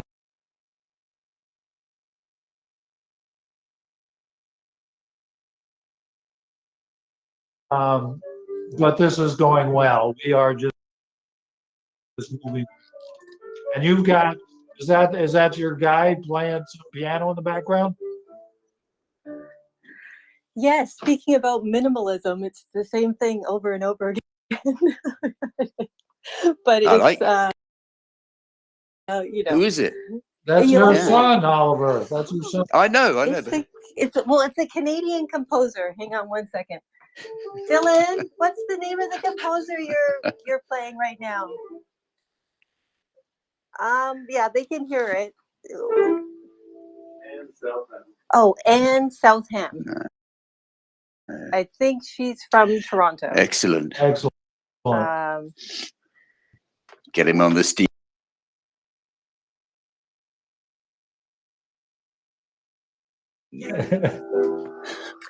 He doesn't.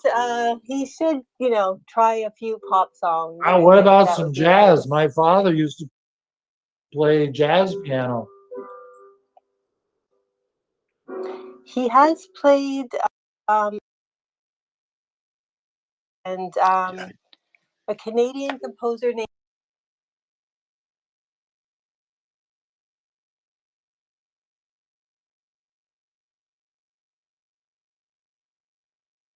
Chili That's Gonzalez. Terry.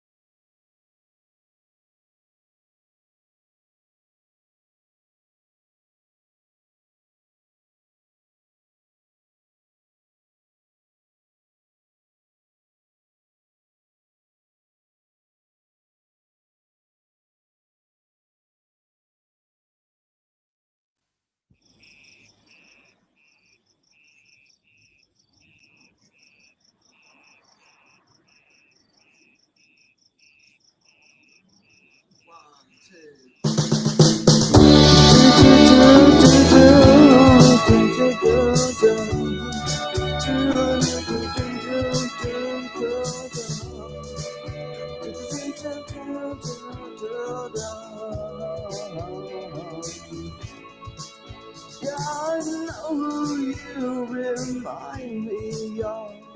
A girl I think I used to know. Yeah, I see you when the days got colder. On those days when it felt like snow. You know, I even think that she stayed like you. She used to just stand there and stare. And roll her eyes right up to heaven and make like I just wasn't there. And she used to fall down a lot. The girl was always falling again and again. And I used to sometimes try to catch her, but never even caught her name.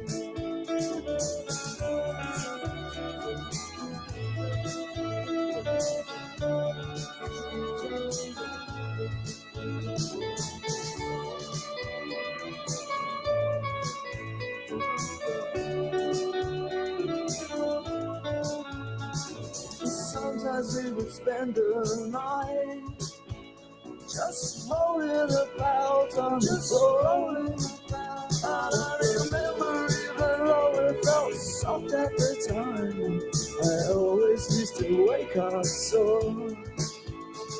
You know, I even think that she smiled like you.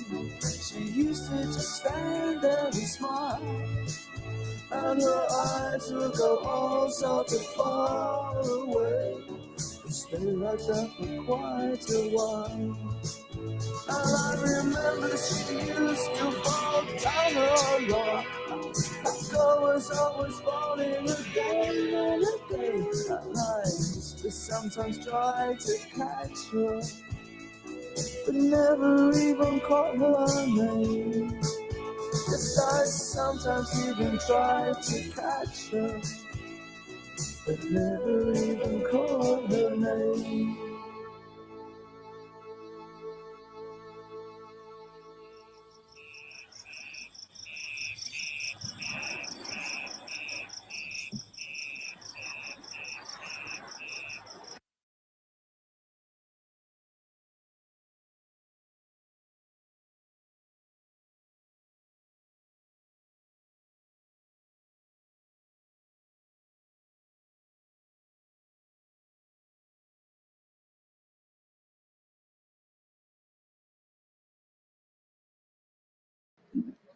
I've said this, in order to hedge our bets with unexpected changes, maybe it's better to have this hodgepodge of mixtures that are more like what was happening in nature and is more like Darwin on the farm.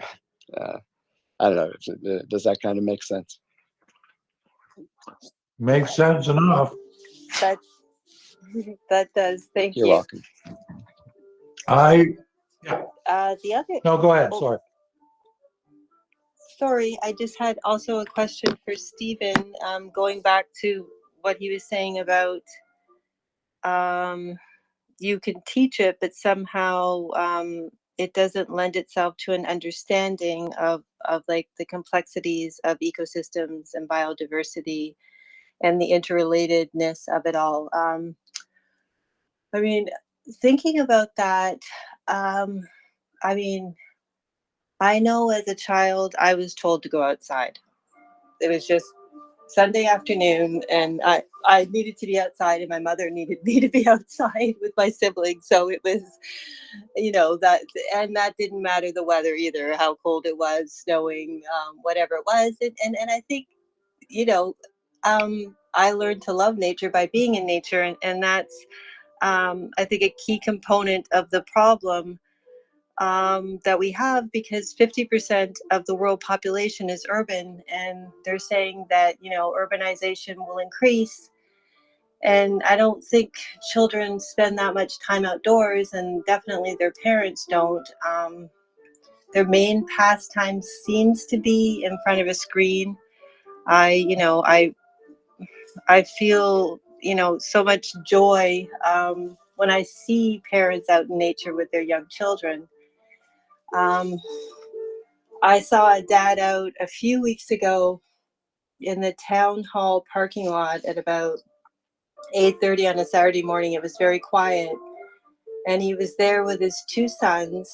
One of them couldn't ride the bike very well, and the other one was a couple of years older. He was pretty good. And they were just having the best time, laughing, being outdoors. And I kind of feel like the kids that are in front of the screen all the time, that they're missing out on a lot, especially like connecting with other people. But anyways, I'm kind of getting off topic a bit. There's also, I've heard, especially in England, about these preschools and schools that they're outdoors all day. And I think that's a wonderful concept where, it's like school is outdoors, and we're going to stay outdoors. And I know there are some schools here, mind you, like schools that cost a lot, like Montessori and Waldorf schools, where a large part of their curriculum is about nature, is about being outside. So I think in that way there's hope for us. But also David Suzuki, he talks about children having a nature deficiency, and we need to make sure on the weekend or walking to school, like that's like, children shouldn't be driven to school. They should be walking to school. And if you live that far away, well, then you should, try to, I know in the States it's a little bit different because it's based on the busing system, but if you can be as close to the school as possible, then you could be out walking, which will also lead to healthier children. But I guess, Stephen, I was just wondering what you thought about this, was that the idea that, we can learn about it in the books and watch movies about it and listen to Sir David Attenborough. But if our material reality doesn't reflect what we've learned, or we're not witnessing these relationships, we become detached from it, maybe. Yes, it's very complex. There was in the UK, there's a BBC program, BBC Spring Watch. It's a recurring program, a natural history program, and there used to be a presenter Martin Games Hughes, I think his name was. He had been a BBC producer before, who produced some of the big things like the Attenborough programmes and that. And he wrote an article which caused a lot of controversy in The Guardian some years back. And he was saying that they'd failed all these Attenborough programmes because the idea behind them was to educate the public. And despite decades of them, you know, and fantastic sort of viewing figures, really, it hadn't resulted in any sort of better connection with the natural world. And this is the strange thing about it. I mean, these programs have got even better. The filming techniques are fantastic now. And so they bring the natural world, if you like, to people's living rooms. And yet, our connection with the natural world is probably worse than it was. So it's a very difficult thing to get across, this connection. As you say, a lot more children used to play outside, but there are different levels of connection, if you like, with the natural world. Indigenous peoples often have a connection with the natural world that even a naturalist who's been going out into the natural world for decades doesn't have. It's where that sits in our order of priorities. It's a state of mind, because you will often see with Indigenous communities that they immediately connect and understand problems like the climate crisis, biodiversity crisis, and they're the first people that will protest against roads or other developments and things. Whereas our culture is far more indifferent to it. Really, we're sort of moving beyond words here, you know, our connection, how we feel about something. But it is quite clearly different on many different levels.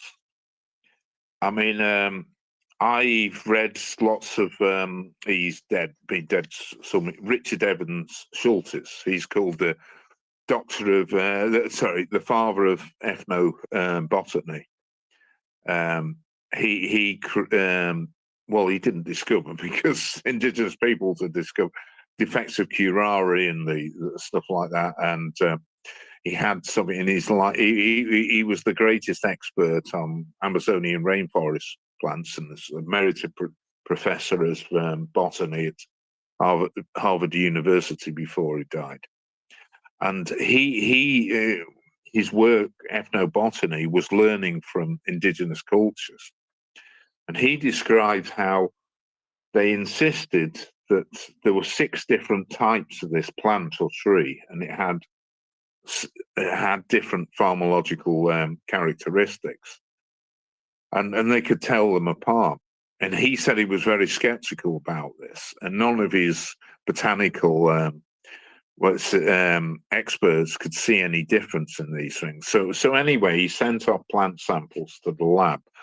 And he said he came back and he was shocked. He said, because they were right, you know, and they could do something that no Western naturalist has ever been able to do. And so it's a very different connection. And I saw another, he was with a Brazilian explorer, and he said he was regaling these Native American, South America, how wonderful our technology was.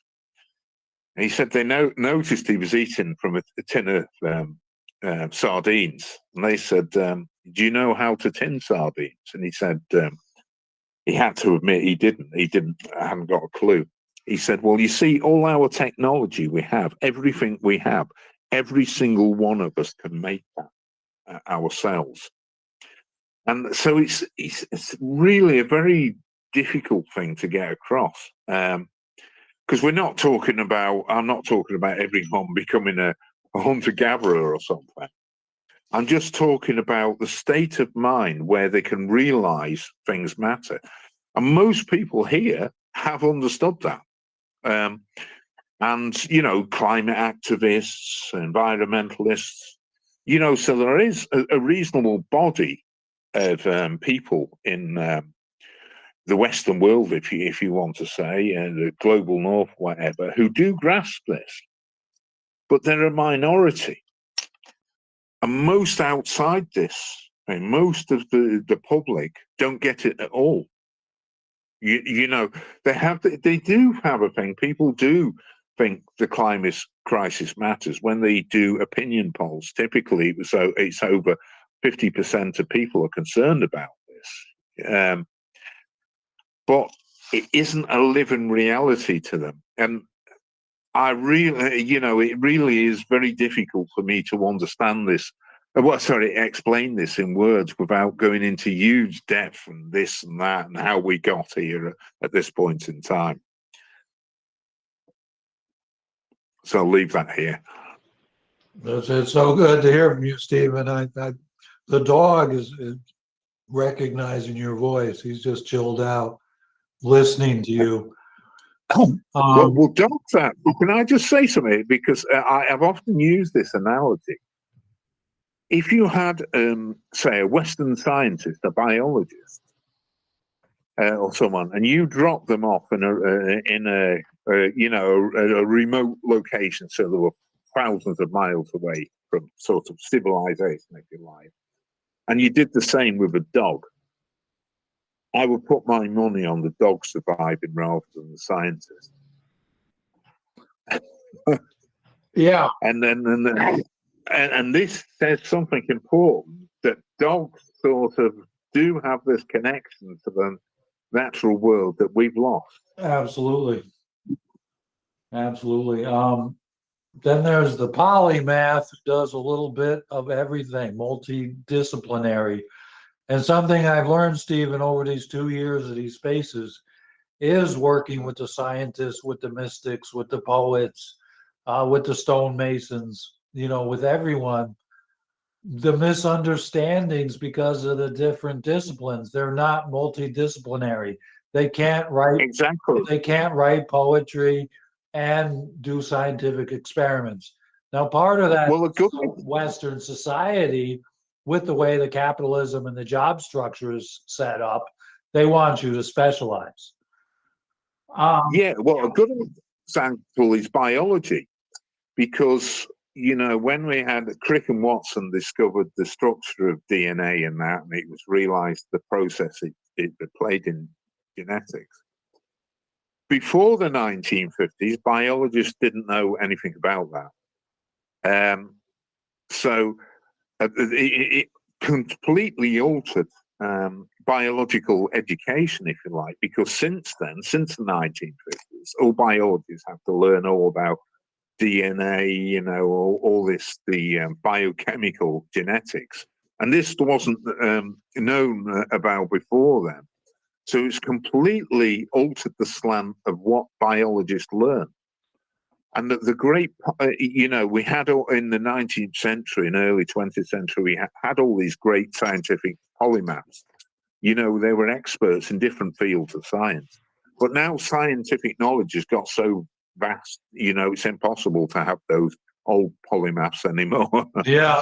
I want to tell you, one of my ideas recently, I've been fighting with a lot of the scientists over the year, and in times of stress, when there's a crisis, when there's an emergency, I find the scientists going back to the old standby, the scientific method, right? Analyzing the problem, doing the research and experiment, getting out the lab book. They under stress, they go even stronger into the scientific method to solve the problems. And when I come several times, Dr. Gill, who's very good in Maine, she told me they don't need artists to help them. Thank you. We can solve the climate crisis without artists. I greatly respect her. I'm just using her as an example, and I've heard this several times. The scientists often retreat to the scientific method and won't accept the help of the poets, of the mystics, of the painters, of the playwrights, movie Exactly. makers, all the other people, the writers. And this has become a problem. I don't blame the scientists either. They're doing what they do best. Yeah, no, do I. I mean, this has been a thing that's concerned me for a long time. There's a name for it, a blindness of abstraction. I don't know if you've heard of Fritjof Capra. He wrote The Web of Life in, was it 1996? Yes. He was a physicist originally. He started this eco-literacy project. And he, in The Web of Life, he very much discusses this. And he uses all examples from computer science of that, how we can intuit things, you know, which you can't see in straightforward sort of logical terms. And you end up with this sort of blindness of abstraction where there are all these rules and that, and there are these things. And he was saying in this, you can't, because even now you couldn't, with the latest AI, AI can do things that people can't. But on the other hand, people can do things that AI still can't. AI is still pretty stupid at times. No doubt. I'm looking at Capra. He wrote the Tao of Physics in 1970. The Tao of Physics, that was the first one I read, yeah. And I read that at the time in the late 70s. I of course, come out of all this. I wanted to be an astrophysicist when I was 15. So my outlook is very much on the physics side, not the biology side. Like Hale and Calamus and Mann, that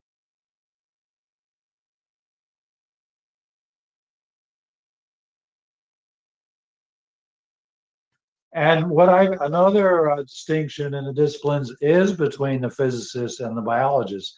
I'm fascinated, my mind, I'm not naturally a biologist. My father, as an anatomist, was quite the biologist. But when I talk to a biology type rooted person, I'm fascinated with how their mind starts, you know, it's a different process, starting with life as the basic building block, as the origin point, life as the concept. My physics kind of, when I was a kid, my physics kind of mind, right, was the inorganic universe, motion and energy and light, concepts like that. That was my origin point, right? So I'm fascinated talking to pure biologists. But a more important point is we all respect each other's views and get along and don't just say, no, you're wrong. Do that limited thing. That isn't going to solve any crisis or any emergency.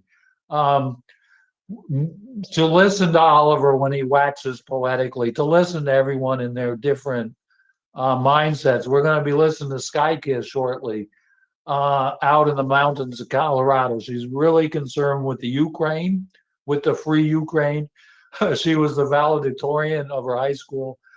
She's got a lot to say about arts and science as a multidisciplinary type and a polymath as well.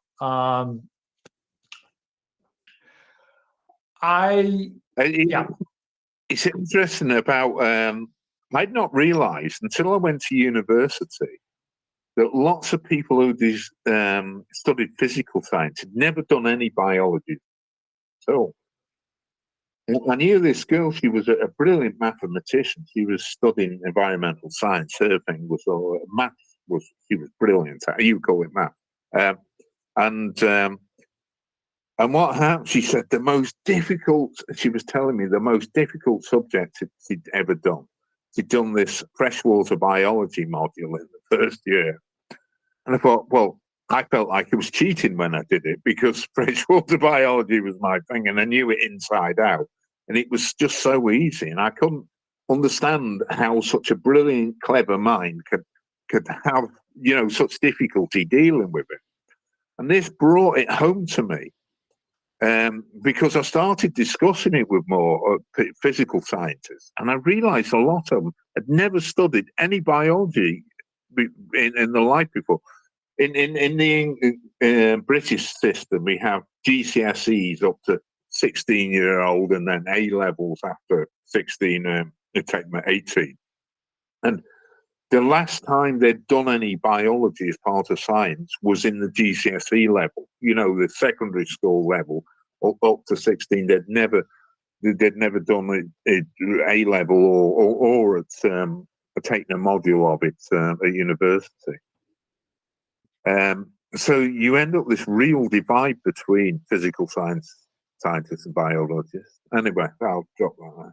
No, excellent point. And we all have to get along and accept each other's views. We have to bring the pieces of the puzzle that we have to the table and accept that other people have different pieces.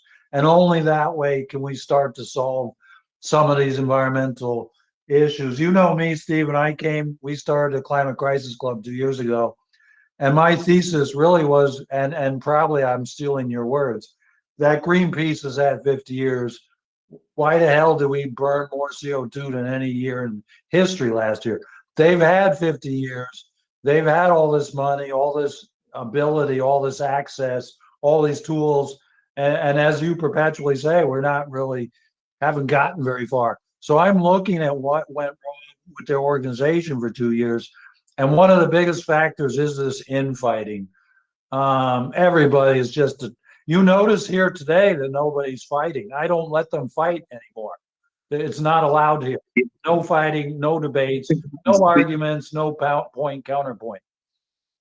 That is the big problem, division. That's why I've always stated, if we're going to build up a real movement, we need to drop divisions. And this is my objection to people with plans now. I'm sorry if I'm offending anyone with a plan, because the problem is you're always going to get people who disagree with it. And so you end up with division before you've even got moving. Whereas what you really need to do is focus on just being together. We want to solve this crisis, right? So fair enough, if you've got a plan, it's a good idea, but please don't try pushing it too hard onto everyone else, because I've seen this for decades and decades. Environmental movements split up on this, right? One person argues one thing, another person argues another, and the next minute they're all bickering, right? And until we're in a position to actually implement things, governments are actually accepting it, plans are no good, right? Because you can come up with all the plans and schemes you want, because unless it's going to get put into practice, it's not going about it. Anyway, that's enough of that. Yeah, excellent point. Again, Stephen, I don't allow any argument here or point A, point B. People fall so easily into that conversation. And as an artist, I have this idea for each person to present their work. Give us your words. Put your your words out on display, your sentences, your thoughts, and fine. After you're done presenting your words, your ideas, then everybody else can comment on those words. It's not a game of tennis. We're not going back and forth here. So that's been one of the results. And as you'll notice today, nobody's been arguing, oh no, you're wrong. That's wrong. We should get to these hands. Sky Kiss has been waiting patiently. And I know she really, really cares about free Ukraine. We all want to see the nation of Ukraine be free, have a strong democracy, be on the north side of the Black Sea, and just end this war and have a just transition to the new Ukraine. Sky Kiss, how are you today? How is life? How's it going? Well, I wanted to speak about these what Kim was discussing first, and back before Hurricane Katrina had me thinking, well, I'd best relocate to where I wanted to go to graduate school, and place I imagined I wanted to, just live out the golden years of my life. So I was one of my degree areas was environmental studies. And the first course that I took was spirituality of the nature writers. So this could be, Thoreau, it could be Terry Tempest Williams, everybody in between. We were also encouraged to write um, poetry or small essays for class. We had, just a wide input, and we were expected to um, think about these things. So as I was listening to Kim talking about children being out in nature, I remember when I was maybe 8, 9 years old, um, my mother moved us from where we did have yards, and we moved to a house, a really big house that had like 4 apartments in it. Really big old house. I don't know if um, it wasn't Victorian, but it was an old house. And we had a big yard that had tall magnolia trees and pecan trees. This was in middle the state of Georgia. And pecan trees generally do really well in the state of Georgia. So anyway, we had this big yard, and I was just in heaven. I mean, my wolf mind, my sage mind was just, I totally one with nature. I couldn't wait to get home to my own yard from school. And then walking to school, I um, I had we always only had to walk a few blocks, you know, not that long. So then we moved to South Carolina, and we still walked to school and walked home. And we had it was a different environment. Biologically, there were these tall pines, and so you walking uh, through pine woods to get to the the road, and but it wasn't a city. And then when I was 10, we moved to a big southern city, and all of that went away. All of that real connection to nature. I mean, we were lucky to have um, like a bit of cement in the front yard, maybe a little side dirt that you could grow some flowers, or maybe um, uh, tomato bush or something. And it was a completely different experience. My sister and I hated it. We absolutely hated it. I think the first few years we lived there. Um, it was just a different kind of thing. And my mother was this person who had grown up in the North Georgia mountains, small town, and it was not idyllic to her. She always lived in her head. Very like me, she read lots of books and studied all kinds of things. And so anyway, we're in this big southern city, and it was always where could we walk to be in nature. So we did live a few blocks from a large park, and so that was my real connection. It wasn't like where we were at home or something that was very close, but at least we could walk to this park and go there and have time there. So that was what we did. And we did have that. And so there was a good connection. There was a lot of waterfowl and turtles and lagoons. It was really quite lovely. And you could go and get reconnected to nature before you went home and, what should I do? So when I was 12, I was also reading heavily in science fiction. So we saw the Arthur C. Clarke 2001: A Space Odyssey in the theater. My sister and I went with our, I guess, governess, who is like 3 years older than I, and it was really interesting. And what that sparked in me was I got to read the book. So I got the book and I read 2001: A Space Odyssey, the book, and my mind was just wow, totally.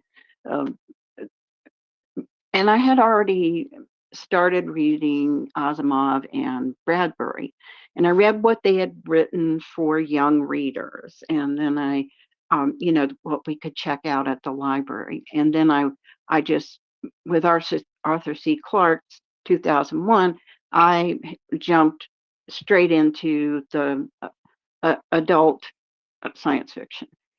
And then I read Fahrenheit 451 and mind blown again.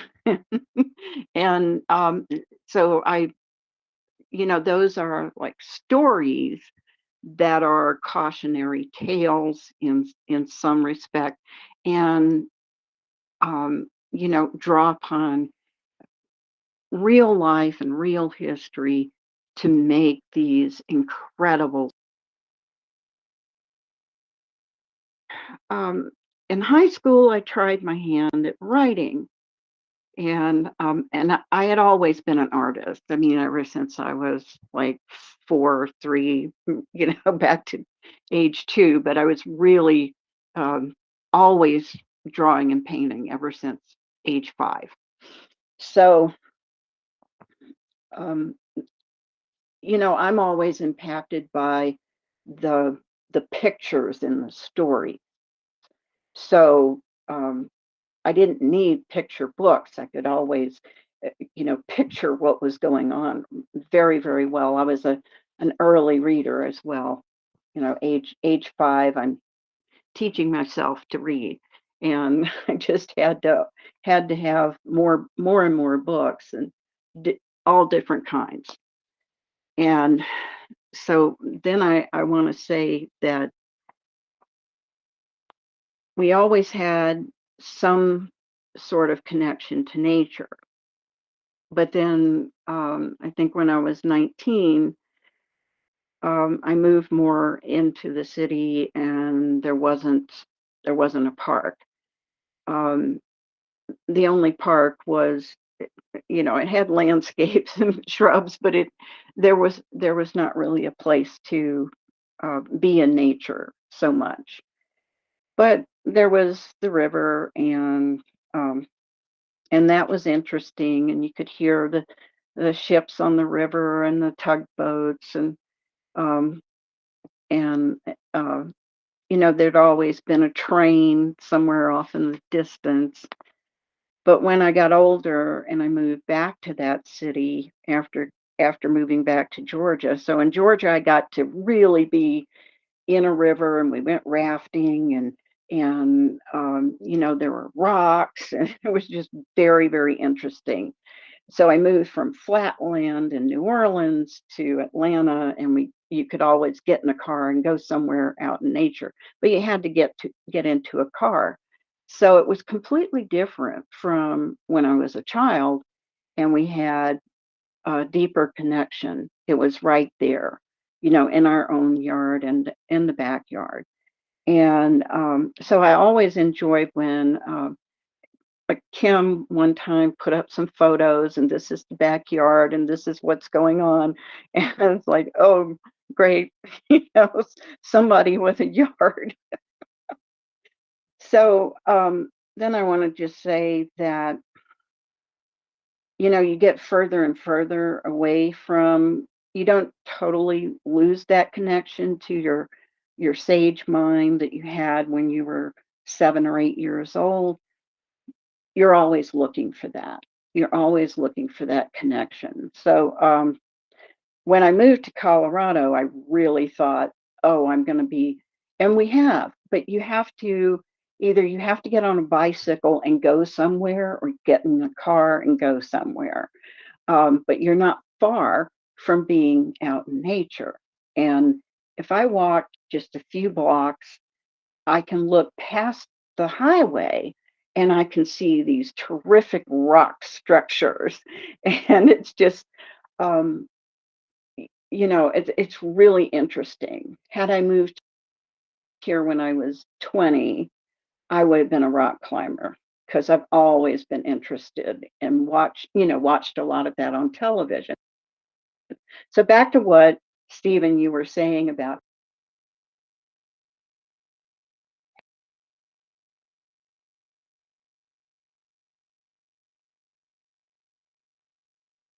I had a small black and white television, but we always watched all these wonderful nature programs. And it sparks in you those interest in nature. And so I always was following what was going on with Greenpeace and what they were doing, and I supported their work as much as I could. Mostly, I think what you do is you are an ambassador for reminding people about nature and about being in nature.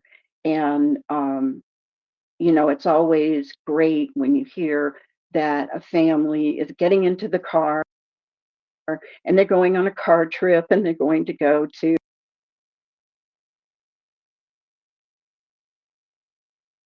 and just walk, and some people actually go and climb rocks. So it's a small state park. So it's in my county. It's actually in my county, and we have a great creek, and they've made it so that it's really accessible for people to go tubing down the creek, for kids to go on little rock walking, and so there's a lot here, but you generally have to get in your car and go somewhere. So it's not I discovered we have a big land area. It's all grass, and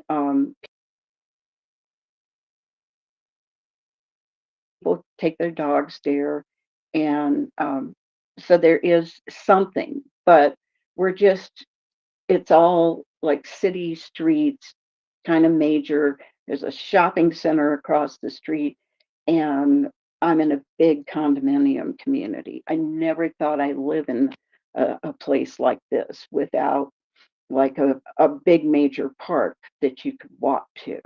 So it's a bit of a different thing. You find nature where you are, wherever you are. And for me, generally, it's looking up out of my window and seeing really great starry nights. So I know I complain to Oliver all the time. The humidity is so high, I can't see the stars. And then occasionally, it's been really weird the last couple of years. Colorado has been, at least here in the valley where I am, it's been very, very humid at night. And it's really odd.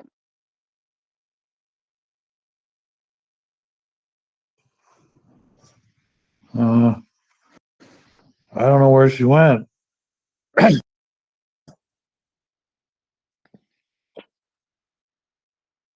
That's happened to me a few times. Oh, that.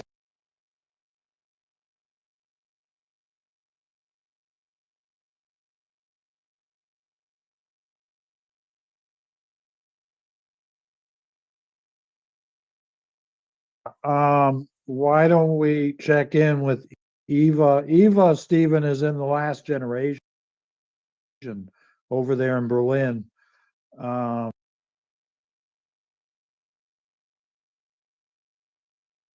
Hi, Alex. Hi, everybody. Good evening from Berlin. Um, First, I don't know if you spoke about it before. I want to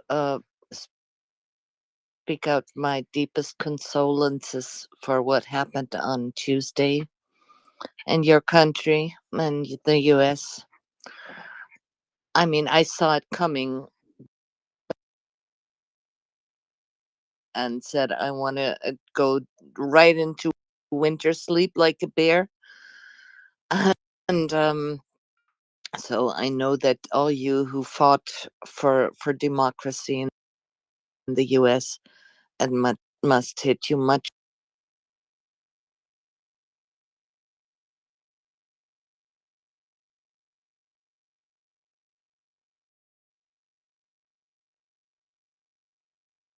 we were excited and watching and holding our thumbs for the best outcome, and we know that this is going to be a fierce time for the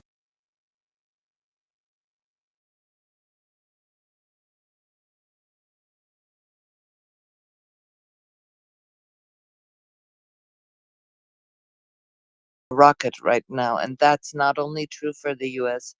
With all the right wing moves and all the ego shooters getting into governments all around the world, um, we just need to speak up and be loud and make our voices heard, that we do not accept that our planet is being burned.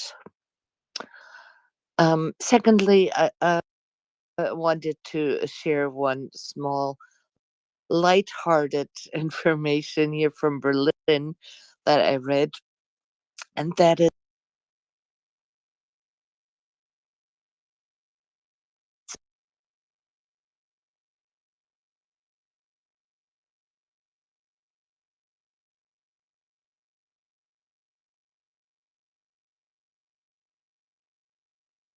is green still there, or can somebody help me to translate Brache?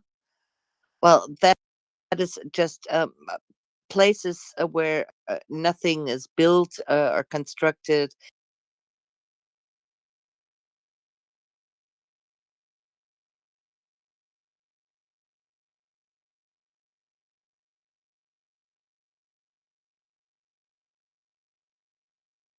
The sparrows.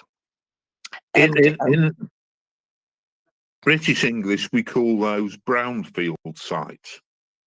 brownfield sites. Okay. Yeah. Well, Thank you.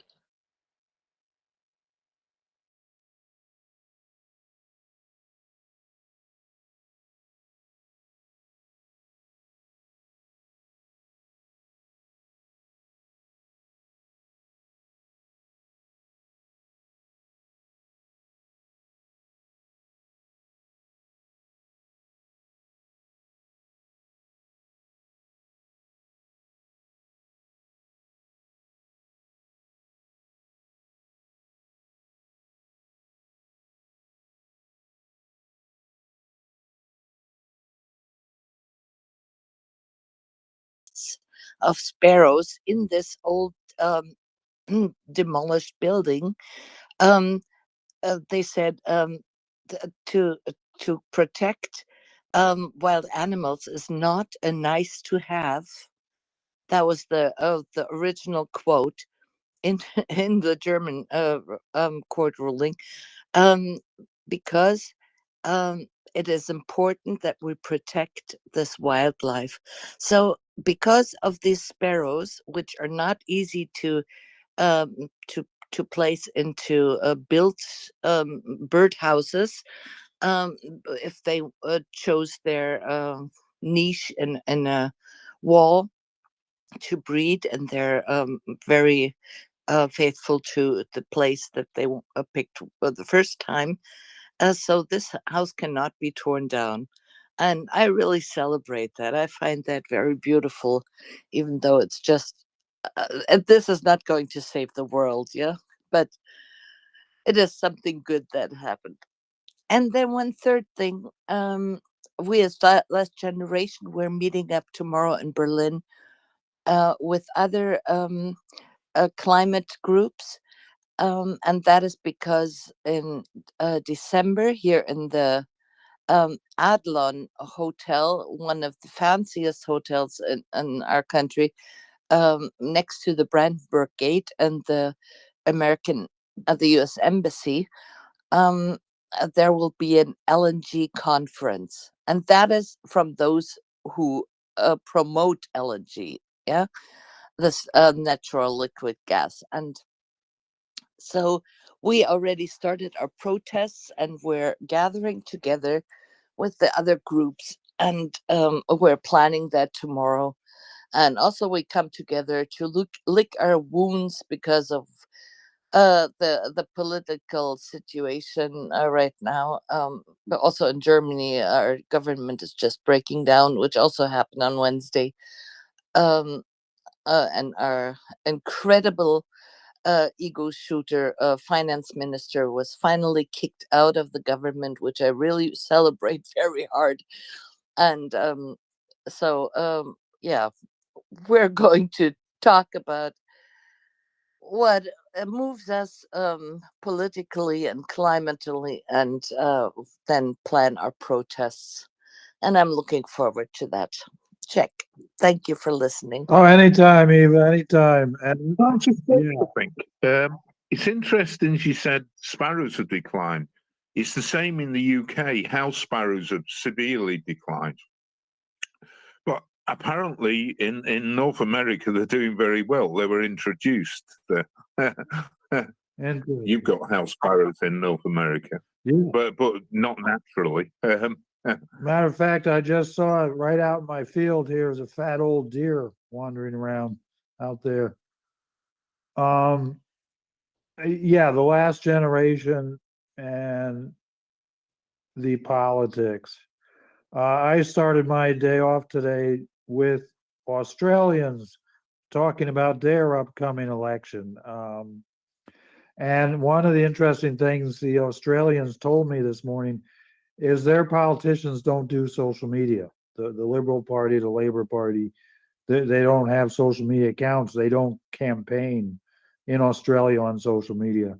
So I thought that was very interesting. It never occurred to me you could do social media campaigns today without social media. I mean, political campaigns without social media. Sparrows, indeed. We certainly have them in our American cities and flying around. And Letitia, I assume, is in Minnesota. I don't know where Pup is today. He's playing hooky. This is only the second time in about 56 weeks that Pup is not here. What is hooky? Oh, that's an American expression from when you don't go to school. You have fun or do something else. You skip class. Yeah, I haven't seen him, but I have sparrows in my my room, in my yard. Sorry, what sparrows? You hear me? Yeah, you're a little low, but I do hear you. Yeah. Yeah. Sorry. Yeah, I mean, thanks for letting me in, and I'm not sure what to say. Um, yeah, Twitter is a little weird. When you do search for check my vote, it only returns like 10 hours or 4 hours history. It's bizarre. Um, and yeah, I was happy to hear Stefan talking.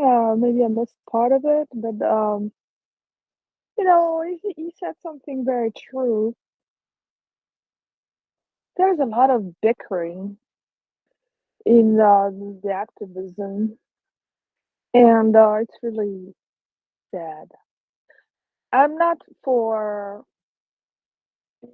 united in a way you are one and only having one thought. I'm for diversity, and I'm for distributing the effort. Everybody has to think the same and say the same thing, but I'm for respect and facts, and sometimes I, observe bullying, a lot of bullying in the activism, and people like just instead of letting the others have ideas, you just want to suppress. Even if they are supposed to be like having the same object or goal, so that's incredible. If that could be, improved, and people could agree on missions and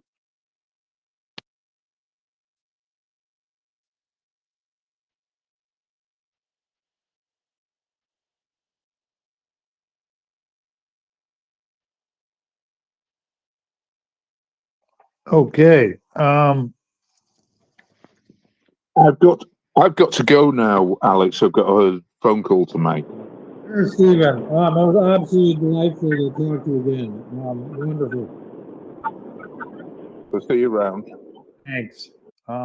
Stephen Barlow, one of our original members with Oliver and Kim and Nick and several of the others, ecologist, lifelong ecologist since the early 70s.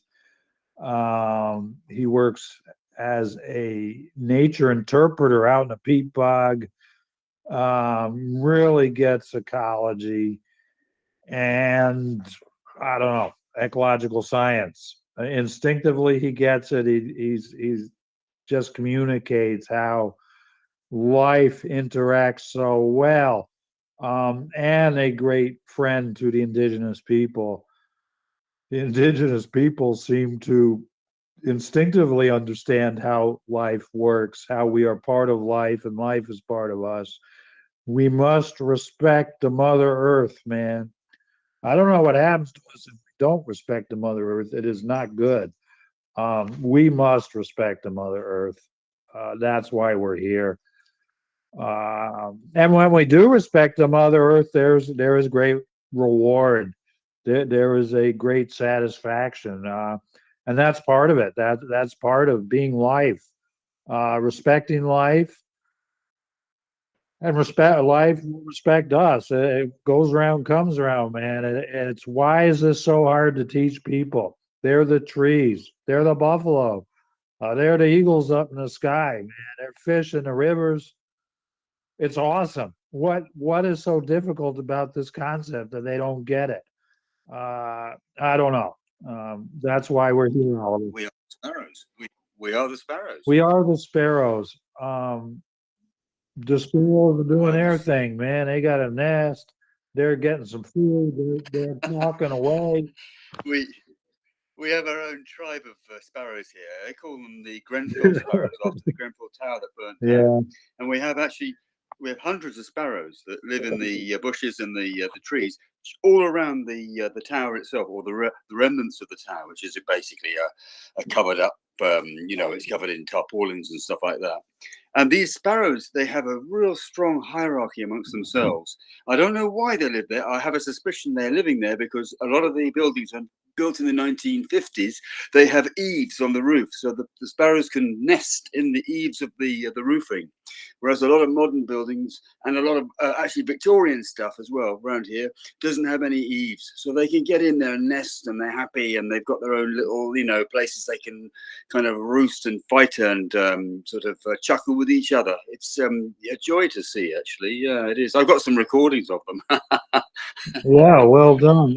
Isn't it funny? You guys started the Industrial Revolution over there. Stephen even pinpointing the spot near Robert somewhere, where they started burning the coal or something. Yes. And your land is just wrecked. And you guys will probably be the ones that start solving this stuff using those same indigenous methods that you guys, and I guess I include myself. Completely, absolutely, completely. Yeah. Yes, it should be in you. It should be threaded through you. It should run through you like a river. Exactly. Really, it's really Exactly. But the English people, they went out there and were awfully mean to a lot of indigenous don't- people all around the world and all that history. I don't know. And now the indigenous methods I are wasn't going there. to be what saves you. You're going to be, everybody be out there talking to the trees, respecting the sentient rivers and talking to the sparrows. Chloe goes out in the woods now. She talks to the trees. I wave at the deer now. I'm pretty sure they all know me. Yeah. Yes, they will do. But a dude is just sitting right out there. They just stare at me, and I wave at them, talk to them. I'm sure they know the sound of my voice, what I smell like. I'm a regular. And this kind of thinking has to spread. All this wacky shit about going to McDonald's and Walmart has to stop. I don't know what they're doing. I have changed this week back to more in my 80s mode. Sitting around with Hal and Irv and Steven uptown, maybe having a beer and just rolling up, playing the reggae music, and just holding up with a few of the regulars, not even thinking big world, not thinking big movement. Certainly in our country, the big, we're in the minority here as left-wing Americans with these ideas of human rights and environmentalism. So we've got to regroup. That's what we talk about with Dr. Mike. He'll be back on Tuesday. That said, it was just awesome to hear from Steven. He really inspires me, Oliver, out of all the people we talk to. I don't know what it is. I think I'm weak on biology instinctively. I know. I love his threads as well. You can't beat Stephen's No. threads. They're so interlinked. They're all interlinked Yeah. together. But they all have their own sort of character and their own direction that they're going in. They're really, really excellent. I keep them. I bookmark all of them. I always throw him right in the club. He's just so crystal clear and right on the problem. He's like right on the ball. But it particularly works for me. My intellect, I just get insight from the things he says. And he's had a lot of personal troubles this year. He does confide in me, and I don't mind. He writes and says, he cares about the club. He just is not able to participate. So an absolute delight to have him back with us, and just inspiring. Again, the innate biological wisdom he has, ecological wisdom, and then to have Kevin Anderson listening in as well. That's right. Yeah, I noticed it's absolutely fantastic. Draws people in. Yeah. Get people back, and draw other people in. They have a listen. They go away. They come back. And they draw other people in, and so it goes. And so it goes. But again, Kevin Anderson is like a top 10 global climate scientist. Absolutely superb. More on the far left and more progressive. And that's what we do here. Just as He's from the. Isn't Kevin Anderson isn't he from the Black Country, as we call it? The whole kind of Manchester, Telford, Birmingham. He certainly, that area? he certainly teaches up there, as well as Sweden. I just got a note from Sandy. She's sorry she missed him. And look who's here, man. Who's dropped in? Yeah, we're late. Do you think we should punish him, man? Or has he been wrestling with that black bear out there? You think the bear finally got him? Oh, yeah. Punish him. That bear's smart, man. I'm telling you, I'd put my money on the bear. So these things happen, but it was, yeah. The thing with bears is when they stand up, isn't it? I mean, when they actually stand on their legs, it's mostly a grizzly thing, isn't it? But when they stand up, ooh, yeah. Scarifying. Yeah, well, I think it's if you mess with their food or their cubs, they get pissed off. Cubs. I think the rest of the time they just think life is a big joke. They'll just play with your head. I don't think they're really hurting you. I've seen my lucky stars, Oliver. I'm south of the big river here, and the bears stay north of the river. I'm just glad I don't have to think about that. The coyotes, the deer, the raccoons, the fisher cats, even the fucking chipmunks. That's like enough for me. The swans, the Canadian geese. Alex, Yeah. do you know that saying about bears? If black, move back. If brown, lie down. If white, good night. That's excellent. I didn't know that. I That's what I hear from Pup, which is usually about shooting them dead or electrocuting them. I thought that was probably from the U.S. because Yeah. you encounter bears a lot. We don't. Yeah, that sounds very American. I mean, I'm from New York City, right? We had the polar bear in the Central Park Zoo went insane and started just swimming in circles. I thought you're in Maine. Man, yeah, but I grew up in New York City, and Oh, okay. the polar bear in the zoo went insane and just started swimming in circles. We would like smoke pot and go out to the zoo and watch him. He would just swim in circles. So they hired a psychologist to cure him at $20,000 a day. And sure enough, that guy cured. He did cure the fucking polar bear, though. He straightened him up. I don't understand these things. So what do I know about bears? You know, I listen to Pup and Red Cloud, but I don't know anything. I'm just glad. Do you think? Yeah. Do you think that psychologist might work on, on big oil and so on? If the guy's still alive, just to we work could on that, find him and interview him. That was 40 years ago or 45 years ago. But I thought it was brilliant. The whole zoo issue is a big can of worms. But the goal of getting what's good about Western knowledge, you got some of this Greek thought, Darwin, Freud, you got a few good thinkers. And then, the fusing that with indigenous knowledge. I have a feeling, Oliver, that we're just going to have a barrel load of indigenous knowledge coming our way very shortly. Straight out of the Black Hills. I'm not really ready, but I am curious to see how Pup's day has been. He's certainly been up to something, unless he slept late. Hey, Pup, how you feeling, my friend? Waking up. I stayed up way too late last night. If you surprise a black bear in the woods, backing up, you can't do it fast enough. There are no trees in the woods you can use to escape a bear.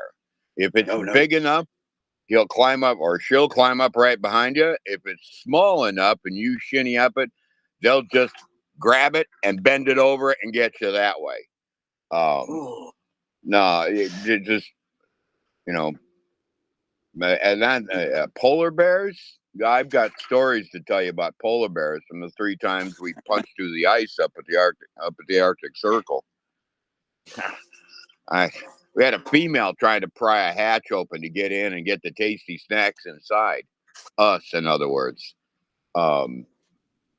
Amazing. Yeah. I have pictures of a male polar bear grabbing onto our rudder and trying to bite it and chew it. His arms wrapped around the damn thing, just trying to. No, polar bears, they eat. Dude, you're a food source. Humans are food sources for polar bears. They'll eat anything that's alive. Nuclear incident. Yeah. Nuke the I'm polar just bear. they're not here. If they stand up on your on their hind feet, they can see over a 1-story house. They're I saw these things in movies and shit, And the first time I actually saw one up close and personal, these things are fucking huge. They weigh more than a cow, for Christ's sakes. Think about that. They're huge. Their paws are, probably 10 inches across. And the claws are longer than my fingers. Man, they're huge. Anyway, and they're mean, or they can be. Anyway, I'll shut up. Oh, it's opening day. Yesterday was opening day of deer season. So it sounds like World War III. Yeah. Oh man, what a life indeed. The American experience, the Minnesota experience are crazy. It's nice though, Alex. Yeah. It's nice. I trade the sound of gunshots for not worrying about hitting deer on the roads. Yeah. Because they're all, as soon as opening day happens and all that gunfire happens, they disappear into popple thickets and shit like that. It is worth pointing out that the deer of prey, they're designed to go 20% over capacity, just assuming that many will get wiped out. That's built into their equation. So if nobody kills them, they will overexpand and go beyond the carrying capacity of the habitat. Yeah, we've been experiencing that for 10 years. Yeah. We've got more in my locale on my property. I've got more deer on the property than I have rabbits. Let's put it that way. Right. They're excellent eating. Some good venison is excellent. There's no doubt of that. I think these environmental questions are complicated enough alone, and then you throw in all the other variables. And here we are. I do think that, again, we recognize there's some good thoughts in the West, a few, and then there's the indigenous knowledge, ways, and traditions needs to be shoved up the rankings, needs to be valued more, studied more, appreciated more. And that's like, 3/4 of our club program. Throw in a little friendship, some fun, and some support. And that pretty much is our club. Well, the reason we're overrun with deer, to be perfectly honest, is there are no puma around anymore. Those have all been driven either north or northwest. And when I bought this place, I had a wolf pack to the east of me and a wolf pack to the west of me. And I know this because at 10 o'clock at night, they used to howl at each other. This is my land. No, this is our turf. Don't you come over here. And all goddamn night long. It was noisier in my house in Dover, Delaware, for Christ's sakes, which was right on a main drag through downtown Dover. But no, we don't. And now there are no wolf pack around here. None. Butkus. Coyotes. I used to have a pack of coyotes. Literally every single night would run within 25 feet of the house. We're talking 6 to 12 a coyote, and they're not around anymore either. Bobcat. When I was a teenager, we used to come up here and in this neck of the woods, and we had bobcat.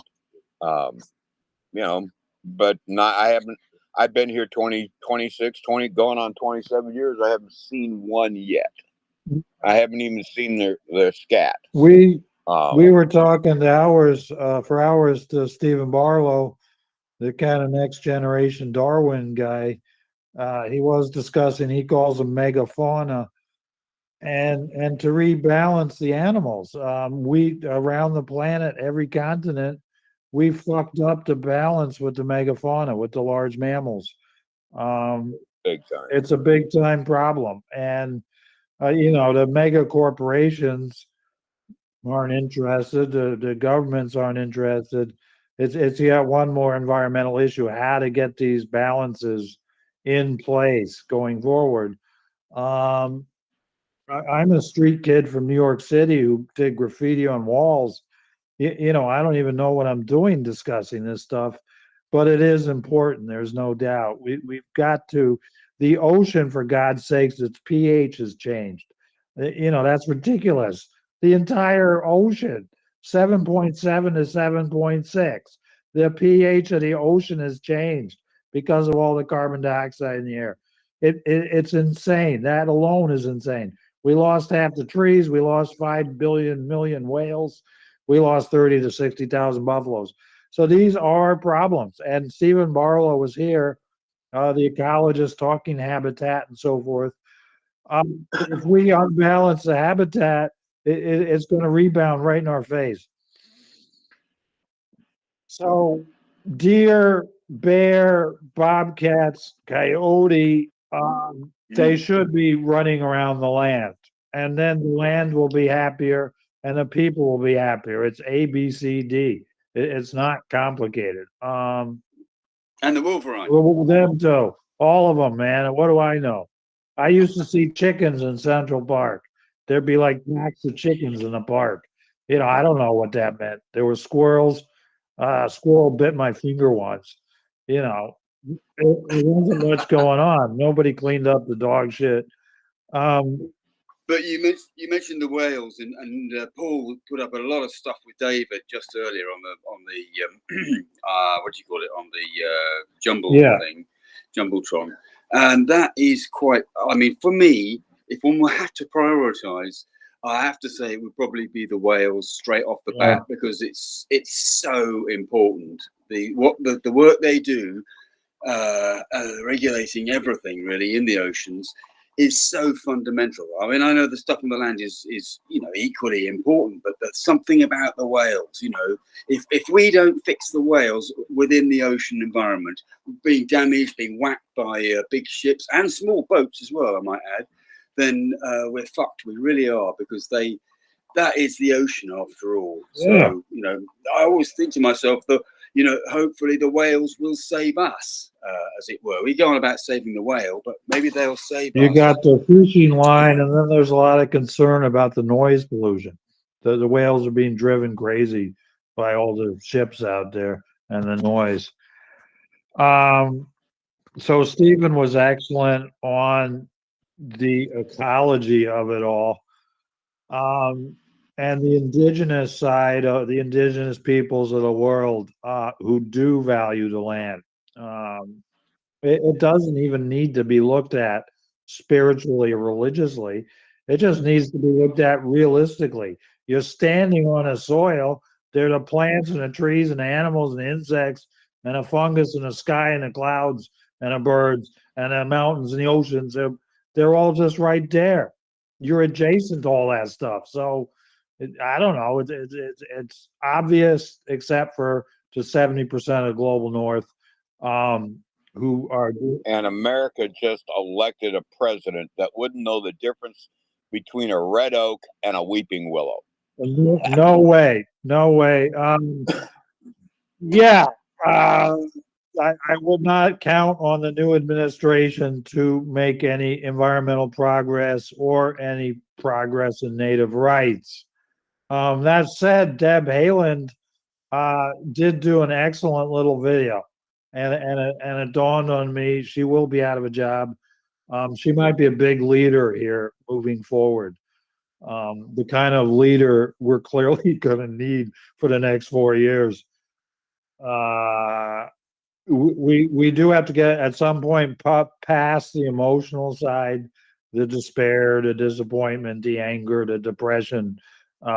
We will in time, as those emotions subside, get past that to more into planning, organizing, figuring out what the fuck we're going to do for 4 years. And well, having said that, Alex, when it was quite obvious the orange turd got elected, I have, from my involvement in the Ukraine war, I have developed friends in Latvia, Estonia, Lithuania, and even one friend in Poland. And they were, they said, well, if you want to immigrate, I've got offers to go to Ukraine too. I had offers. I had, if I wanted to expatriate, I've got a place to go, and to be blunt, I've got a job that I could get in that neck of the woods, um, given some of my digital skills, and I made the decision. Um, you know, it just I was in the car blowing down the highway the other day, and I said, I bled, fought, and killed for this country. I'm not going anywhere. Fuck you. It just strikes me as we just got into a long combat. This is a war, and this inside that war, we're fighting a battle. I'm not going anywhere. The other thing, to be blunt, is if I was going to go, I've got a certain responsibility to my kids and my grandkids, most of which are female. And I've got a responsibility as a warrior to protect them. And I'm not going anywhere. I may be a casualty in a battle sometime during this what potentially could be a much longer than 4-year war. But I'm not going anywhere. Fuck them. They're gonna have to take me out. Yeah, man. Anyway. You got to watch out for those guys on the Leech Lake, man. It might be a big plot to try to, get you to move out of there. They're probably up to something. Well, interestingly enough, my little plot of heaven on earth is sandwiched in between two plots of ground that were recently given back to the Leech Lake Band. So I technically speaking, I live on the res, Leech Lake Band of the Ojibwe Reservation here. So I absolutely know that if the Trump administration tries to muscle in, they're going to find that they've got, we might just see a second generation of Indian wars here. And I know the turf. This is not going to be a winning solution for them. Well, anyway, dude, you can always come here. We can use your skills. I think if Lost Sioux came here, we're not too sure, man. It'd be like dead skunk parts all over the house. And he'd probably eat all the food. I'm not so sure about Lost Sioux, but you're always welcome because I know you would fix everything in the goddamn house up in 20 minutes. Well, the other side of the coin, Alex, is if your area turns into a shitstorm, understand, and this isn't hyperbola. You understand that if you need to escape someplace, you and yours are more than welcome. We'll create you a domicile. If I don't already have one. We got people in Minnesota. Lois' parents were born in Minnesota. It's not an alien place. We're looking good in Massachusetts, as blue as it gets. But yeah, you are planning already how we're going to go forward, and I respect that. I'm thinking much the same. And we have good people on our side, including Sky Kiss, who is up next year. I don't know how long we're going to go today. Sky Kiss, let's talk about the present this go around. Hi.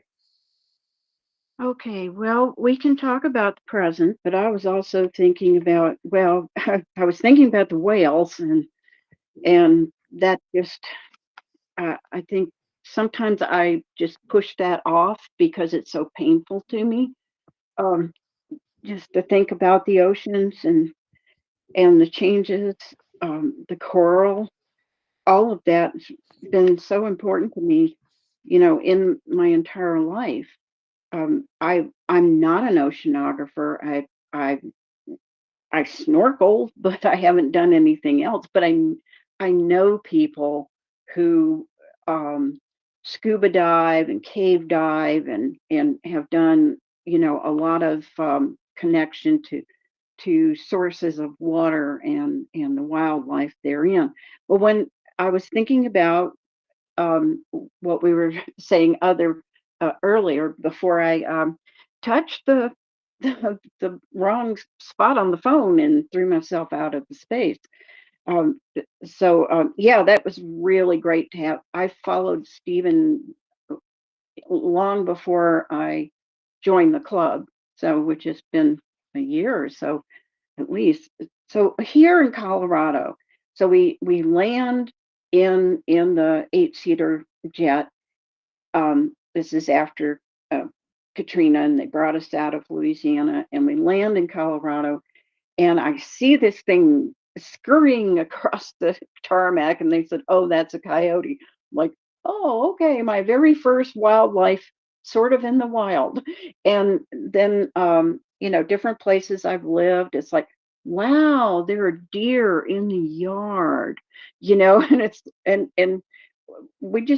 just a normal thing. And then one time I'm coming home and with my artist friend, and I lived in their big house for a year, and her husband was so worried because he had heard a cougar, like nearby. And he would just wanted us to get home and get in the house, right, to be safe. So and I've gone on some nature hikes with my old lady geologist friend, and she said, "Oh, you see that turquoise there? That's some scat." And then she knew what it was, exactly what animal that went to. So she was a member of the Old Timers Club, which is all these old ladies. Well, they were old ladies when I met them, and I think she's the only one left. The other old ladies passed away years ago. One was 90, and she was a hardy Australian. She'd been up like all of the 14ers, all of the really, really high 14,000 foot high mountains. And they had all been here for more than 3 decades by the time I met them. So they were all old ladies, and it was really interesting. So my friend who would take me up into the Rocky Mountains and the ghost towns and to hear the elk, and she was a photographer, a retired geologist. So she's still living, but all of her old lady friends, my adopted aunts, they're all gone now. And yeah, I think there's 2 younger women who, one's another kind of geologist who worked for the U.S. Geological Survey, and she was still making maps for them. She'd still, they'd call her and say, "Would you like to do a map of this area?" So she was a map maker, and she was really happy to show me her map. And I've always been into maps, and geography was one of my mother's degrees in her bachelor degree. One of them was in geography. So what I was going to say was that we're still organizing, and more power to the people, and we're not going to take it and all that. So I look forward to Dr. Mike's spaces. I'm glad that I was able to at least for a few minutes dip into a number of different spaces. And there have been some therapy spaces. I was in one last night, where you just talk about your feelings and what's going on. So we are organizing, and I was in the I guess it's kind of like the readout right after the election. Indivisible had a Zoom call, and the founder of Indivisible was there, and he was very inspiring, and it was a good meeting. So most of us are starting to diversify. We've talked about it here in the club, like where we're going, what other platforms we're going, because this platform is going to get worse and worse. A lot of us are, like, we're going to stay, we're going to stay. We're just going to have other places to go if we get just totally disgusted and we've got to move. So there's going to be like a network of people. I know in NAFO and the Ukraine spaces, we already have, point people who, like Alex or Pup or Oliver, would know where everybody's gone to, like what platform we've gone to. So we've got some organizing going on. And here in Colorado, I'm really happy. Colorado voted for Kamala, but we only have 10 electoral college votes, and that's part of the problem. We have an increasing number, an increasing population here. It's not just people who move here from, say, South, people coming up in and immigrating and getting their citizenship. There are a lot of people who just said, I've had it with the Deep South or, Florida or whatever, and they want to move here. We've got a lot of open space, people who can afford to come here and, thoughtfully build. So that's one of the problems that this city has. I don't know about Denver so much, but I know that pockets of the Denver area, they've been very thoughtful about the ecology when they build the subdivisions, and how they build.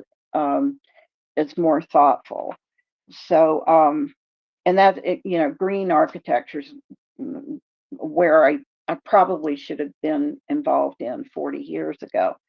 But I still have that interest, and an interest in hydrology, keeping water sources clean and available, and not depleting those water sources. So we're a Democratic stronghold here in Colorado. My very first thoughts were all about Black and brown people, those people, wherever they came from, and what's going to happen to the indigenous populations here. I'm really pleased to hear Pup speak strongly. And I think that's the stance that the Democrats have to take. We have to remain in the fight and, kind of pick your area, what you're going to work on. Stay with environmental studies and ecology, and do like Alex, uh, jump out for a while, go in nature, go look at the wave at the deer. I did that too. And I said to my neighbor, I'm looking out of the kitchen window. She had this big, sink window, and there's her daughter's trampoline. There were like 9 deer in the backyard. And it was, they had the largest yard. They had like an Olympic swimming pool that was all grass on the side of the yard. And I told her, you really ought to, dig up that grass and stop watering it. Do xeriscaping. And a lot of people do. I mean, a lot of the homeowners who I've known over the years, they've, if they didn't have it already, they've done it, and they did it, 12, 15 years ago. So I've, been able to see what they were doing. And it's been really interesting to watch as people got more and more involved in something they were already concerned about, and that's ecology, and giving the animals who were already here, respecting that we don't want, I mean, if you have to, and we have a big, South Louisiana was sportsman's paradise. That's what it says on the license plates. And here it's more like a hunter's paradise. We do have a lot of hunting going on in the state. but it's everybody who, the hunters are respectful. So they look at the animals as well. We have a certain quota of deer we can hunt per year, and that helps to feed their families. So we don't have as much. We don't do that here. I mean, if we have a bear in a car or a bear up a tree at the university, like we did a few years ago, it was well, we have to call the wildlife people, and they tranquilize the bear and move the bear back to where it's supposed to go, because it's wandered down into the city. And this does happen. And it's just you have your marching orders, which is basically don't leave food in your car, because the bears want that. And that's not the polar bears. I mean, I really respect and love the polar bears, but no, I don't want to get near one. So thank you, Pup. I like that story. That was really important. Okay. Hi, Eva, and thank you. We're doing okay. We're doing okay. The election, heartbreaking to us. Most of us have been working really hard, and it was a very close election, very close. So the orange one did not win by a landslide. It was very close, and it's still close, and we're still counting votes in several states. We have found anomalies, and a number of us are committed to talking to and lobbying our senators and our representatives to do audits in the places where things are strange. And this is the first election I remember, and remember, I'm in my late 60s, and it's the first election I ever remember bomb threats being called into polling places. So very, very strange circumstances. And then there were obvious signs of interference with the voting machines. And we've been discussing that. And yes, like you, Pup, I was up late. I didn't get up until noon. And it's like, this has got to stop. I'm a morning person. I'm really a morning person. But it's been keeping me up, just talking to others in small spaces about democracy and about what we do next. So I'll end it there. Thanks. Thank you for allowing me to ramble. Okay. All right. I don't even know where to unpack all that. I'm chatting on the side with my buddy in Colorado, where I have been to Colorado. You got Skunk Works there. You've got that great basketball player on the Denver Nuggets, and marijuana is legal. I don't know if marijuana is legal in Germany, Eva. No clue.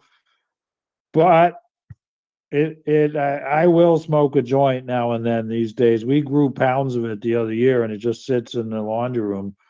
So sometimes late at night, I'm like, what the fuck? And smoke a joint or have a few puffs with a dog outside.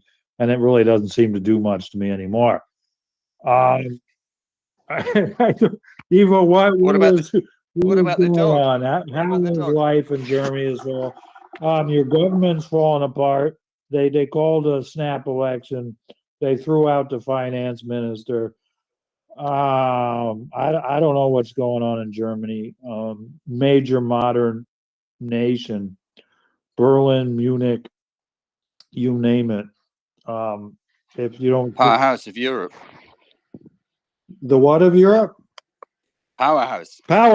Yeah. Pure and simple. My buddy in Colorado is growing marijuana. I suppose it's legal. And I don't know if Eva can hear us actually. I do. Oh, okay. To answer your question, it was actually just made legal this year, but they're still in the process because it's not that you can just go to a shop and buy it, but you can either grow 2 plants Oh, of marijuana, or you can join a marijuana club. But for those clubs, there are a number of illegal restrictions, and first you have to find a place where you can rent, and it's not supposed to be close. I don't know, 400 meters or so to any child care institution, that is kindergartens and schools and youth clubs and everything. So it's pretty difficult to find a place like that. And then you can put up to 500 people who also have to grow the weed together, and then they can distribute it, and you only can get so and so much gram per month, and so on. But I'm all not into that. I'm not interested. I'm still smoking normal cigarettes. um, I wanted to add something on a nice level towards America. That is one a memory of mine. Maybe you remember I told you I spent 2 single years of my childhood in California, in Berkeley, since my father worked there at the university, and um, I was in school in Berkeley in the 4th grade. And one day, Greenpeace came to our school, and we were all called to the auditorium, to the general hall, and they all sat us down and showed us a movie about whale hunt. And that was the first political impact and activist impact that I remember in my life. And I still remember how impressed I was by this presentation. And I so much celebrate my school director that he or she, I think, allowed Greenpeace to come to our school and to have all the kids watch this movie and then talk about it afterwards. Yeah, that was really important. Yeah, and I cannot stress it enough how important it is um, to confront children with the truth of what is going on in the world and what you can do about it. Yeah, that's so important, and that among other things lay a foundation in my life, to know what is right and wrong, and to understand that it's good to fight for it. And one other thing also in that school, we learned 2 songs. One, which you probably know if you're American. One was "This Land Is Your Land, This Land Is My Land," from California to the Redwood yeah, Forest. that's Woody Guthrie there. Yeah, I don't remember the names of the singers, but I remember that we learned these songs. And the other one that I didn't realize until recently that it was Canadian. And I'm saying this because you also have a very you hold the Native Americans very dear, and the Third Nations. And this is a Canadian song. Wait, what was it? With boom dee ba boom dee ba ba boom boom, land of the silver bird, home of the beaver, where still the mighty moose wanders at will. Blue lake and rocky shore, I will return once more. Boom dee boom boom boom dee boom boom boom. And this I feel very much the heart of the First Nations of Canada in this song, and um and these both songs were such a positive image of of nature and togetherness and equality and people and landscape and everyone belonging together in peace. And that's what I wanted to bring to your memory again. Thank you. Excellent. And it's you said the third nations. I like that, but normally we say the first. Oh, I'm so sorry. The First Nation. Yeah. Oh, and I'm not even drunk. I only drank water. We could get into cigarettes at some point. I don't feel like it today. I think they kill 9 million people a year. I can't even remember. And I'm getting tired. I think we're going to end the space at past. I will be back with Dr. Everybody's Mike. singing today as well. It's nice. You like the singing? Everybody's singing. No, I'm not singing. No. Yeah. I think I've been doing way too many spaces. I guess I'm feeling better. I was a little sick and I have better energy today. And it was very exciting to talk to our old friend Stephen. He did help us start the club. And in our early days, he was definitely a leading light. He hasn't been feeling well this year. A lot of issues for him. And he's been staying off of the spaces. But hopefully he's feeling better and will keep returning to us. I don't know if anybody knows the cartoon with Kipper the dog. But if you do, we always think he sounds like Kipper. Yeah, the music, married to a musician. I don't know where we can go with music. It's a life, it's an infinite conversation. As is Dr. Mike. As devastated as Dr. Mike was by Tuesday's disaster, his Ohio State Buckeyes did triumph today, so Mike should be okay. I don't know if Torstein is ever okay. He just disappeared as I mentioned his name. And some Chris is also in Germany, Jennifer. I don't know if you know Chris or not, but we had a good conversation with Chris the other day. I don't know where Jennifer is either. I assume she's in Germany. That amazing European nation. We've got to get past the wars. War is the worst. Look at Sudan, look at Israel, look at Ukraine. There's nothing as bad as war, Jennifer. I know your nation had a few problems with war. My nation has had a few problems with war. But nonetheless, we work in environmentalism, and I just have some good feelings about all the work and everything we're all doing. Jennifer, by all means, take the mic. Yeah, good evening. Thanks to let me speak here. It was travel time here in Germany as well, because the coalition of our government broke right after Trump's vote. So in the morning we woke up and found out that American stupidly voted for Trump mostly. And in the evening, I think at 9:30 in the evening, we heard that it broke. It was really a lot of information we had to process, but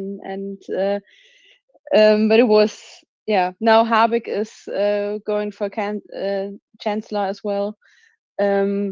Not sure if it could happen, but maybe the next time, and as much more he gets, it's better. So if you sometimes want to change your heart to another color, maybe choose green, especially when the votes are, so we see more when more Americans do that.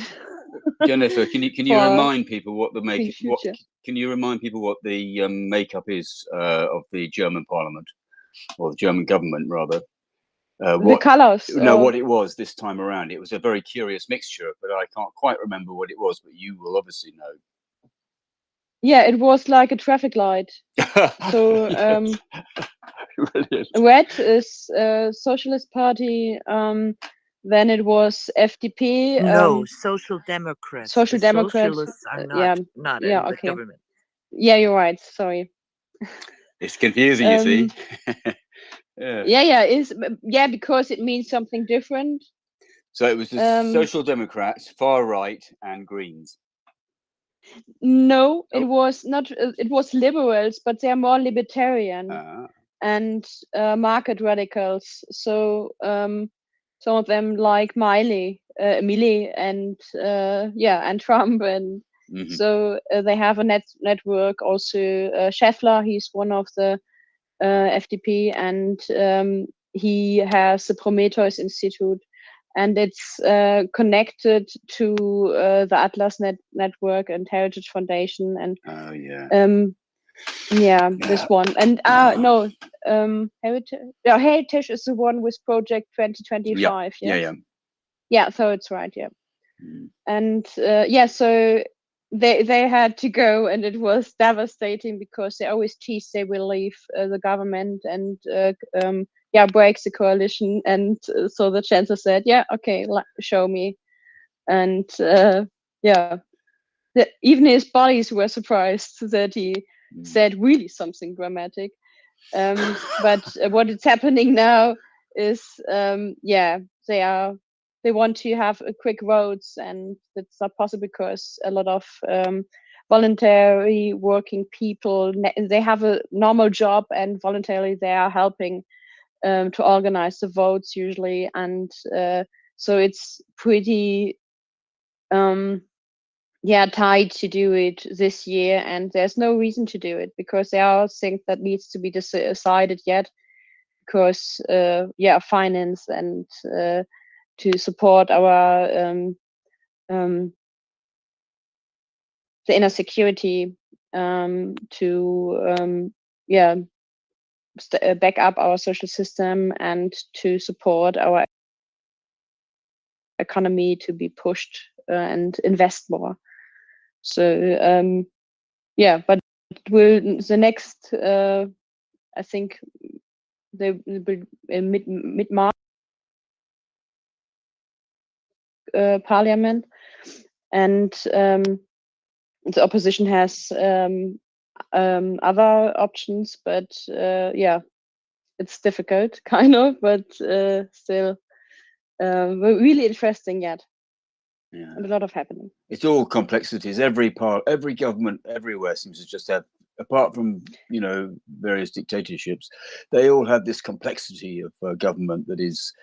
It just seems so kind of like weird to me, but it's but it's a grown system, and I think the problem is that it's the methods that each group has. It's not known, and and there's a lot of disinformation. So we also have cats and dogs but they're different. So they tow out all wind energy because they're not they are like asparagus in the fields or whatever, and don't look nice. But they want to put fusion on. So it's really weird stuff, and I hope the people will see that this is not good for them. And disinformation. Let me just add some facts. First, our government, the traffic light government, is threefold. The Social Democrats hold the chancellor because they had the most votes. Second is the Greens, of which Robert Habeck is vice chancellor, and he's the one who now just announced yesterday that he is running for chancellor if we have this new election in March. And the third, now down to 3%, a party is those liberals, and they call themselves Free Democrats, but it's libertarian, just as Jennifer said. And the point on that day was that when Trump won the election so clearly, the government sat together and said, okay, we obviously need to be prepared for more expenses to support the Ukraine in their war against Russia if Trump is withdrawing American money soon. So then the chancellor said, is that not known to you? Well, here everybody knows. And No, not at all. It's well known, but it's if he starts to withdraw money, it also shows that he may withdraw NATO. It kind of goes hand in hand, not completely, but it's like it's a sign, if you like. He's opening the door for Russia to take the Ukraine, and then China will take Taiwan, and other dictators will follow the sign that that now you can first time after Second World War, with wars you can change the boundaries of countries. That's a very, very dangerous game that your president to be is playing. So then that meant that Christian Lindner, who is head of that libertarian German party, and the finance minister, that he was asked to break the debt break, which is in our constitution, which means you cannot make more than a certain amount of debts as a state. And we've been criticized for that all along by all our European partners, because they all take up debts to invest in their economy, and we didn't. And although this party claims to be a very economy-friendly party, the economy is receding. Is that right word? It's going down. Recession. Yeah, it's recession, just a slight bit, but they're all panicking, and VW is going to set free 30,000 workers, and so on, and closed 3 plants in Germany for car production, and that's a real big deal here. And he said he is not willing to do that, to break this this deal of the debt break, and to take up more money to subsidize the Ukraine. And that's the point where the chancellor said, okay, enough is enough. You've really broken my trust one time too much, and I dismiss you now. And then, except for one, the other 3 ministers of his party, they also asked for their leave. So four ministers took their leave the next day, and only the Minister of Traffic, Volker Wissing, he left his party to stay in the position of a minister, because the chancellor had asked him to do so, because he also disagreed with the way the party was being ruled, and he said he also drives an electric car, and he wanted to do much more in that respect, but he couldn't because of the party. So now you got the whole picture of Germany. Actually quite pivotal at this time. Goodness. Yeah. Yes. Don't you think? Those national politics, Germany, as I keep repeating, I think it's either the 3 or 4 biggest economy in the world. Third. It's the third biggest exporter. It echoes all around the world. And I mean, this is 6.5 hours here for me. I was talking to the Australian before this space. I talked with Dr. Mike before this space. My head's spinning. I was talking Australian politics. I'm delighted to see Mike's here. I know his Buckeyes won, and few things matter more in the world than the Buckeyes winning.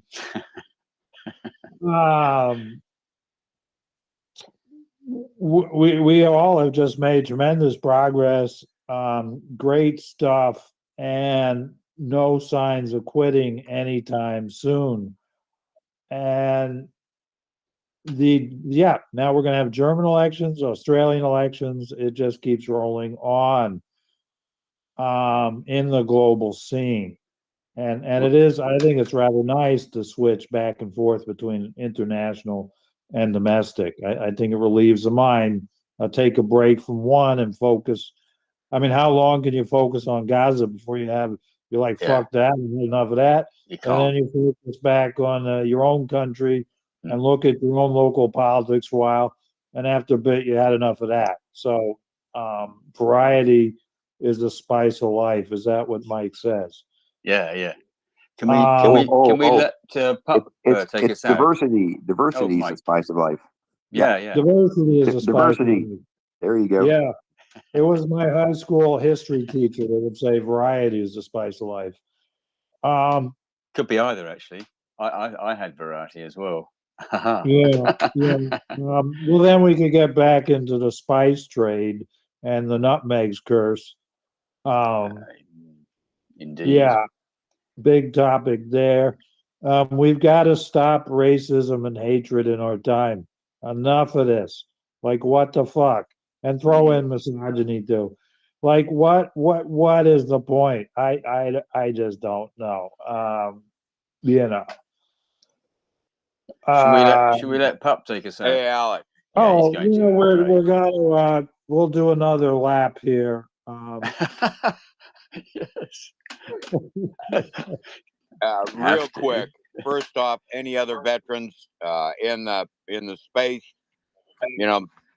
thanks for your service, and I'm glad you made it home in one chunk. And I've got a really quick, funny story about Greenpeace. So I forget which election cycle it was, probably 2 or 3 ago. At the time, I was brewing biodiesel from used cooking oil to run my plow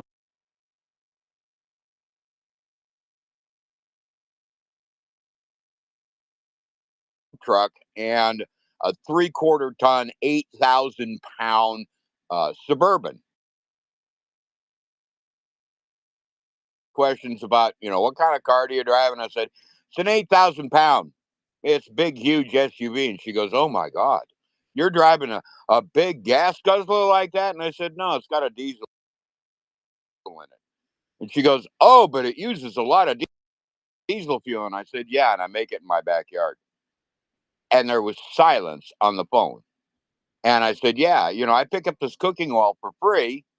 I heat it up. I treat it with a sodium methoxide, and it turns into diesel fuel, and the byproduct is glycerin. And she goes, really? And I said, yeah, it only cost me 40 cents a gallon, not $4 a gallon. And anyway, it was just kind of funny because they were calling to say, fossil fuels are bad, and I agree with that. But that doesn't mean that I should, stab myself in the back not having transportation. And I said, listen, where I live, lady, you got to have 4-wheel drive in the wintertime or you're not going anywhere, and I live in the middle of nowhere. I don't live in a city, where they plow the streets every day. My driveway is 1,000 feet long.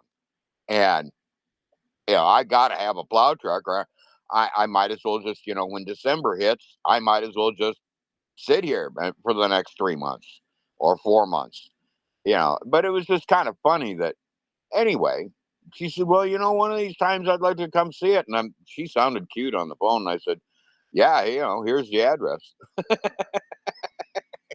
She never showed up, but be that as it may.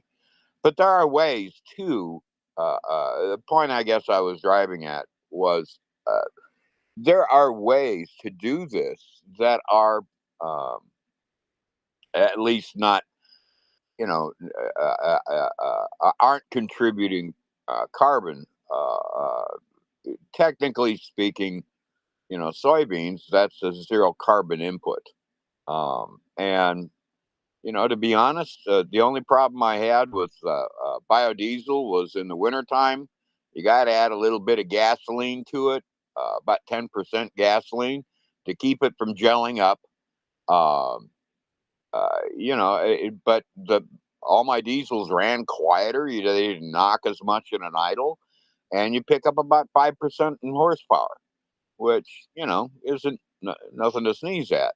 The other thing is your exhaust smells like. I was getting my cooking oil from a local Chinese restaurant, so every time I fired that thing up, it smelled like egg rolls, which is, in my mind, to my nose, is far preferable to diesel exhaust, fossil fuel diesel exhaust. Anyway, I need more coffee.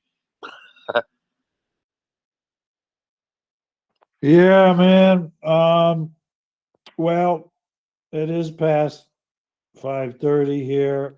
And I'm exhausted. An excellent space today. I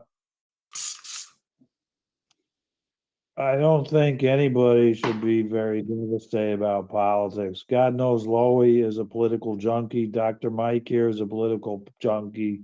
These people are 100% obsessed, like a sports maniac or any kind of obsessive personality. Alex, You can, yeah. By the way, the reason I quit making biodiesel was one morning at 4:30 in the morning, just as the sun was starting to come up, I hear this boom, boom, boom, boom out in the backyard. The sound of a 55-gallon drum being batted around the backyard. Guess who the fuck was doing that? She had tipped over the drum and was lapping up the oil off the ground, and then she was batting that thing across the backyard like it was a beach ball, and then run over to it, bat it back across the yard, and then evidently remember that, oh, there's all this cooking, great smelling cooking oil on the ground. She'd go over and get a couple of drinks, a couple of laps, and then bat the fucking. I still have that 55-gallon drum, and it is totally unusable for anything other than maybe catching a little rainwater. Anyway. It's just too funny. Too funny, man. I don't know how long those guys live, but I'm so happy there are no bears around here to harass me. God knows the dog would be completely useless. But the obsessive political junkies, like Dr. Mike and my wife, it is important to remember that there's much more to life than politics and government. I know Mike knows, at least he knows there's sports. Oliver certainly knows there's music.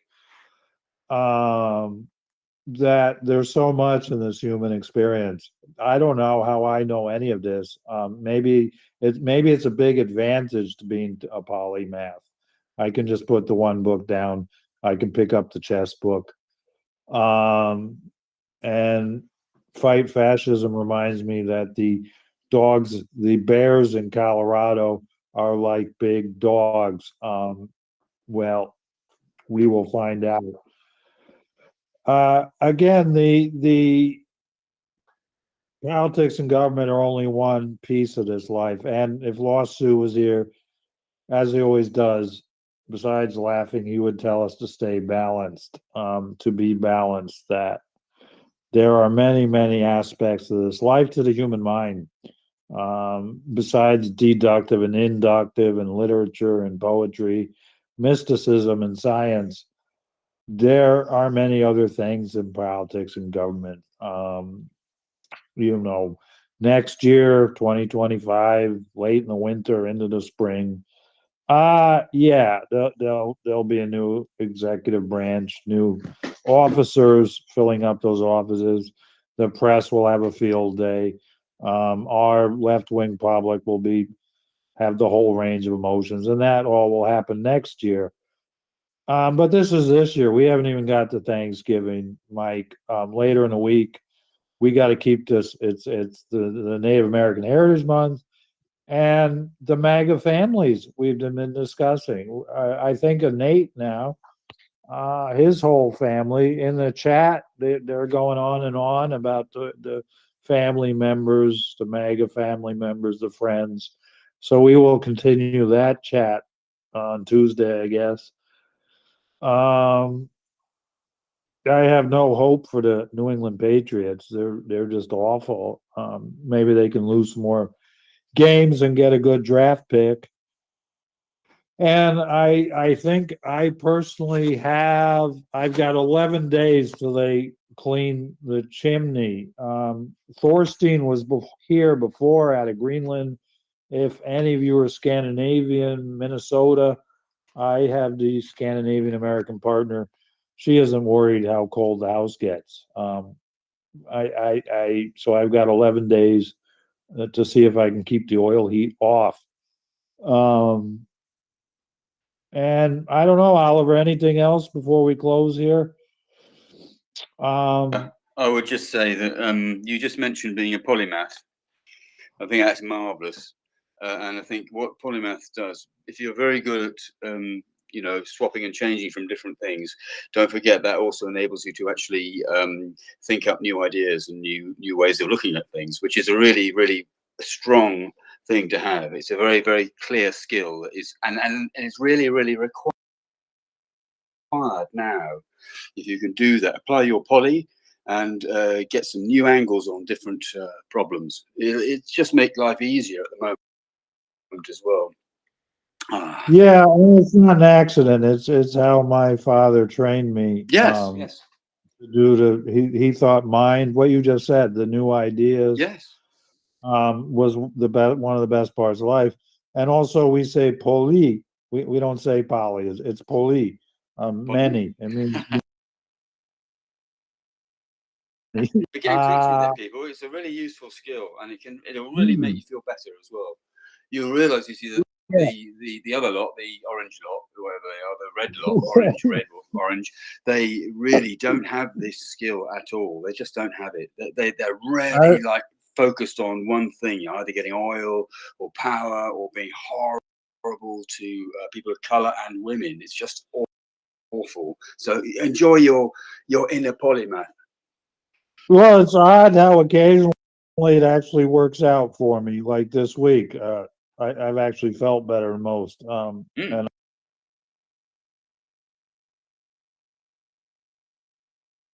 put one.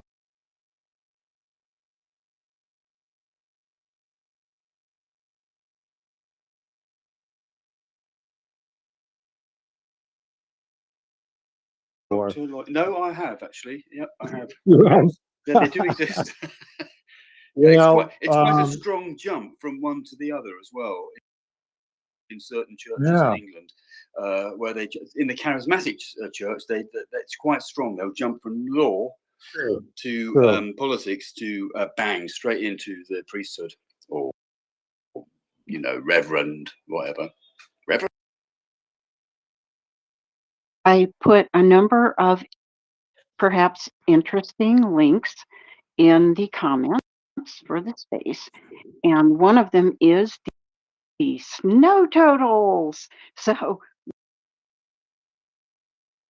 here in the city, but up in the mountains where it counts, feeding the glaciers, we had the whole months usual. And usually in October, we get our first snow. So we've had, I actually saw very clear blue sky. A little while ago, it's clouded up again, but we have had several days of snowy, cold, kind of, but not a whole lot of snow here in the city. But where it counted, and down in Denver, in the big city, they said 20 inches total. So we didn't get very much here in the valley in Boulder, but in Denver, there was a lot of snow. So that gives me hope that the whole state got a great deal, which means the glaciers got fed. And that's what matters to me the most. Yeah, It's Sky fun Kiss. when I can we have corroborate your statement. My best friend lives in Denver, And the Mm-hmm. second snowing, the first snow was like kind of a little dusting. The second one was a wet snow Right. and so Yes. sticky that it clogged up his snowblower. Oh my. Um, Well, I have a friend who lives up in the mountains, and I want to see his photos because his photos from, I think, basic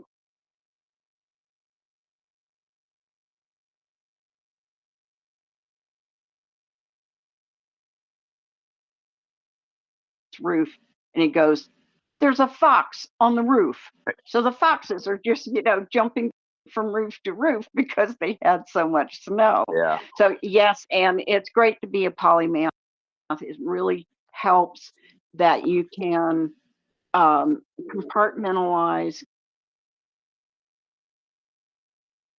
and work on something else. Yeah.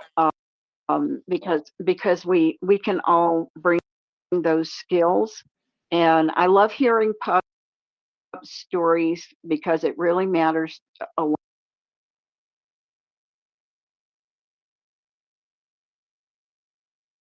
He lives in Nashville now, but he used to have he's from Kansas, and he tours around the country, and I met him twice here in Boulder, but I have stayed friends with him on Facebook for years, and they had a biodiesel van that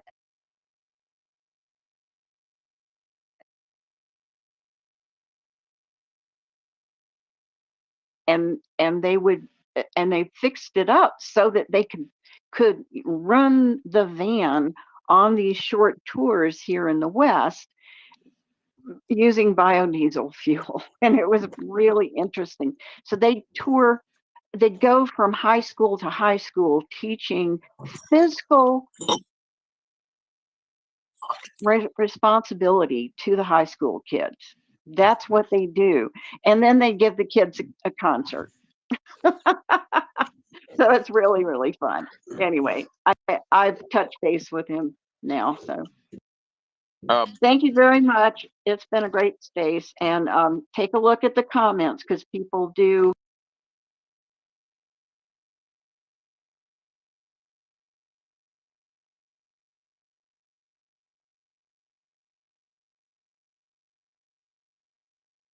Oh, Sunday. Alex, one real quick thing before you close the space. I just bought two diesel hot air heaters. They cost between 60. Well, one of them $65. The other one was, I think, $80 with tax. They burn diesel fuel, but they've been around long enough where there are guys have tried biodiesel in them. I mean, one of the things that one of the last things to get to 100% carbon neutral is how do I heat my house? And these guys have used biodiesel.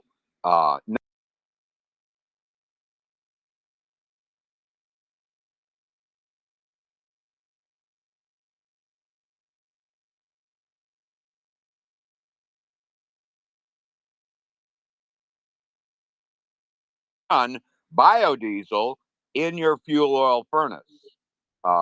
It's sometimes it's cheaper, sometimes it's slightly more expensive than regular fuel oil, but you can do that, bud, and I'm going to try it. Of course, in Massachusetts, my oil guys are all green people and give me big lectures about this stuff. I'm making my progress. I got the 2 kids in college. I got a new roof. So now I'll try to save some money for the next project, which probably will be some panels, unless Pup is chased out of Minnesota, man, then we'll just put you to work here. We do have Big John as well. He didn't show up for the first time in like 30 years last summer, but he usually shows up. I'm just super slow, the Greek thing. I'm just in no rush. And we should be able to get through the 11 days without heat. It's pretty mild here.